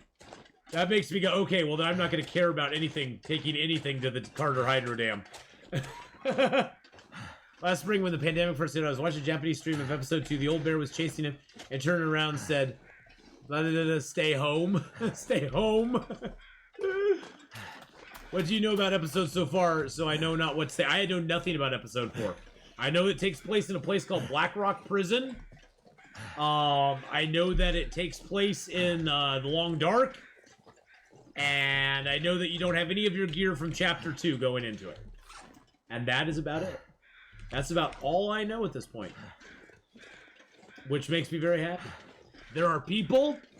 There's a guard. I know pretty much everything I know about it is from the trailer. I watched the trailer, and that is pretty much it. I've ingested. I haven't watched any streams of it. I've been basically media blackout. Haven't read any posts about it. I've actually been avoiding Hinterland's posts on Twitter and stuff because I just don't want to even be. I don't want to even be going. I don't want to even going over there. The action takes place in winter. No. Oh man. I thought it was going to be in the summer and it was going to be like t-shirt and shorts weathers. And there's lots of trees in it. Oh man, I don't know if I want to play it now. If you choose resume, it will only give you middle difficulty. Better choose new game than you can choose hardened difficulty. Oh, okay. There's a part where it warns you not to take things in the prison. Don't miss that. Yeah, I'll probably miss a lot of stuff. You fight in the cold. Ooh. Ooh. Oh. Where is he? The violin dude's following me around again. No! You fight the cold, not in the cold. Well, you fight in the cold too, I bet. D, how you doing, Finland? Hello.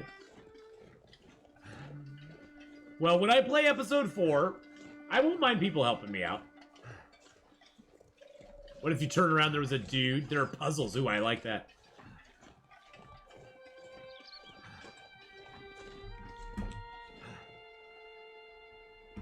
Or it wouldn't even be freakier, Hadrian, if you turn around and next to your footprints, there was another set of footprints, but nobody there.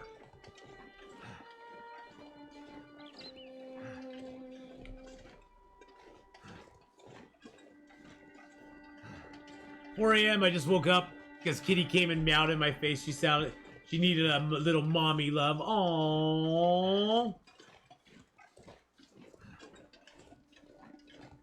The old bear learned how to play the violin just for me."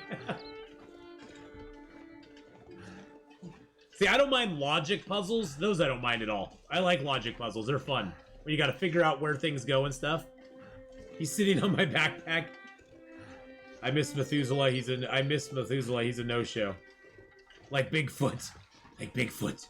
Yeah, you just see the pop. You just see the prints. Will you guys leave me alone? I'm stressed enough as it is. I'm so stressed out.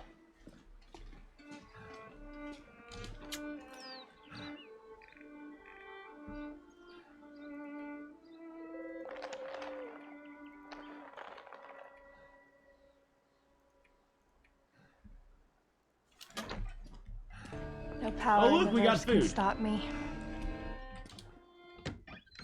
All right, here we go. Here we go. I struggle with the puzzle. Can wrap your head around Find it. it. The legend might be bunk, but the spear is real. Ooh. Maybe the legend is also Yeah, no give it away. No give it Let's away. hope so, for your sake. I'll figure it out. I'll figure it out. I know everybody's Bear excited is though. Definitely tracking me. You have any luck with the radio? I did. Did I you see did. the lights in the night sky? The aurora. Yes, we did. Well, when that flared up, the radio came to life. Just lit up. Started spitting out noise. Brandick, thank you. It's all gibberish. bits and pieces of things. Music, talking. I think it needs more range, more powerful signal. Yeah, yeah. If we could find a way to boost the signal strength when the I wonder Aurora's where we could active, do that. might be able to get a message out. Let me guess. You have an idea. You're starting to get it, Mackenzie. Yes, I am. I was digging through some old geological survey maps. Those look like military insignia stamped on there. Focus, Mackenzie. Now, this survey Focus, shows a series of Mackenzie. radio transponder towers. Watch my across, arms. Back and forth across Great Bear. Now, why would those be there? Good question. But for another time, we can use these. How? Octagon with Each tower has some electronics that'd serve like a signal booster to make sure the message gets to the next relay. Okay. Well, you get me 2, maybe 3 of those, and I might just be able to rig us up our own signal booster. Signal boost! You might, huh? And I guess I need to do this while old Bear decides if I'm going to become the next chapter in his legend? Don't be silly. Spence's bear would be long gone by now. That was 150 years ago. Oh. Maybe he has, Metal Gear reference. I don't know, genetic memory. Ridiculous idea. But there's definitely a bear out there. Yeah. He's definitely interested in you. You'll just have to take your chances. Says the guy safely inside the wooden cabin. Damn it! You think I want to be in here? I need to get a message out, and this might be the only way. What message? What does this have to do with me contacting my friend? Yes. There's more at stake than you and your friend. Please, Mackenzie. Get me those boosters. Get me those boosters. I'll fix the radio, and the first call we'll make will be to Perseverance Mills. I promise. Okay. Okay. I'm on it. I'll be back with the transponder parts. Okay. Watch your back, Mackenzie. Whoa. Is that a What do I threat? have to worry about? I have a legendary 150-year-old demon bear hungry for my blood. Bullets don't stop him, but I'm armed with basically a medieval weapon, which I'm sure will do the trick. Of course. I'm stuck in this winter wasteland where lights in the sky make the power flicker and electronics explode, and the only people I seem to meet are all slightly crazy. Yep. And this is all after I crashed my plane deep in the wilderness and somehow lost my ex-wife along the way, and I'd really kind of like to find her back. Don't forget about the wolves. Let's get on with it. All right. All right, all right, all right. Okay, let's drop a couple things here.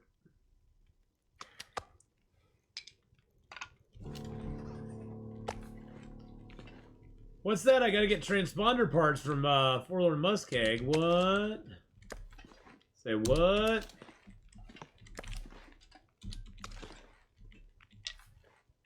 How is that even possible? Okay. Yeah, I can't take any of that stuff. All this stuff's locked. That's empty. I'm gonna leave those to cure here. Actually, I want to make the pants real quick. I want to get a pair of deerskin pants, boys and girls. Carving out a hole in unnamed pond. Yeah, pretty much.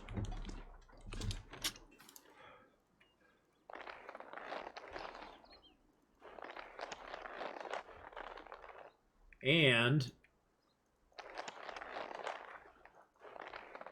I think that should be enough, right? Deerskin pants, 4 guts, 3 hides. Rabbitskin hat, 1 gut, 3 hides. Perfect. Perfect. Perfect. How bad is frostbite in this game? Got it from sleeping without gloves. Super genius of me. Well, frostbite's bad in the sense that it never goes away. You permanently lose, I think it's 10% of your health. I haven't had it in a long while, so I think you permanently lose 10% of your overall health that you can ever have. It's not the worst thing in the world. I mean, you can survive for a long time with a frostbite. That's one reason, though, if you are very early game and you do not have any like gloves or hat, because that's the main thing you'll get frostbite on, you'll want to craft them when you get a sewing kit and some cloth. You can actually craft up a hat and gloves. And it doesn't matter what hat or gloves you wear. 10% each time you got it. Yep. And you got 2. And you got 2. So, yep, you'd have 20% gone forever. Poof. If I don't rest soon, No longer available. Okay, so we got the deerskin pants now. Boom. Boom. Bye-bye to those. Angel Ward, hello, hello. All right, ladies and gents, an absolute pleasure to see y'all. Thank you for what was for me a cheerful, warm welcome. Gotta go to bed. Sleep is for the strong kids. Good night. Adrian, good night, my friend. Feel free to stop. Feel free to stop by anytime, Adrian. We love seeing you, even if it's for a short amount of time. We would love to see you again. So, I'm just replaying it to refreshen it and to use time up. Last time the story mode thing came out, I didn't actually have to replay it because I had the survival mode to explore. But this time I'm replaying it because I don't have survival mode to explore.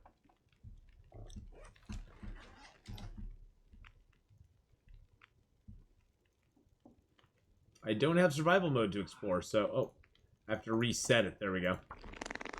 So, yeah, I'm replaying it. This is my, I think, 3rd or 4th time playing the story mode. So...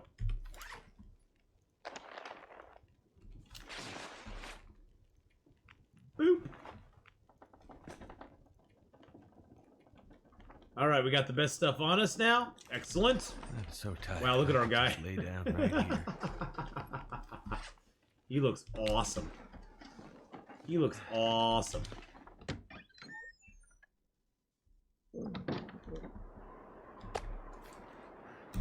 You can pretty much say, I hereby dub thee mod, and it happens. That kind of power does exist. It does.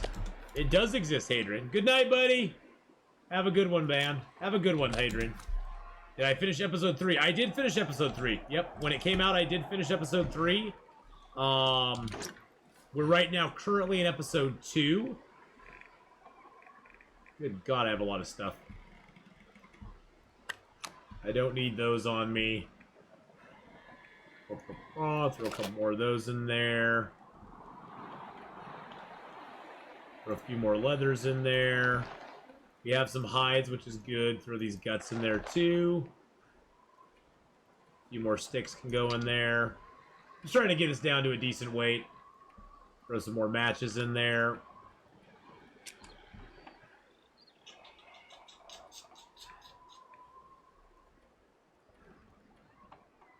Do I have any clothing that I don't wear? Oh, I can throw that hat in there, too.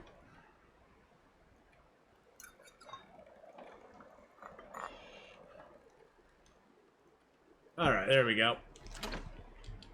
You have to make Steez go down a mountain in episode 4. Did you at least watch? Oh, yeah, I watched the trailer for episode 4. Oh, heck yeah. Heck to the yeah, I did. That's pretty awesome.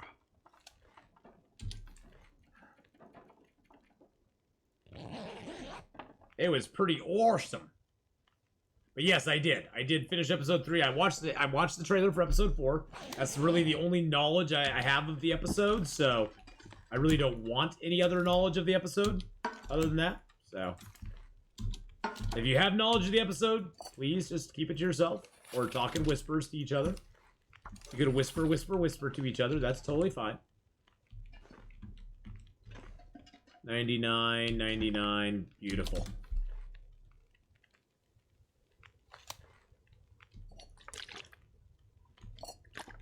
I actually have some water purification tablets. I'm going to use those real quick. One more thing. Since you're PG, you might want to go into settings and toggle the mature language filter. Oh, I don't mind it in games. I don't mind BT. I don't mind the swearing in games so much, unless it's like really outrageously like really bad.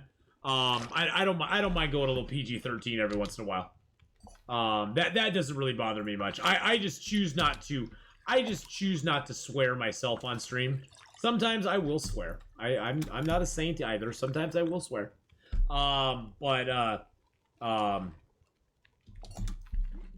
But yeah, I don't mind if it goes a little blue. I don't mind if a game goes a little blue. Red Dead goes blue all the time, and I'm just like, whatever. It's funny hearing them sing about ring dang doos.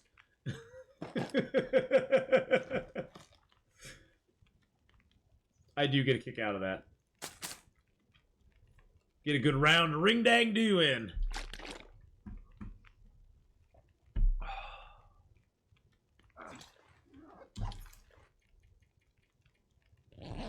Episode 3, there's a funny glitch that lets you teleport from Pleasant Valley to Coastal Zombie, and because of a cutscene trigger, you can basically skip the entire episode. Found it by accident.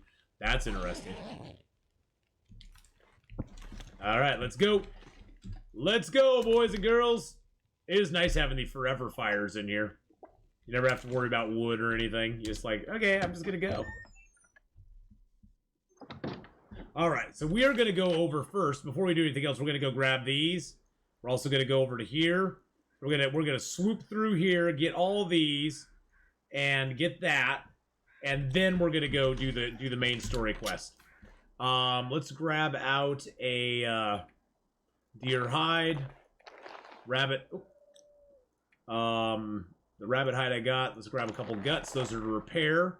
That's to repair stuff, and we're off. And they're off. Dun, dun, dun, dun, dun. Useful for speed players. I never see, that's the thing for me. I never understood speed playing Long Dark. I don't understand speed playing anyway, because for me, the journey is more fun than the actual destination 90% of the time anyhow. That's why you'll see me go and just spend hours doing things that have nothing to do with the game, but I just want to go do stuff. It's like, oh, I want to go hunt this animal, or oh, I want to go hunt a moose, or oh, I want to go hunt a bear. Oh, there's glitches where you can get all the way to Timberwolf Mountain from somewhere by just going up a certain area and glitching through, and it teleports you or something. Every game has those in it, though. I tend to not really mess with them that much. You go Timberwolf and AC, I bet.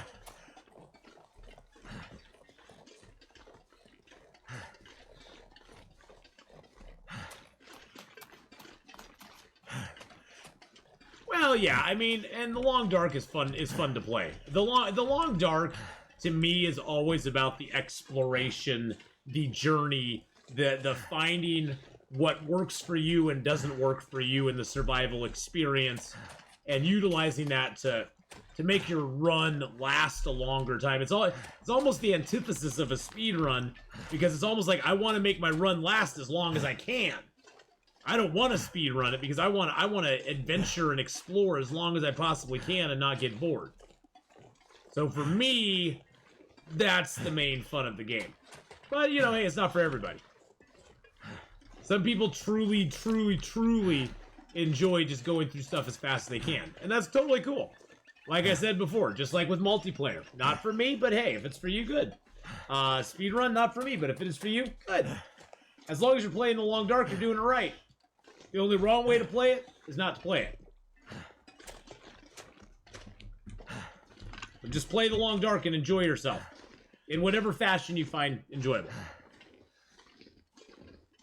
And your experience is going to be 180 degrees different than my experience. Hey, it might even be like 360 degrees different, although I think that would make it the same, wouldn't it? Something like that. Deer pushed me into some rocks. I fell through the map after some digging. The entrance to the abandoned mine. Any transition zone works for interiors too. Goes vertically, endlessly. But once the deer pushed me inside the transition zone for the abandoned mine, which is blocked, but they only block the part you can access without glitching. Okay.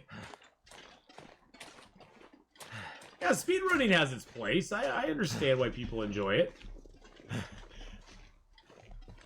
I think it's more of an, oh my god, I can't believe they did it that fast type moment, you know? That's the sort of thing it is. But sometimes there's a prepper's cache up here, but I don't think I'm going to find it. Supposedly there's prepper caches available in story mode, but I've not found one yet.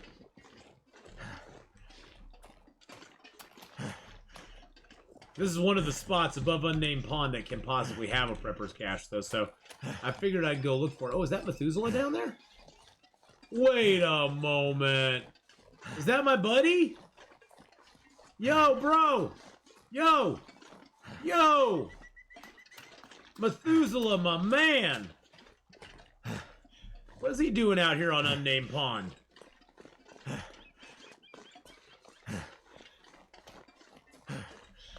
I didn't know he spawned down here. If it wasn't so freaking foggy, I could have probably seen him faster. It's the old bear in disguise? Oh no.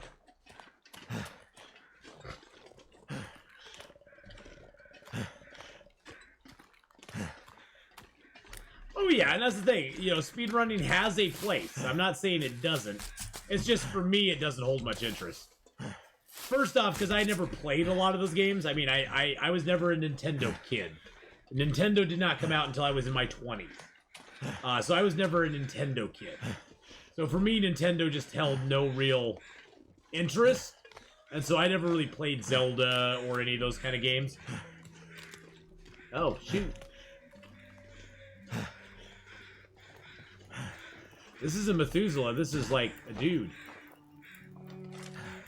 Letter for Hank's niece. Dear Angela, you know I always told you that a time might come where you'd need to hide for a while. I figured it might be because of the quake, but I didn't really think about how bad things might get on Great Bear later. It doesn't matter what the reason is. If you ever needed to hide out for a while, if things got too bad for you in the city, or when you're visiting your mom here on the island, use this info to get into the supply cache I've set up. I know, your mom told you Uncle Hank was a crazy old coot, and stay away from me. Too much research on the internet, right? All these crazy prepper sites. Well, I won't say it to you, but I'll say it to her next time I see her. I told you so. Love, Uncle Hank. Well. Well, there it is.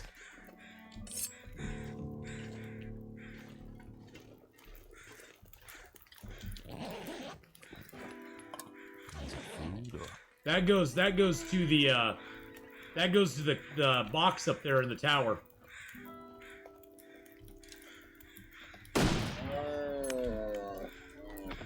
There's dinner for us, boys and girls.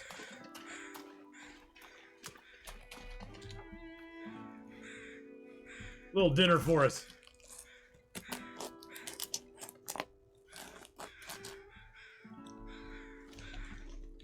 Oh, you'll find a bunker now. Oh, so there'll be a bunker as well. Because I know there was a box up in the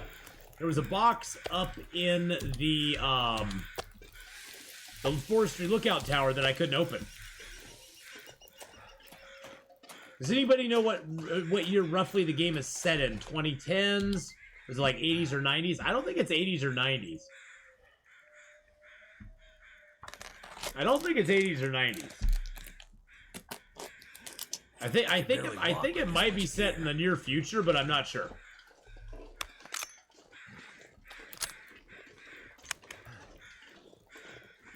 I think it's set like in the near future. That's just my guess, but I may be, you know, I'm probably completely totally wrong. So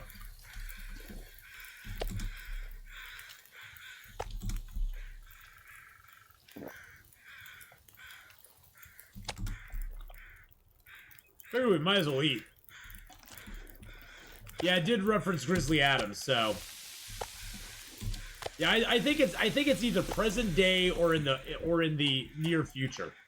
Well, the rotary phone thing, you gotta understand, rotary phones are very common out in the sticks. The rotary phone, the main reason a lot of people use rotary phones out there is because they don't have the luxury of having, you know, internet and stuff. Most of their phones are all hardwired in, and they don't really do well with modern phone stuff. And also, a rotary phone, even if power goes out, rotary phones will still work. I'm gonna be able to carry this load for much Rotary longer. phones don't need the well, there seems to me, just back me up. Rotary phones don't need electricity. They work without it. So if you're living out in the boonies or in the sticks or in the wild country, Rotary phones are a great thing to have because all you need is a line between. It's sort of like a giant tin can with the shoestring between it. You get the tin can with the shoestring between it. That's pretty much what it's like. So.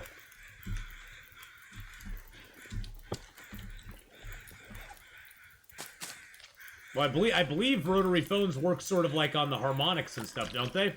Sort of like how a telegraph works, just more sophisticated. It can carry sound better or whatever. Don't ask me. I'm not the technical person you want to get advice from, because I am not a technical person. So.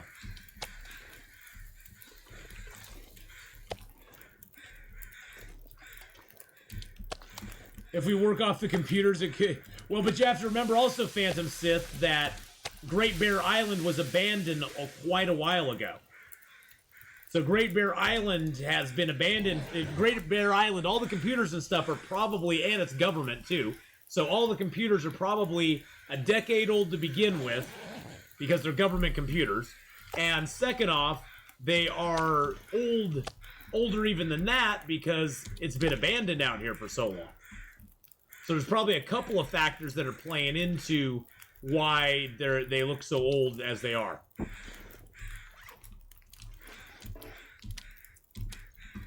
Well, we're just gonna leave this food here and head up. Let's head. Actually, you know what? We'll take the long way around. We'll go get these and those, and then we'll come up and we'll go to the lookout tower. Oh, there he is.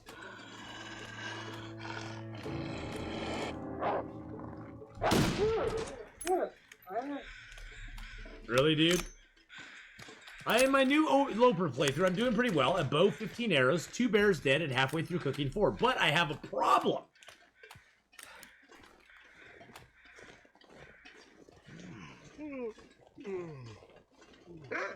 Nope. I ran out of food and had to eat the bear meat. Not the worst thing in the world. Not the worst thing in the world. Make sure you find a lot of mushrooms. Make up a lot of mushroom teas. You'll need 20 of them. Make sure you have some not painkillers, but antibiotics.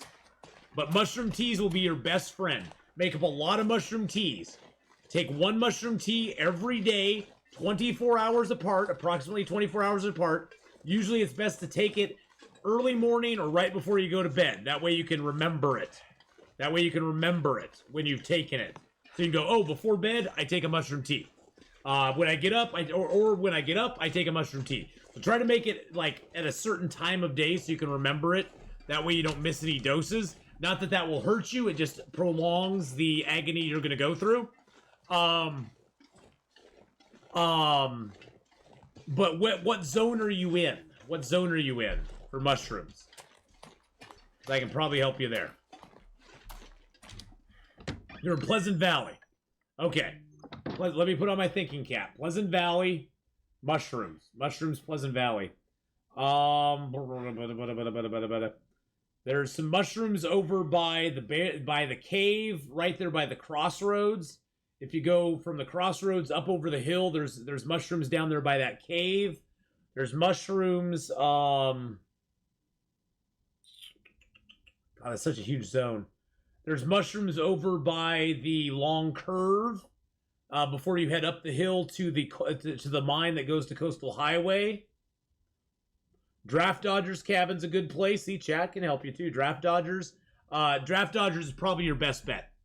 Draft Dodger. I was thinking of out of way places. I'm sure you probably got the Draft Dodgers ones already. Draft Dodgers you can get a bunch in. But yeah, some of the out of the way places. Yeah, you'll have to go there. Yeah, Draft Dodgers is the easy ones. But I go to the long curve. You can check in the birch forest. I think there's a few mushroom stumps there as well.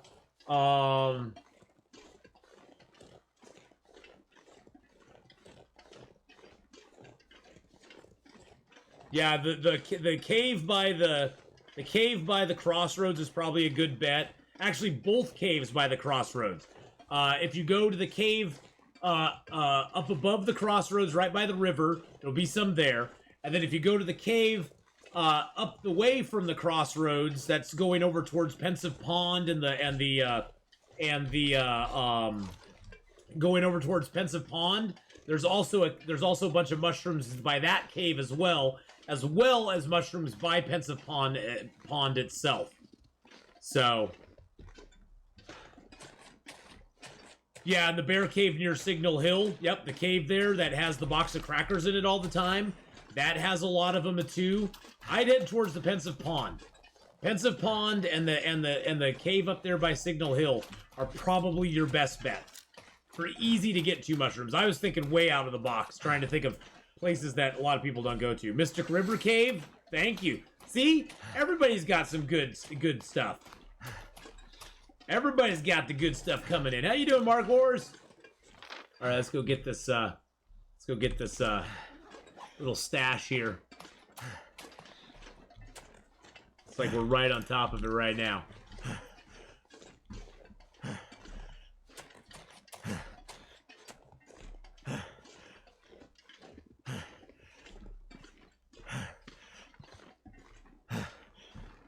There it is. Right by the stump. 3 Strikes Farmstead. That's so out of the way, though. I thought of that one, seems to me, but that one is so far out of the way. All stuff we did not need. But hey, it got rid of that for us. Now we're going to head over to that one, then we'll go up to there. But yeah, that's a good idea too. But yeah, there you go. There you go, BT. You got it. There are some great places to get mushrooms in Pleasant Valley. Got a 3rd can opener at 3 Strikes. Whoa! Getting that can opener stat up there. Yeah, you said trying to think of one's unlikely to be picked. Yeah, the 3 Strikes is one. It's just so far, there's like nothing around there. I was trying to think of somewhere he could go that there's be stuff around. Because like the crossroad ones, you have the crossroads right there that you can do stuff at, chill out at.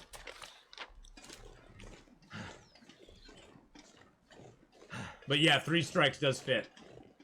One at Milton, one guaranteed at the farmstead, and one at the container, and 3 Strikes. I think one of my runs I have like 6 can openers that I've found. I love how that's a stat that the game keeps track of. It can't keep track of how many sticks I pick up in a game, but by God, they're going to keep track of every can opener I get in the game. Because that's a very important stat to have. Feels like something is sapping my energy. Very important stat. Without that stat, how would we survive? It would be very difficult. It'd be very difficult.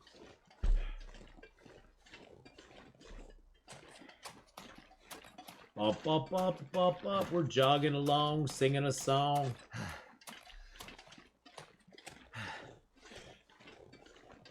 The nice thing, so now your upside of intestinal parasites is since you have killed a bear,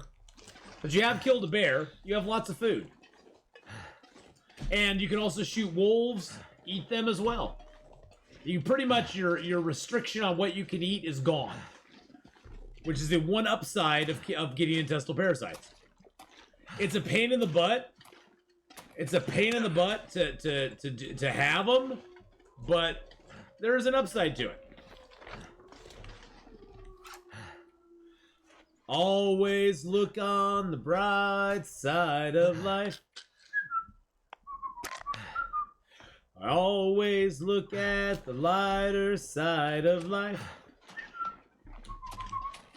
When the parasites come a-knocking, you say, hey, I can eat you. You don't really have any fear. The wolves and bears, they'll knock you, but you can knock them back. And then you can eat them and smile from ear to ear. Always look on. Really? Seriously?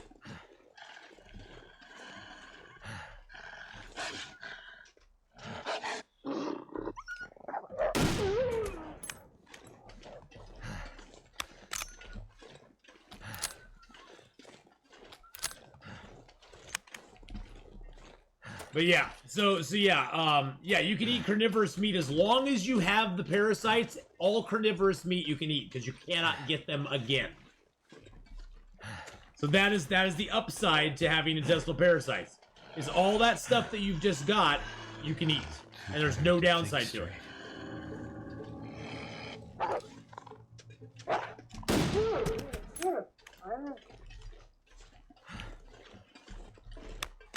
Killing so many wolves, you can open a clothing store and sell wolf coats. Yes, I could.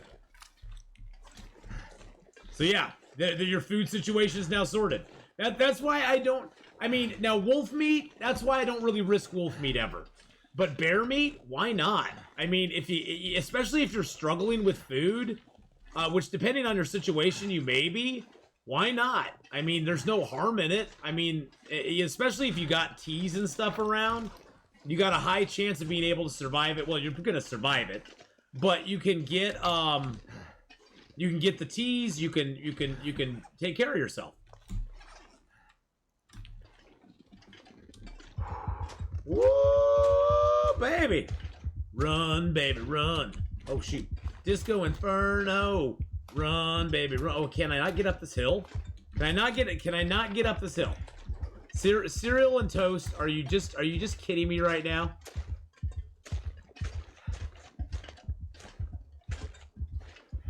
All right, BT, have a good one, my friend. We'll see you later. Good luck with your intestinal parasites. Plus, you have friends, exactly. See, you want the game to be co-op? You can have friends. You can have friends in the form of intestinal parasites. Everybody. What happens if you don't treat them? You die. So for every day that you have the parasites, you lose a little bit of your overall health. It sort of looks like what happens when you get frostbite. Your health bar turns red, so you get little less maximum health. And the main thing though that it affects more than the health even is that your overall fatigue, your winded, it starts filling up with red as well. And by the end, you'll have like this much white every day available to you. Tired. And so the fatigue is the worst thing because if you don't have if you don't have all the teas you need, you have to travel and you can do less every single day because you don't have the stamina to do it anymore. And that health bar starts filling up with red as well. And so you can only heal up to the maximum that your bar is available. And so if you just let them go, eventually your bar would fill up with red and you'd die.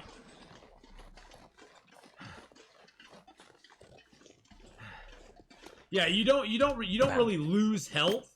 It doesn't. Could end up being useful. Well, that will be useful. You don't really lose health from it. It's not like having food poisoning where your health slowly goes down as the day progresses. You just lose the ability to have a certain amount of health, period.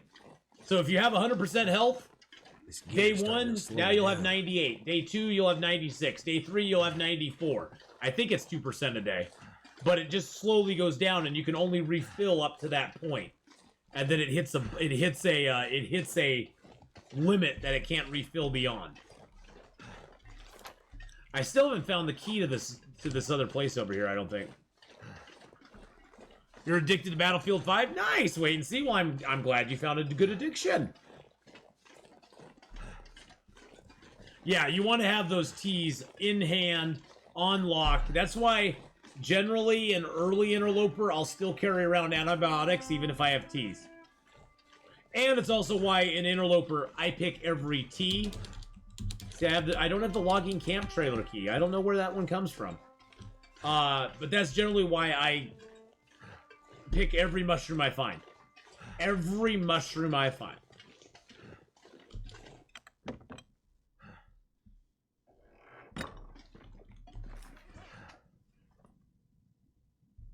All right, let's eat.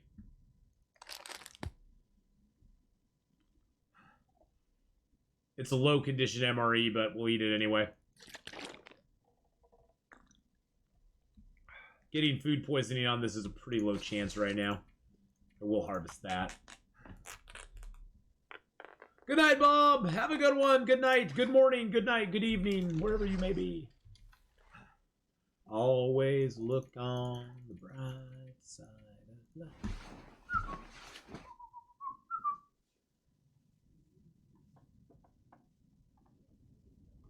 Ooh, I'm getting tired too. It's getting late here.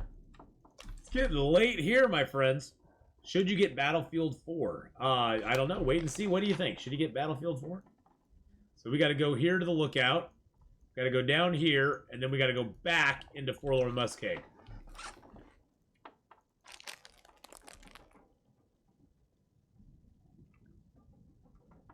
Oh, I don't keep track of percentages and stuff. I've never known that stuff. Just isn't important to me. This was never that important to me. I was like, yeah, whatever. I know I lose health. I know I lose condition.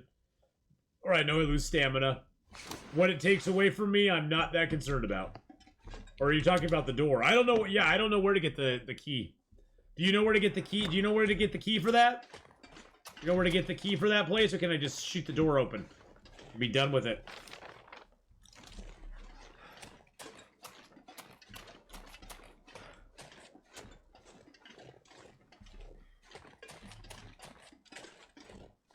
All right, I'm pushing it. See you in an hour and a half. All right, BT. Good luck, my friend. Nope, you don't? Oh, well, then what good are you to me? What good are you to me? Jeez, the ways you're supposed to be. Yeah, I know how to get that. Don't worry about it. Then what good does that do me, Quesamo? I expect you to know these things, my friend. Expect you to know these things. It's okay, I forgive you. This once. It's one time. I'll forgive you. Oh, it's the moral support. Oh. It gives me moral support? Okay. It makes me feel like I'm not alone, little blind mouse. I see. That's okay, though. That's okay. Oh, wow, we have over 100 viewers? How long has that been that way? Jeez Louise, I gotta give out some 100 viewer points. I always try to give out points when we get 100 viewers, and I didn't even notice it. Even a chance for low-end PC owners like me to play a 4-player mission co-op. You have a confession player. Oh my goodness, Phantom. Oh my goodness, what is your confession, sir? Do we need to do our Hail Marys and stuff? Is it that sort of confession or not? I'm gonna go up here and check for Prepper's cache. Do 50 Hail Marys and you shall be absolved.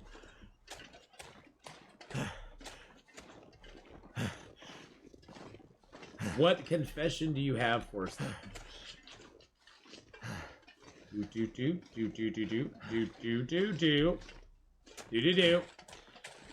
Hey, look, it's a birch bark. Forgot about the birch bark up here.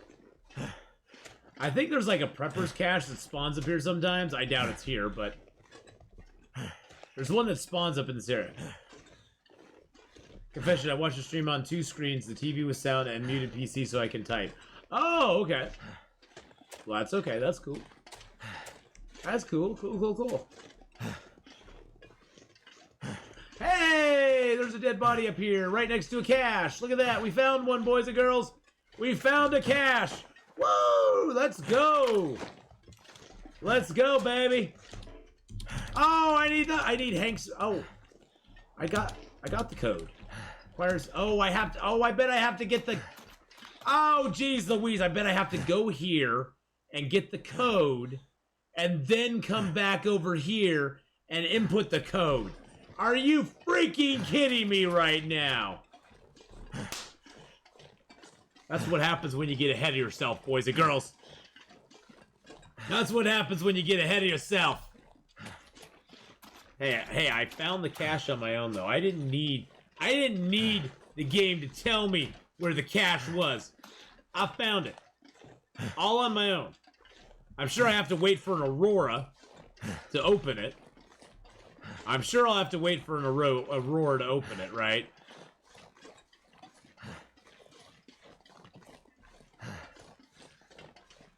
You've been coded. Now go cash in. Boom! Okay, I'll never do that again. That was cringy. That was really cringy. Really, really cringy.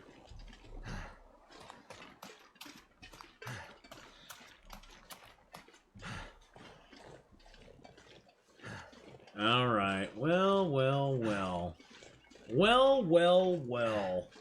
The game threw me another curveball. Aurora's gonna open, exactly. Aurora will open it for me. What's that? Oh, it's just a... So I went and saw Venom the other night. It was pretty good. It was fun. I mean, this is a fun. It's a dumb action movie, which is I was totally happy with that. I was totally happy with it. I was disappointed the fight scenes with Venom and Carnage didn't last longer. It definitely felt like it had been edited down a lot. But I enjoyed it overall. I actually was more excited for the trailer to Dune that I saw before the movie than I actually was by the movie itself. But I'm excited for Dune. I want to go check that out. I've never read the Dune books. I've only seen the original movie that came out with Sean not Sean Connery, but with Sting and with Captain Picard back in the day. I also watched the television movie one that they did as well.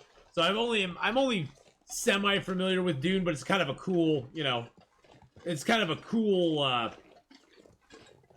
sci-fi thing. Was it the David Lynch one? Was that the original movie with Captain Picard and Sting?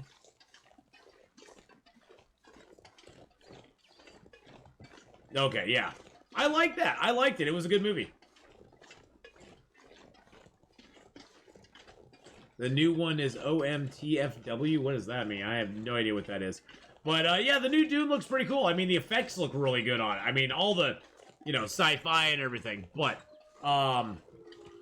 yeah, I mean, I will, I will definitely go watch Dune. I was pretty excited by seeing the trailer for it. I was like, oh, that looks kind of cool. I can dig it. Get those big old sandworms, making those sandworms look better than, like, sock puppets coming out of the ground. It sort of had that... The original one sort of had that vibe from The Empire Strikes Back, where the worm comes out and you can basically see the dude's hand going like this, It had that vibe,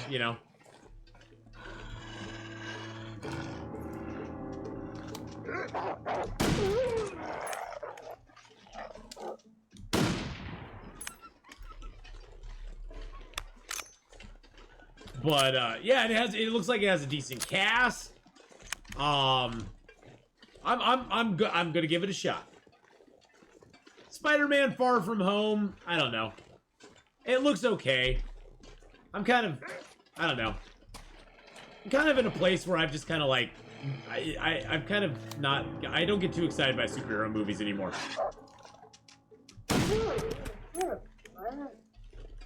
But, I'll go watch it. I'll see what it's like. I was happy with Venom. Venom was just a dumb, sort of, buddy cop movie, almost.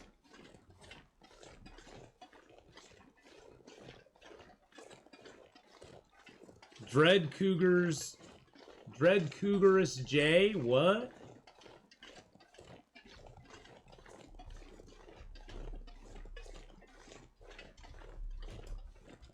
Here, wait and see. I'll permit you if you got a clip. There you go. I'll permit you. Atheenon wants to play Horizon Zero Dawn Forbidden West. Ooh, are they going to come? Oh, yeah, they're coming out with another, Horizon Zero Dawn, aren't they? Yeah, I actually do want to play that. I liked Horizon Zero Dawn. If I can play another game where I get to kill more dino robots, I'm down. Killing dino robots was fun. Oh, dude's behind me. Where are you? Is he behind that rock? Behind the tree?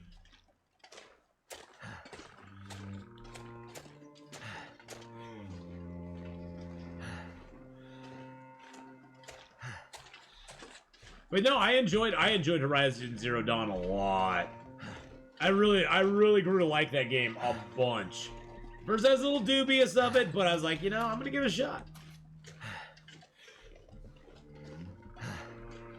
And it was a lot of fun.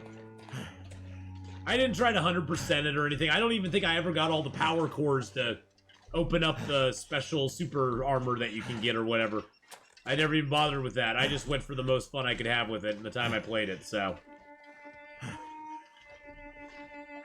What do you think of the Forest Claws in Horizon Zero Dawn? The Frost Claws in Horizon Zero Dawn DLC, they made the huge grizzly. Oh yeah, I like those. Those were tough.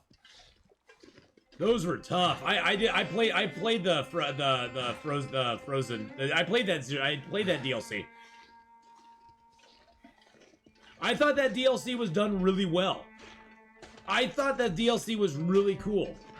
It was like a cool, like, extra little story they added in there. And you could have played the game without it. It would have been totally fine. But I think it added. It was a very well done DLC.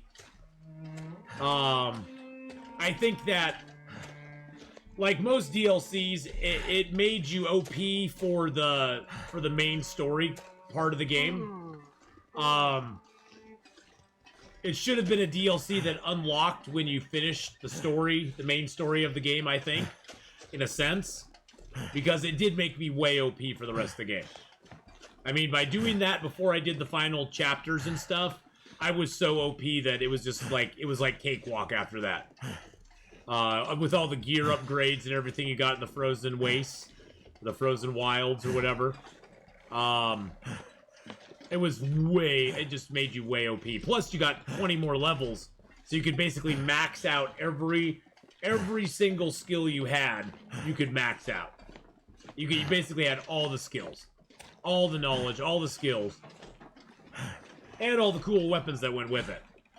So, it was a little bit OP, but I had a lot of fun with it.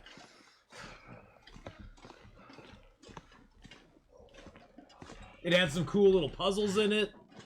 It had what I think is a great story. A great story. I mean, I was really impressed by the storytelling. This pack is getting too heavy to carry. Hey baby, hey baby. Hatch code 451832. Shit. Looks like Hank was going a bit stir-crazy out here.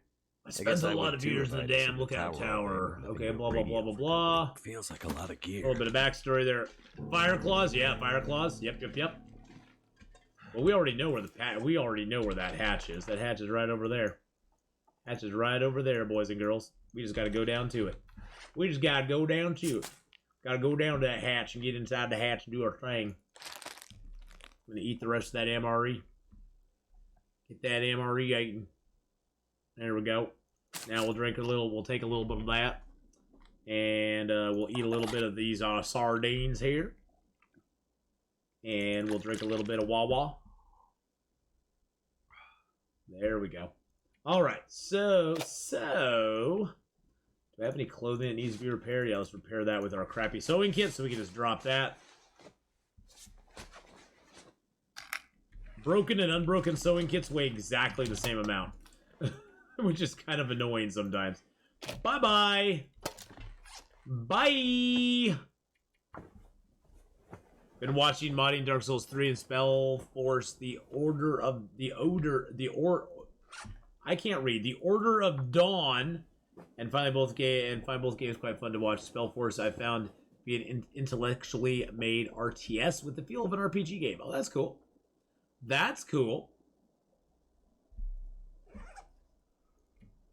Ooh. Or I drop both of those because I don't need them. I got tons of antiseptic stuff. And good luck to any wolf trying to get through my 34% protection and all my good stuff. Extra tools. No, I got some canned food. That's fine. Oh, I got 2 knives. All right, we're gonna spend a little bit of time here. We're pretty tired. We're gonna finish cleaning up our weapon. Well, it sounds like you've been super busy. Wait and see. That new gal Sarah you guys have working for you seems really nice. Is she gonna be like our regular delivery driver here soon, or I've seen her now on Monday and Wednesday, so Is she going to be bringing around our stuff on a regular basis, or is she just kind of filling in for people? She seems pleasant enough, though.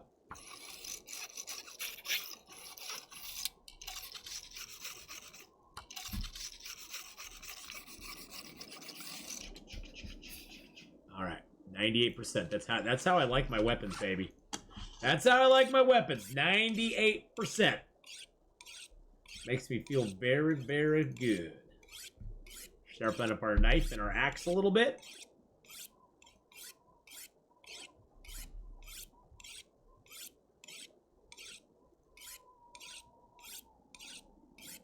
Yeah, that's weird. That Hank's Key quest that we got, that didn't appear until we came back from the other zone with the spear. So I think you have to get to the spear point and talk to Jeremiah before that appears in the game. Because that was not in the game earlier on, so... Not sure what I'm going to do with a well-deserved 4-day weekend besides keeping on the boys.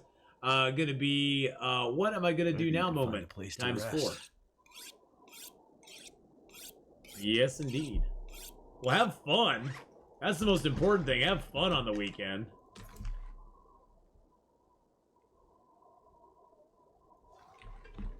Let's make a little fire and just make a little bit of water here real quick. Get another torch too while we're at it, since that's our best torch.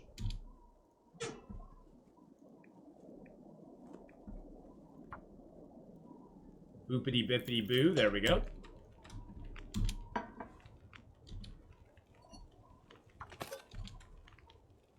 You have a vacation in 10 days. Nice.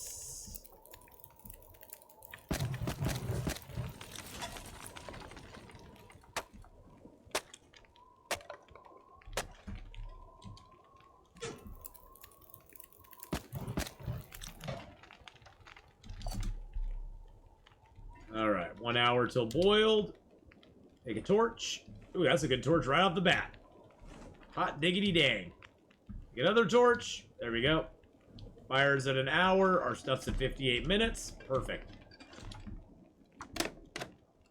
That means I may harass you more. Yes, you may. Yes, you may. May I have another? Break down these torches real quick.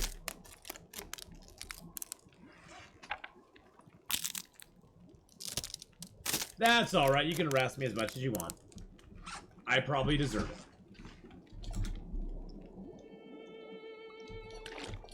Starting to weigh me down. Starting to weigh me down.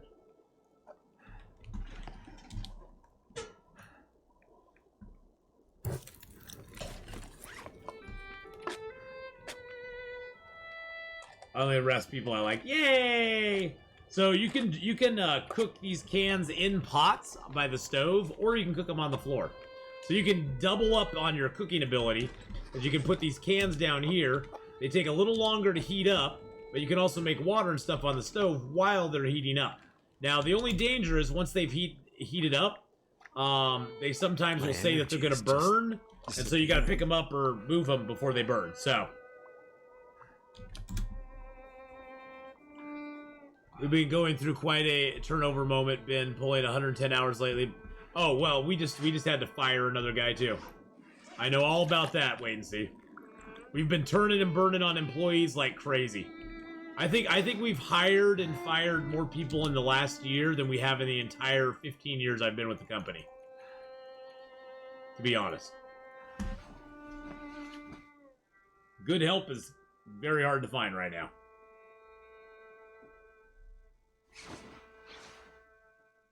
And it's been a combination of everything. Everything from theft to drugs to alcohol to just not being able to do the job to, I mean, it's been a huge laundry list of problems with employees. It's just, walk with this. Just freaking crazy. Ah!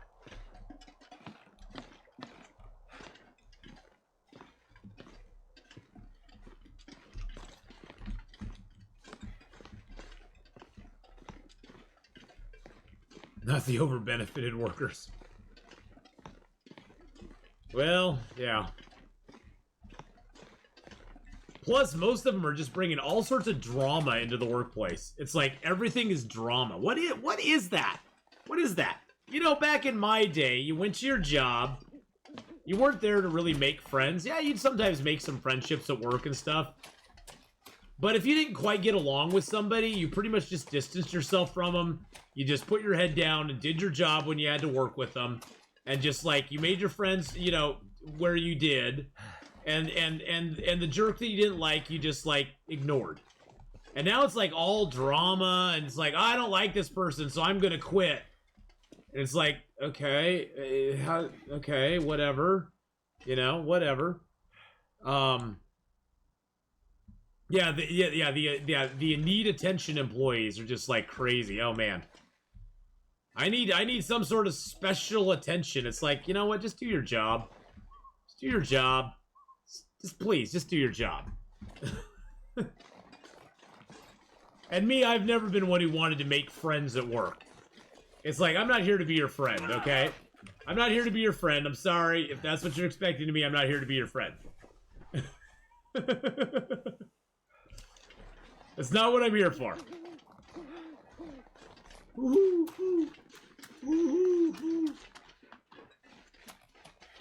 I've got plenty of friends. Well, no, I don't have plenty of friends. I don't have many friends out in the real world, and I'm not looking to make friends here at work either. I'm not going to be a jerk to you, but I'm not going to be your friend. So, move along. Move along. Go sell crazy somewhere else. We're all full up here. God, that's a great movie. If you've never seen As Good as It Gets, go watch As Good as It Gets.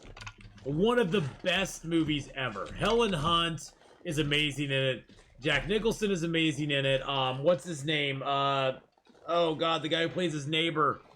I can't remember his name. Oh my gosh. It's like Paul something, I think, or something like that. He's amazing in it too. Such a great freaking movie.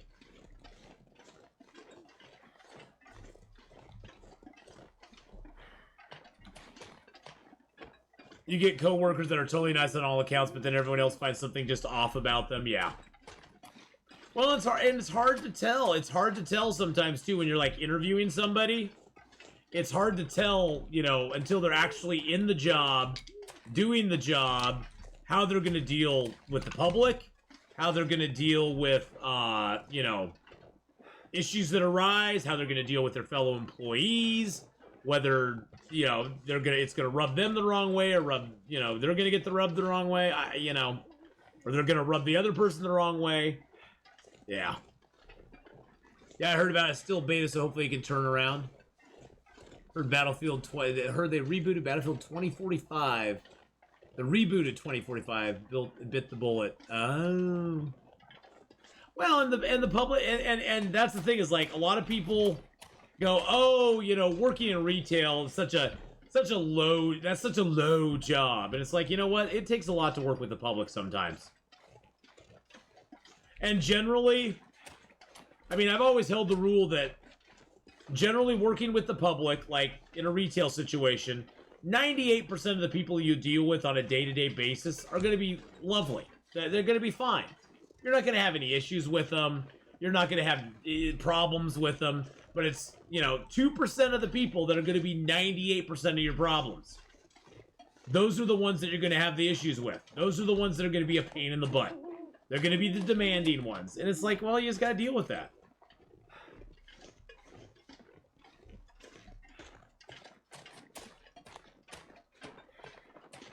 I know, exactly. But, you know, I'm just talking about people's perspective on it sometimes, Nocturnal Druid.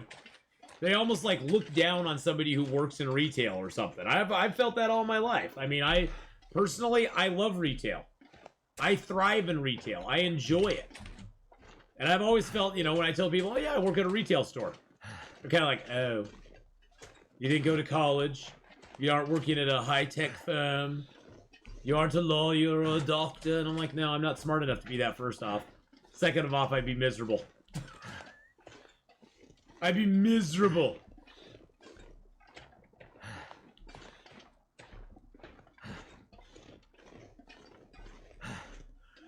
Yeah, and that's it too. I mean, aha.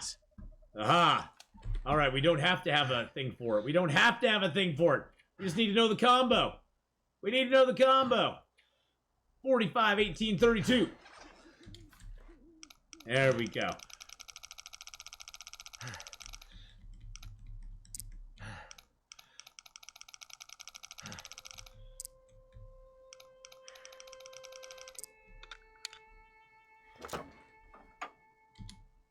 Woo! Let's go! Finally made it. Yeah, you know, and that's one thing too in retail. You got to learn to you have to learn to not take an annoyed customer personally, because the annoyed customer does not know you from Adam. They don't Not gonna be able to carry. they have a problem, and you just need to try to help them fix it. And generally, if you can, wow, I don't know what to do with all this. Generally, if you can help them through whatever they're going through, even if you can't resolve the problem, sometimes they just want to be heard. Sometimes they just want to know that you understand that they're having a problem and that they're frustrated. Sometimes they aren't looking for a solution. Sometimes there's nothing you can do that will ever solve the problem for them. That'll come in handy. And you just have to be willing to go, hey, you know, I'm going to do my best. Let's try to figure this out and see what we can do for you. And then there's some things that are out of your control. There's some things that are in your control. But yeah, and that's the thing is, like, there comes a point. I mean, if the person starts getting, you know, nasty and like is disrespecting you for no good reason, and is like just being nasty just for nastiness sake, that's a different story. But generally, I think a lot of times people in retail take the customer being upset as a personal attack, and it's not. It's not a personal attack. They aren't mad at you. They aren't mad at you individually. They're just mad at the situation. And you gotta just be patient with them. Of course, there's a breaking point. There's a point where there's no patience left. You're like, yeah, no, dude, you're out of here. Bye. And I've had to have that conversation with several people before. I'm doing stuff, Lori. Things.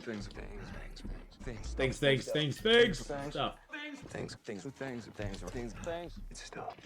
But generally, ooh, Hank's Journal Part 2. What? Things turn the way I hope. Blah blah blah blah blah. All right, Hank. Thank you. He died from too much pork and beans. He farted too much in an enclosed space and died from the asphyxiated from the pork and beans that got him. But you know, you just gotta listen. A lot of it is just listening to, and actually actively listening to them, hearing what their frustrations are, and being like, "Hey, I understand. It's a crappy situation. Let's see what we can do to get you figured out. Let's see what we can do to work through this together. You know, you're coming to me with this. I'm gonna do my darndest to help you out." And for a lot of people, a majority, not all of them, but for a majority of people, that's something that they don't get a lot of times. They just keep feeling like they're just being pushed down the road, and so they want you to be invested in it. And if you can do that, a lot of times, I mean, gosh, in my business, I would have a lot of people come back and go, "Hey, thanks so much for helping me out through this or that. I know you weren't able to do what I wanted, but I really appreciate you listening to me and trying your best to help me out." And that a lot of times is just what people want. They just want to feel like they freaking matter. Because unfortunately, we live in a world today where a lot of times you're just being kind of told that you don't matter, which sucks. None of us want to not feel like we don't matter. You know, none of us want to feel like we don't matter. So, all right, let's break that down to, hey, we found a can opener. Well, and that's the thing too, is that you will get the occasional, like, Karen or you know, Kevin, I guess they call him. But you'll get the occasional one of those that there's nothing you can do. And the thing is, though, that those are, if you work in retail long enough, people like that are very easy to spot. You start to get the signs of when somebody's going on that bent and is not going to be satisfied no matter what happens. And those people just need to be told, hey, you can, go elsewhere at that point. There's nothing else I can do for you.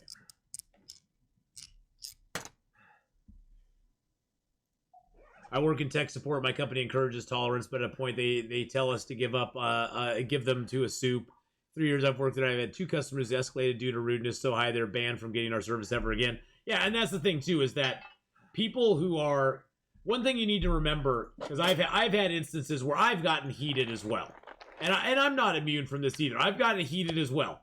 I'm never actually mad at the person I'm talking to. I'm just frustrated at the situation. I just feel like I'm getting nowhere.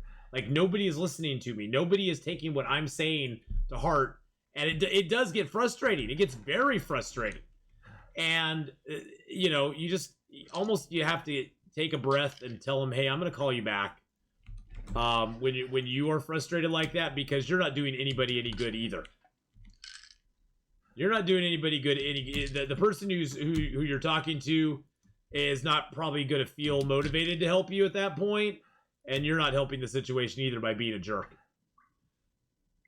I've had several conversations where I've just been like, yeah, I don't feel like I'm getting anywhere here, and I'm just getting more and more frustrated. I'm gonna take a breath. I'm gonna call you guys back in a little bit, and we'll see what we can figure out. Because I know I've reached my breaking point where I'm gonna be mean or something just for that, for no other purpose than I'm just pissed off, that I'm just frustrated, that I feel like I'm getting nowhere with it, And ultimately, as the customer, you have to go, you know what? If I can't get resolution, I'm just going to go elsewhere. And sometimes talking to the supervisors is good. A lot of times, I'm not saying Shadow Man in your instance, but a lot of times, some of the people that you're initially getting on the phone maybe are not the most experienced. I'm not specifically talking about you, Shadow Man, but I'm saying that a lot of times, there's you get new people in all the time. Every business does. And they aren't gonna put a veteran, they aren't gonna put a brand new person in a supervisory role. They'll more likely be the first person you talk to when you call someplace. And so, bear that in mind, that they may not have the expertise or the intricate knowledge that somebody higher on the food chain may have. And so I'm not saying, the moment you call, say, I want to talk to your supervisor. I'm not saying that.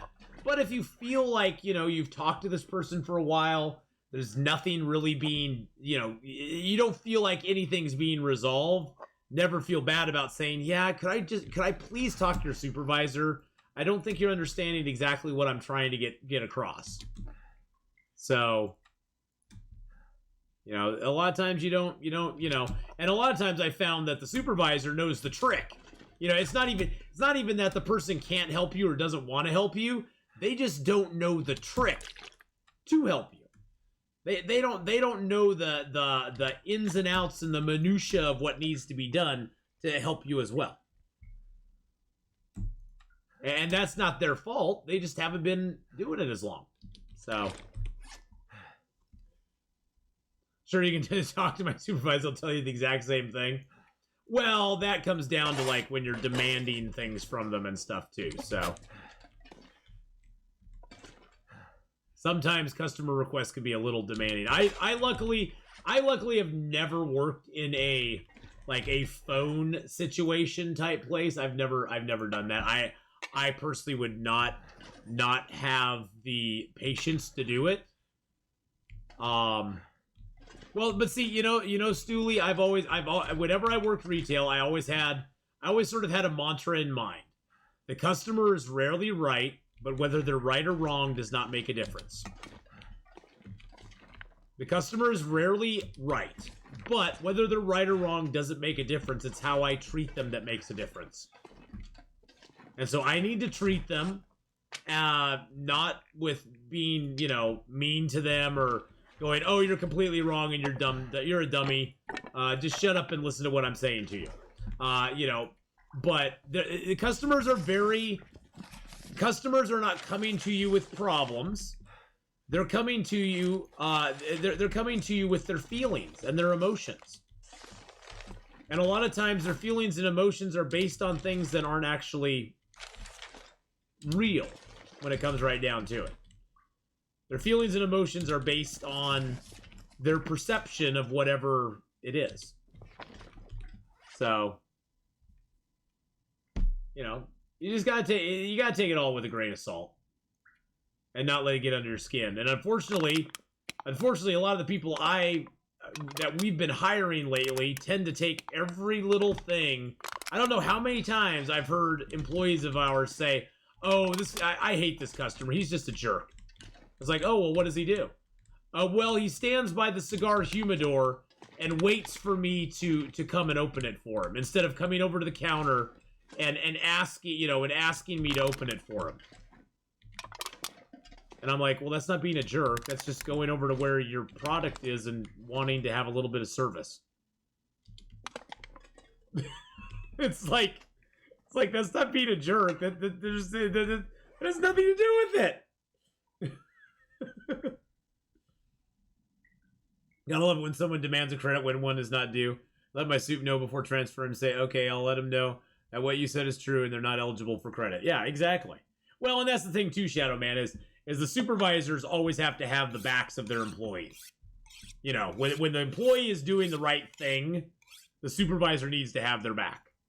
And not override them by going, oh, well, yeah, I can do this for you. My subordinate couldn't, but I'll bend the rules for you and do this. That's a bad practice to set to. Hey, and ultimately the customer can always walk away. Yeah, exactly. That's the thing. It's like, and most of them don't. I mean, but most of the people that we're employing right now are just not. They don't know They don't know how to do customer service. Period. They don't know how to do customer service. They are what I call mirror foggers.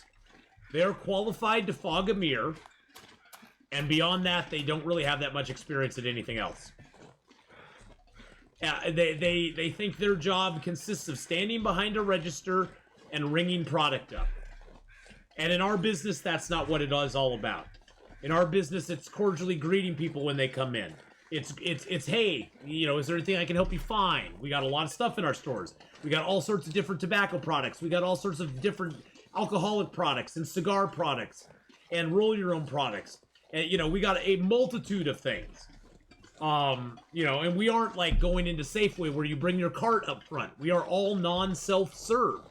Our entire store, except for the beer cooler, is non-self-serve, which is kind of ironic that the beer cooler is self-serve, but you can't have self-serve tobacco. That just doesn't work. But you know, so our entire location is pretty much non-self-serve, and so just the common courtesy of seeing if the customer needs something or needs help finding something, or, you know, our stores are rather large. I mean, they aren't something that's like, it's not like a tiny little box that has only a limited number of things in it. We have thousands of products in our stores. So I think part of it is just them not really thinking about it all the way through, I guess. So yeah, thanks to state-controlled substance ordinance, yeah. Do you like the changes to audio in Long Dark? I like the way the crows sound now. A lot. I know, that was me too, Phantom Sith. But see, that's a different generation of people too. If I get a customer who's nice and they're upset, but being a good human about it, and ask for a credit, even if they don't qualify for one, I get special permission for the credit for them, only because they're being nice about it. Well, yeah. And that's the thing, too, you gotta remember. When you're approaching customer service, a lot of times you will get what you give. I mean, that's a perfect example, Shadow Man. When you go in there aggressively, argumentatively, and meanly, you're not gonna get as much help as if you go... It's the whole thing about capturing more something with honey than with vinegar. Attracting more bees with honey than vinegar, something like that.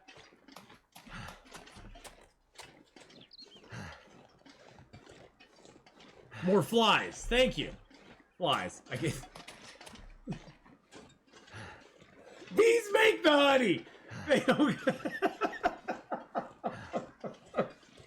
Bees make the honey. Yeah, exactly. Best customer always comes first. There was an old story that I heard from I think it was the guy I first ran the comic book shop for. And the story basically went that, you know, a perfect example of customer service is a lady came into a washing machine repair place.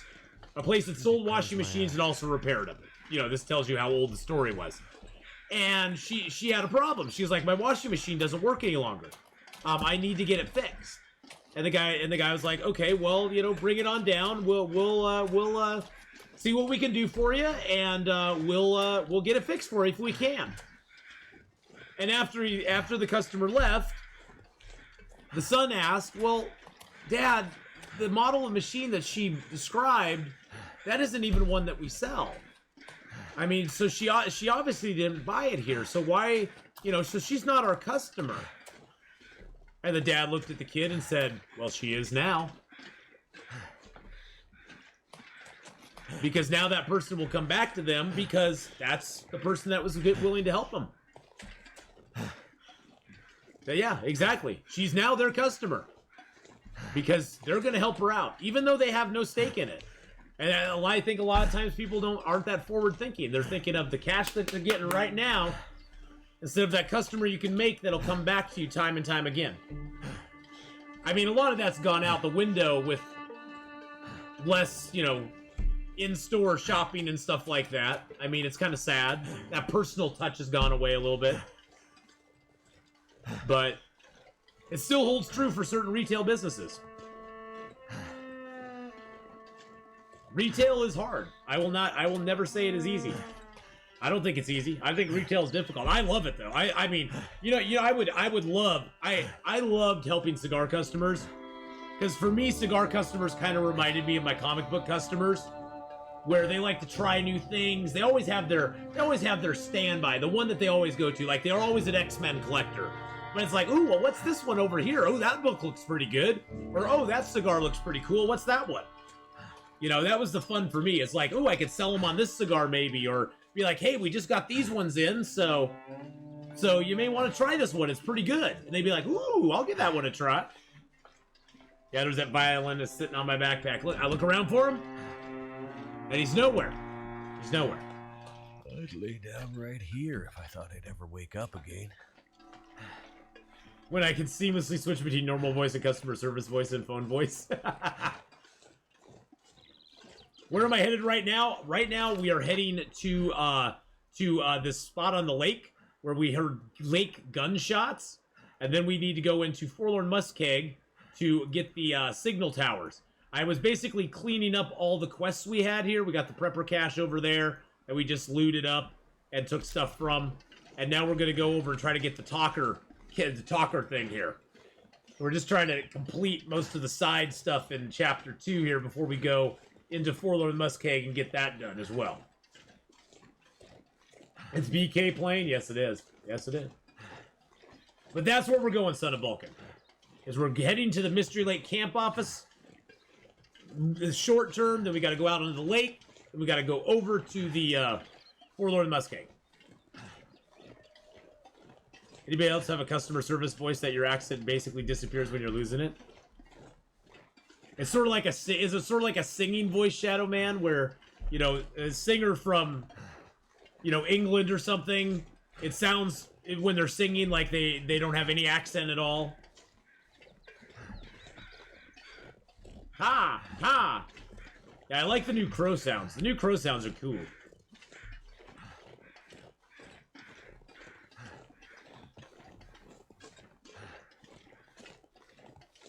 I don't get as angry as I used to anyway, though. I get angry sometimes, but I kind of tamper it down most of the time.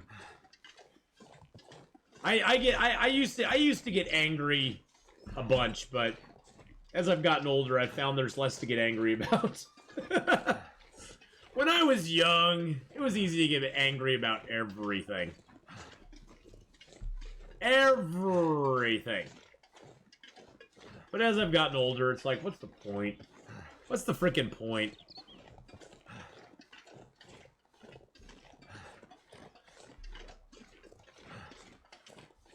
In fact, crows can be taught to speak like a parrot can. I did know that, as a matter of fact, Shadow Man. I had heard that before. I can't remember where I heard that, but I did. Oh, look at all the cured hinds and guts we got here. There's a few more to add to the stash.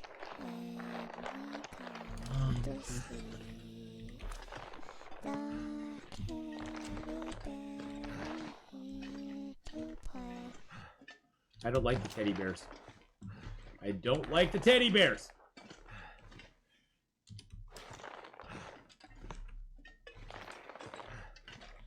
Oh, of course I can't lay it down there.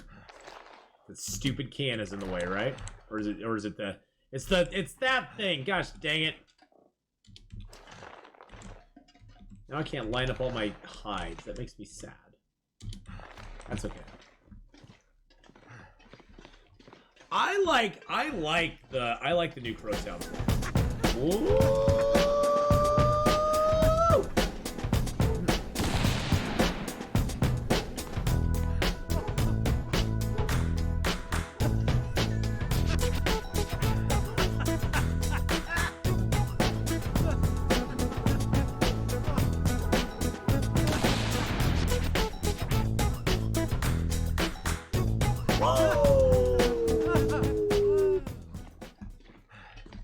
Whoa! Let's go.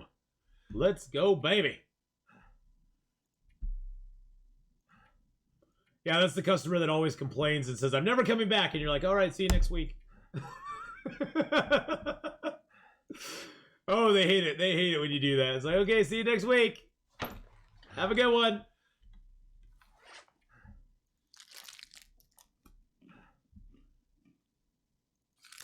I started a long joke. The crows sound like the ones where I live. I walk outside and hear them and be like, "Where's the body? Where's the body?" Oh, that's just 39 bullets we have beyond the 10 that are in our bag right now. Let's just sleep like 4 hours so I can get a little bit of rest back. And then we can go out to the lake. I just don't want to go out there completely schnockered. Okay. Woo!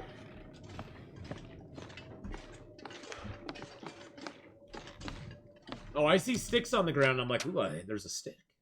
There's a stick. Well, that's no fun. That's not fun. Where's the fun in this? Where's the fun in this, boys and girls? I ask you, where is the fun in this? Why do you have to be so blizzardy, game?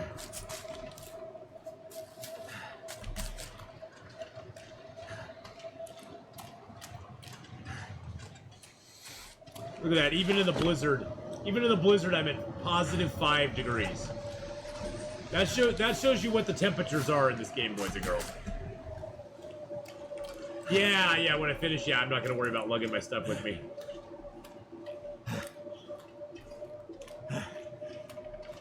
Oh, now we got a little bit of negative. Now we're at -1. -1, boys and girls. -1.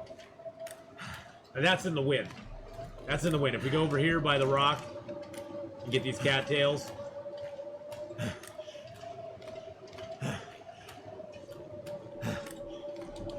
Get a little protection here. Oh, it must be more negative now. -2. Oh, God. It's getting cold. Ah, there we go. +8. +8. Gotta get out to there.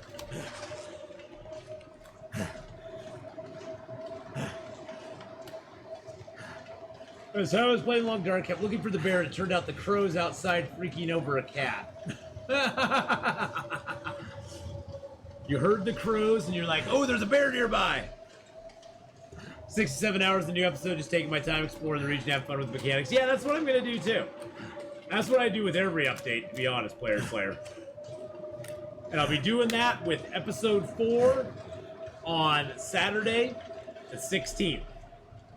Right now, we're about little over halfway through. I want to say we're like halfway through episode 2. We still have a cache to find. We gotta go to the lake gunshots. We gotta go get that hatch. We gotta go get a few more of these caches. But we're getting through it. We're getting through it. I need to lay down. I don't know where the trailer key is for this place, though. That's the one thing I'm wondering about, is where the trailer key is for the trailers that are right over here in the train loading area. That's what I want to know. Is if anybody knows where the trailer keys are. Oh, logging camp. I'm sorry, logging camp. There's a key that's there, and there's also a key for one of the houses out here that we don't have yet, which I'd love to find. Did I look in the truck at the dam? I don't think I did. I actually don't think I did, Phantom Sith. Now that I'm thinking about it, I don't think I did look in the truck at the dam. Ruh-roh, Raggy.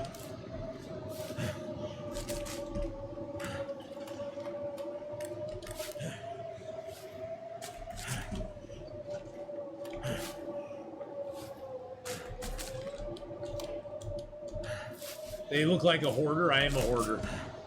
I can't pass up the cattails. Cattails are just such good food. I can't pass them up. They're so good. We had 30-mile-an-hour winds today. I thought long dark blizzard was imminent and considered sleeping away the windstorm.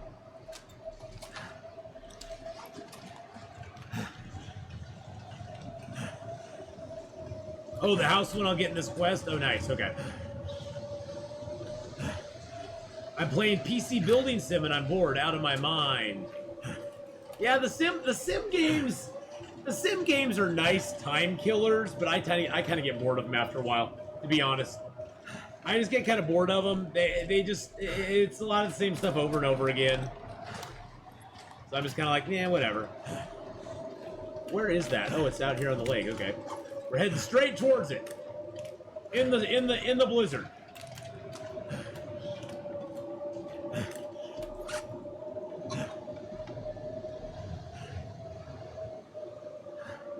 Yeah, I honestly just get kind of bored of the sim ones after a while. It was free on Epic. Yeah, I enjoyed like American Truck Sim. I enjoyed the House Flipper one. How is this dude playing out here in the blizzard? Oh, I forgot. He has a chillo.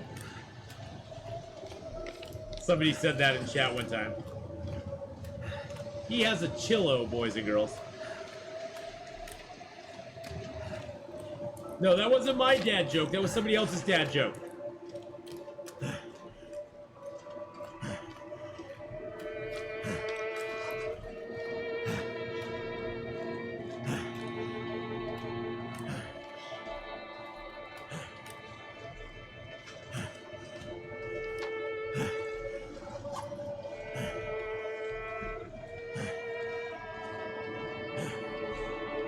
BT, how's the intestinal parasites going? I can't see crap out here, so we're gonna go into a house and wait for this blizzard to pass.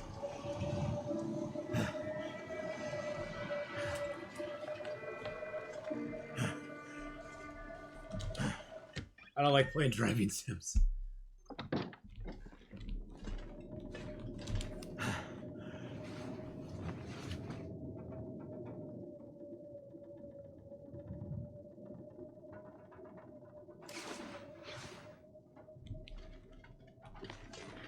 Really, Storm? You're not gonna go away. You're just gonna keep blowing and blowing and blowing out there. A chillographic moment. ASMR.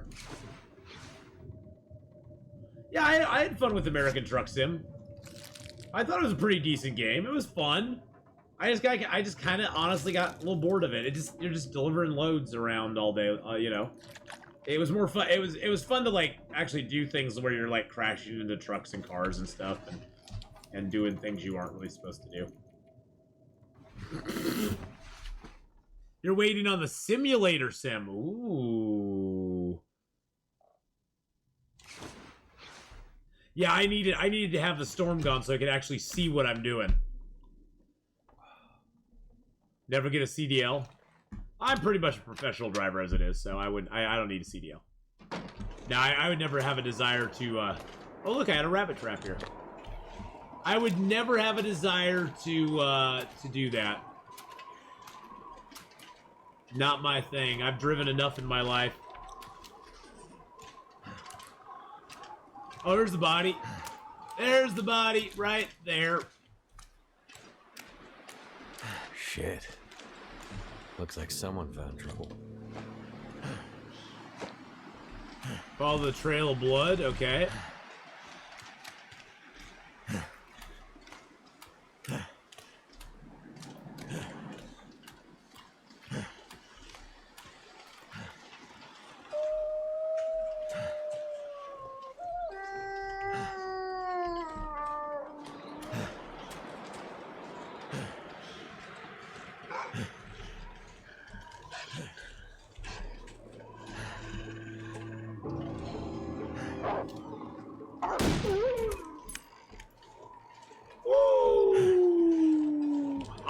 I enjoy driving.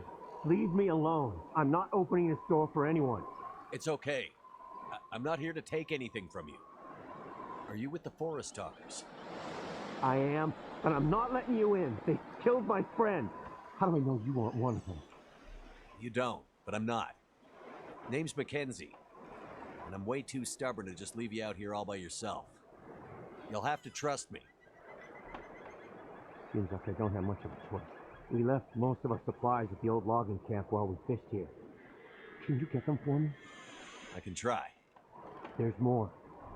In that abandoned dam, we found evidence that proves there shouldn't be logging in Mystery Lake. I need that evidence. Documents nobody wanted to be found. Oh, jeez, we got another side quest. Until we could retrieve them. Under a floor tile at the bottom of the stairwell. If you can help me get the documents back, well, it'd be a huge win for the environment. If you care about, living in the world. I have a feeling the world has bigger problems right now, but I'll see what I can do. Yeah, we're in apocalypse, dude. Key to the trailer where we stashed our supplies. I'll slide it under the door.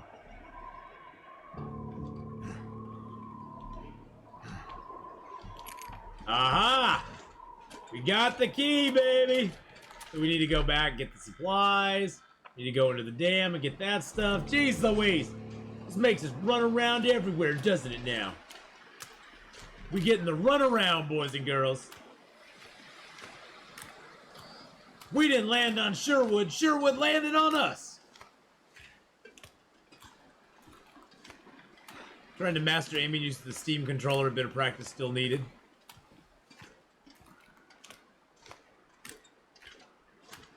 Episode 1 ain't the only fetchy episode, yeah. That's for sure. That's for sure. I enjoy driving. I mean, I enjoy driving our big truck. I get frustrated at people who can't park, because I drive a big box truck, and I can park that thing anywhere I want. I get so frustrated when somebody's driving like a F-150, and they pull into a parking spot, and they have to back up and pull in, and back up and pull in, and back up and pull in, and back up and pull in. It's like, you know, if you just went at the right angle, you could just pull in one smooth motion. I can do it in my box truck. Why can't you do it in a pickup truck? I don't understand. I don't understand. You know, back in my day, we used to park it on a dime. Parallel parking's nothing. Yeah, Junito, it does. If you want a game with a cool snowmobile, go play, what was that game? Oh my. I can't remember what it was. There was a cool snow game. Oh my. Kona. Oh my. Go play Kona. It's really fun. Oh my. Got a cool story to it too. Oh my. Kona is I always look at like Long Dark as like it avoided what Kona had.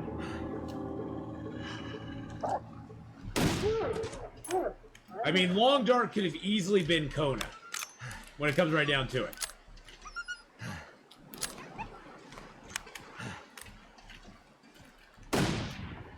Long Dark could have easily been Kona.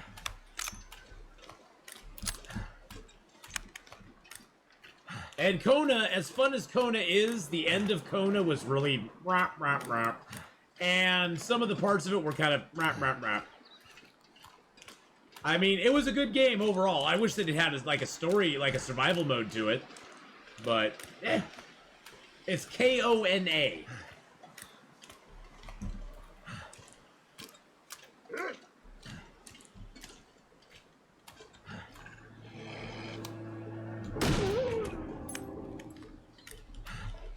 It's Kona. It's got an okay story. It gets a little weird towards the end, but it's supposed to be a little mystical and stuff. But no, it's a pretty good game. It's a good game overall.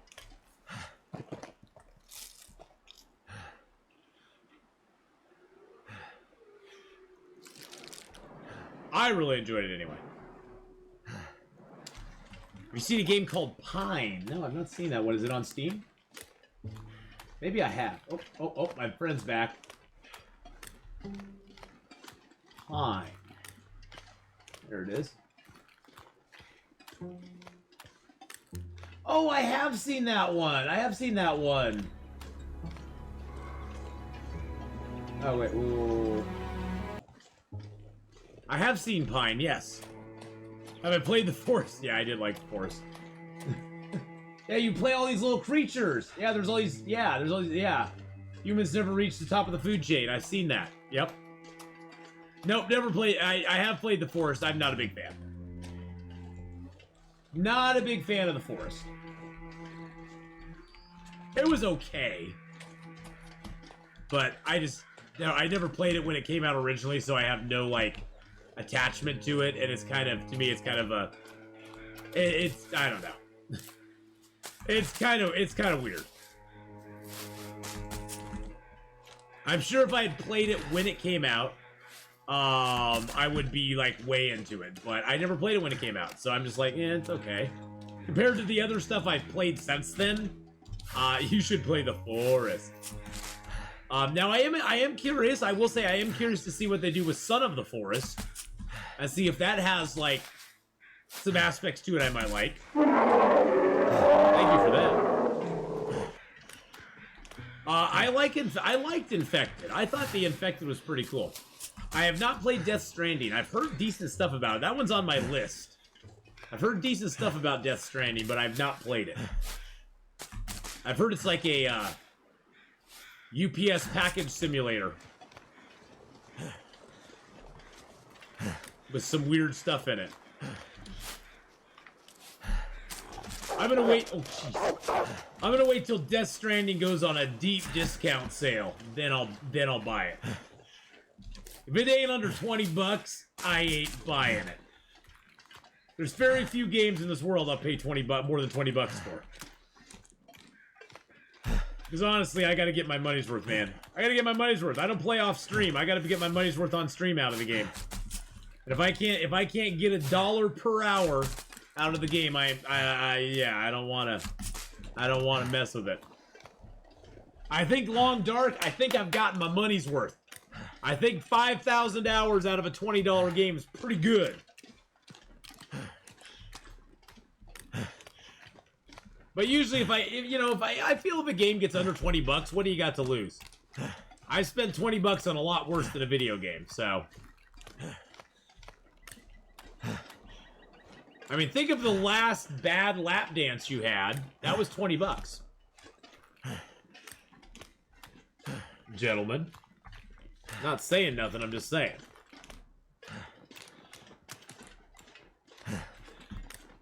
And that only lasted like a song, which was 3.5 minutes long.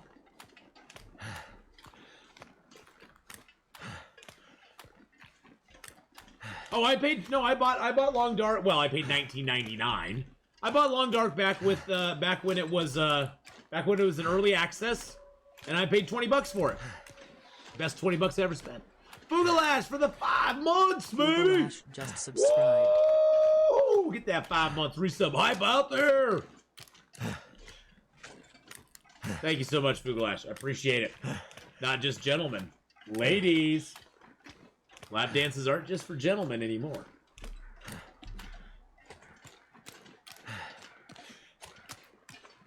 Magic Mike. You know, I think the best remake ever, because I think because you know I'm all for recasting characters. I think the best remake ever is I want an all-female cast of Magic Mike. I'm just saying. You know, I'm just saying. I want an all-female cast of Magic Mike. Hey now.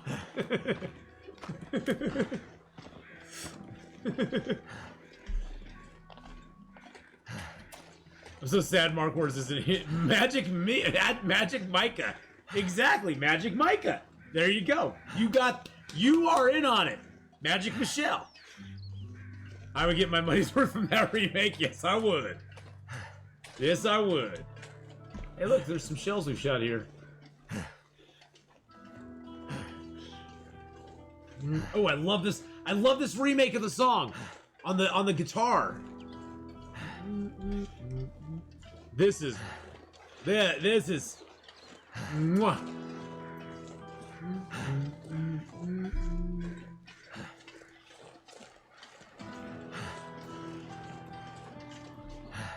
I love it.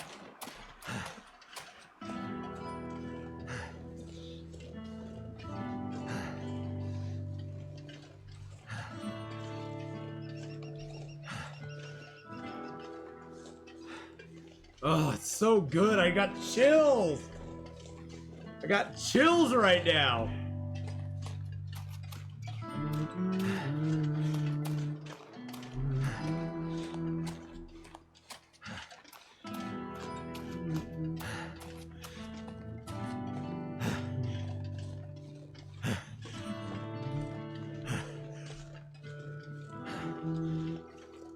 This is the long dark theme.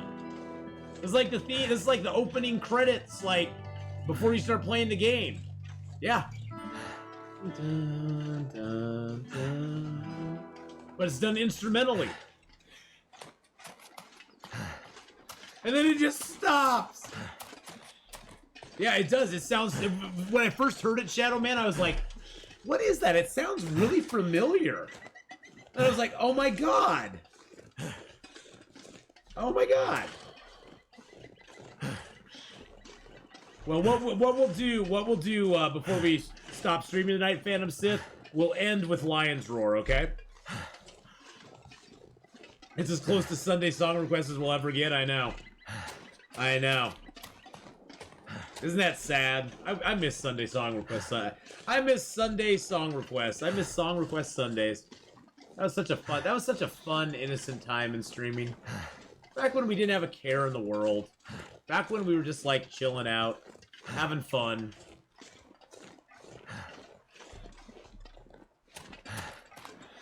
Back before everything was all, you know, going crazy.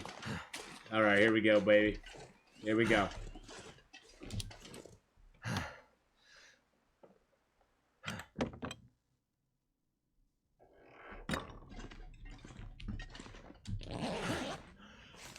There we go. We got the backpack full of supplies. We got clothing and food and water and all sorts of stuff in here.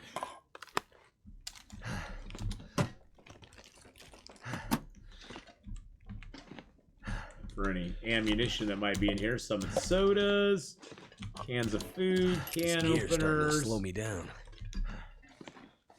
Another freaking storm lantern. Another bedroll. Another bedroll. Oh, Cowichan sweater, what? What? If I didn't discover Long Dark via Gray still plays. I never would have found First Aid Kit, and I like quite a few of their songs. Yeah, they were a good pick. They were a good pick for the soundtrack, for sure. For sure.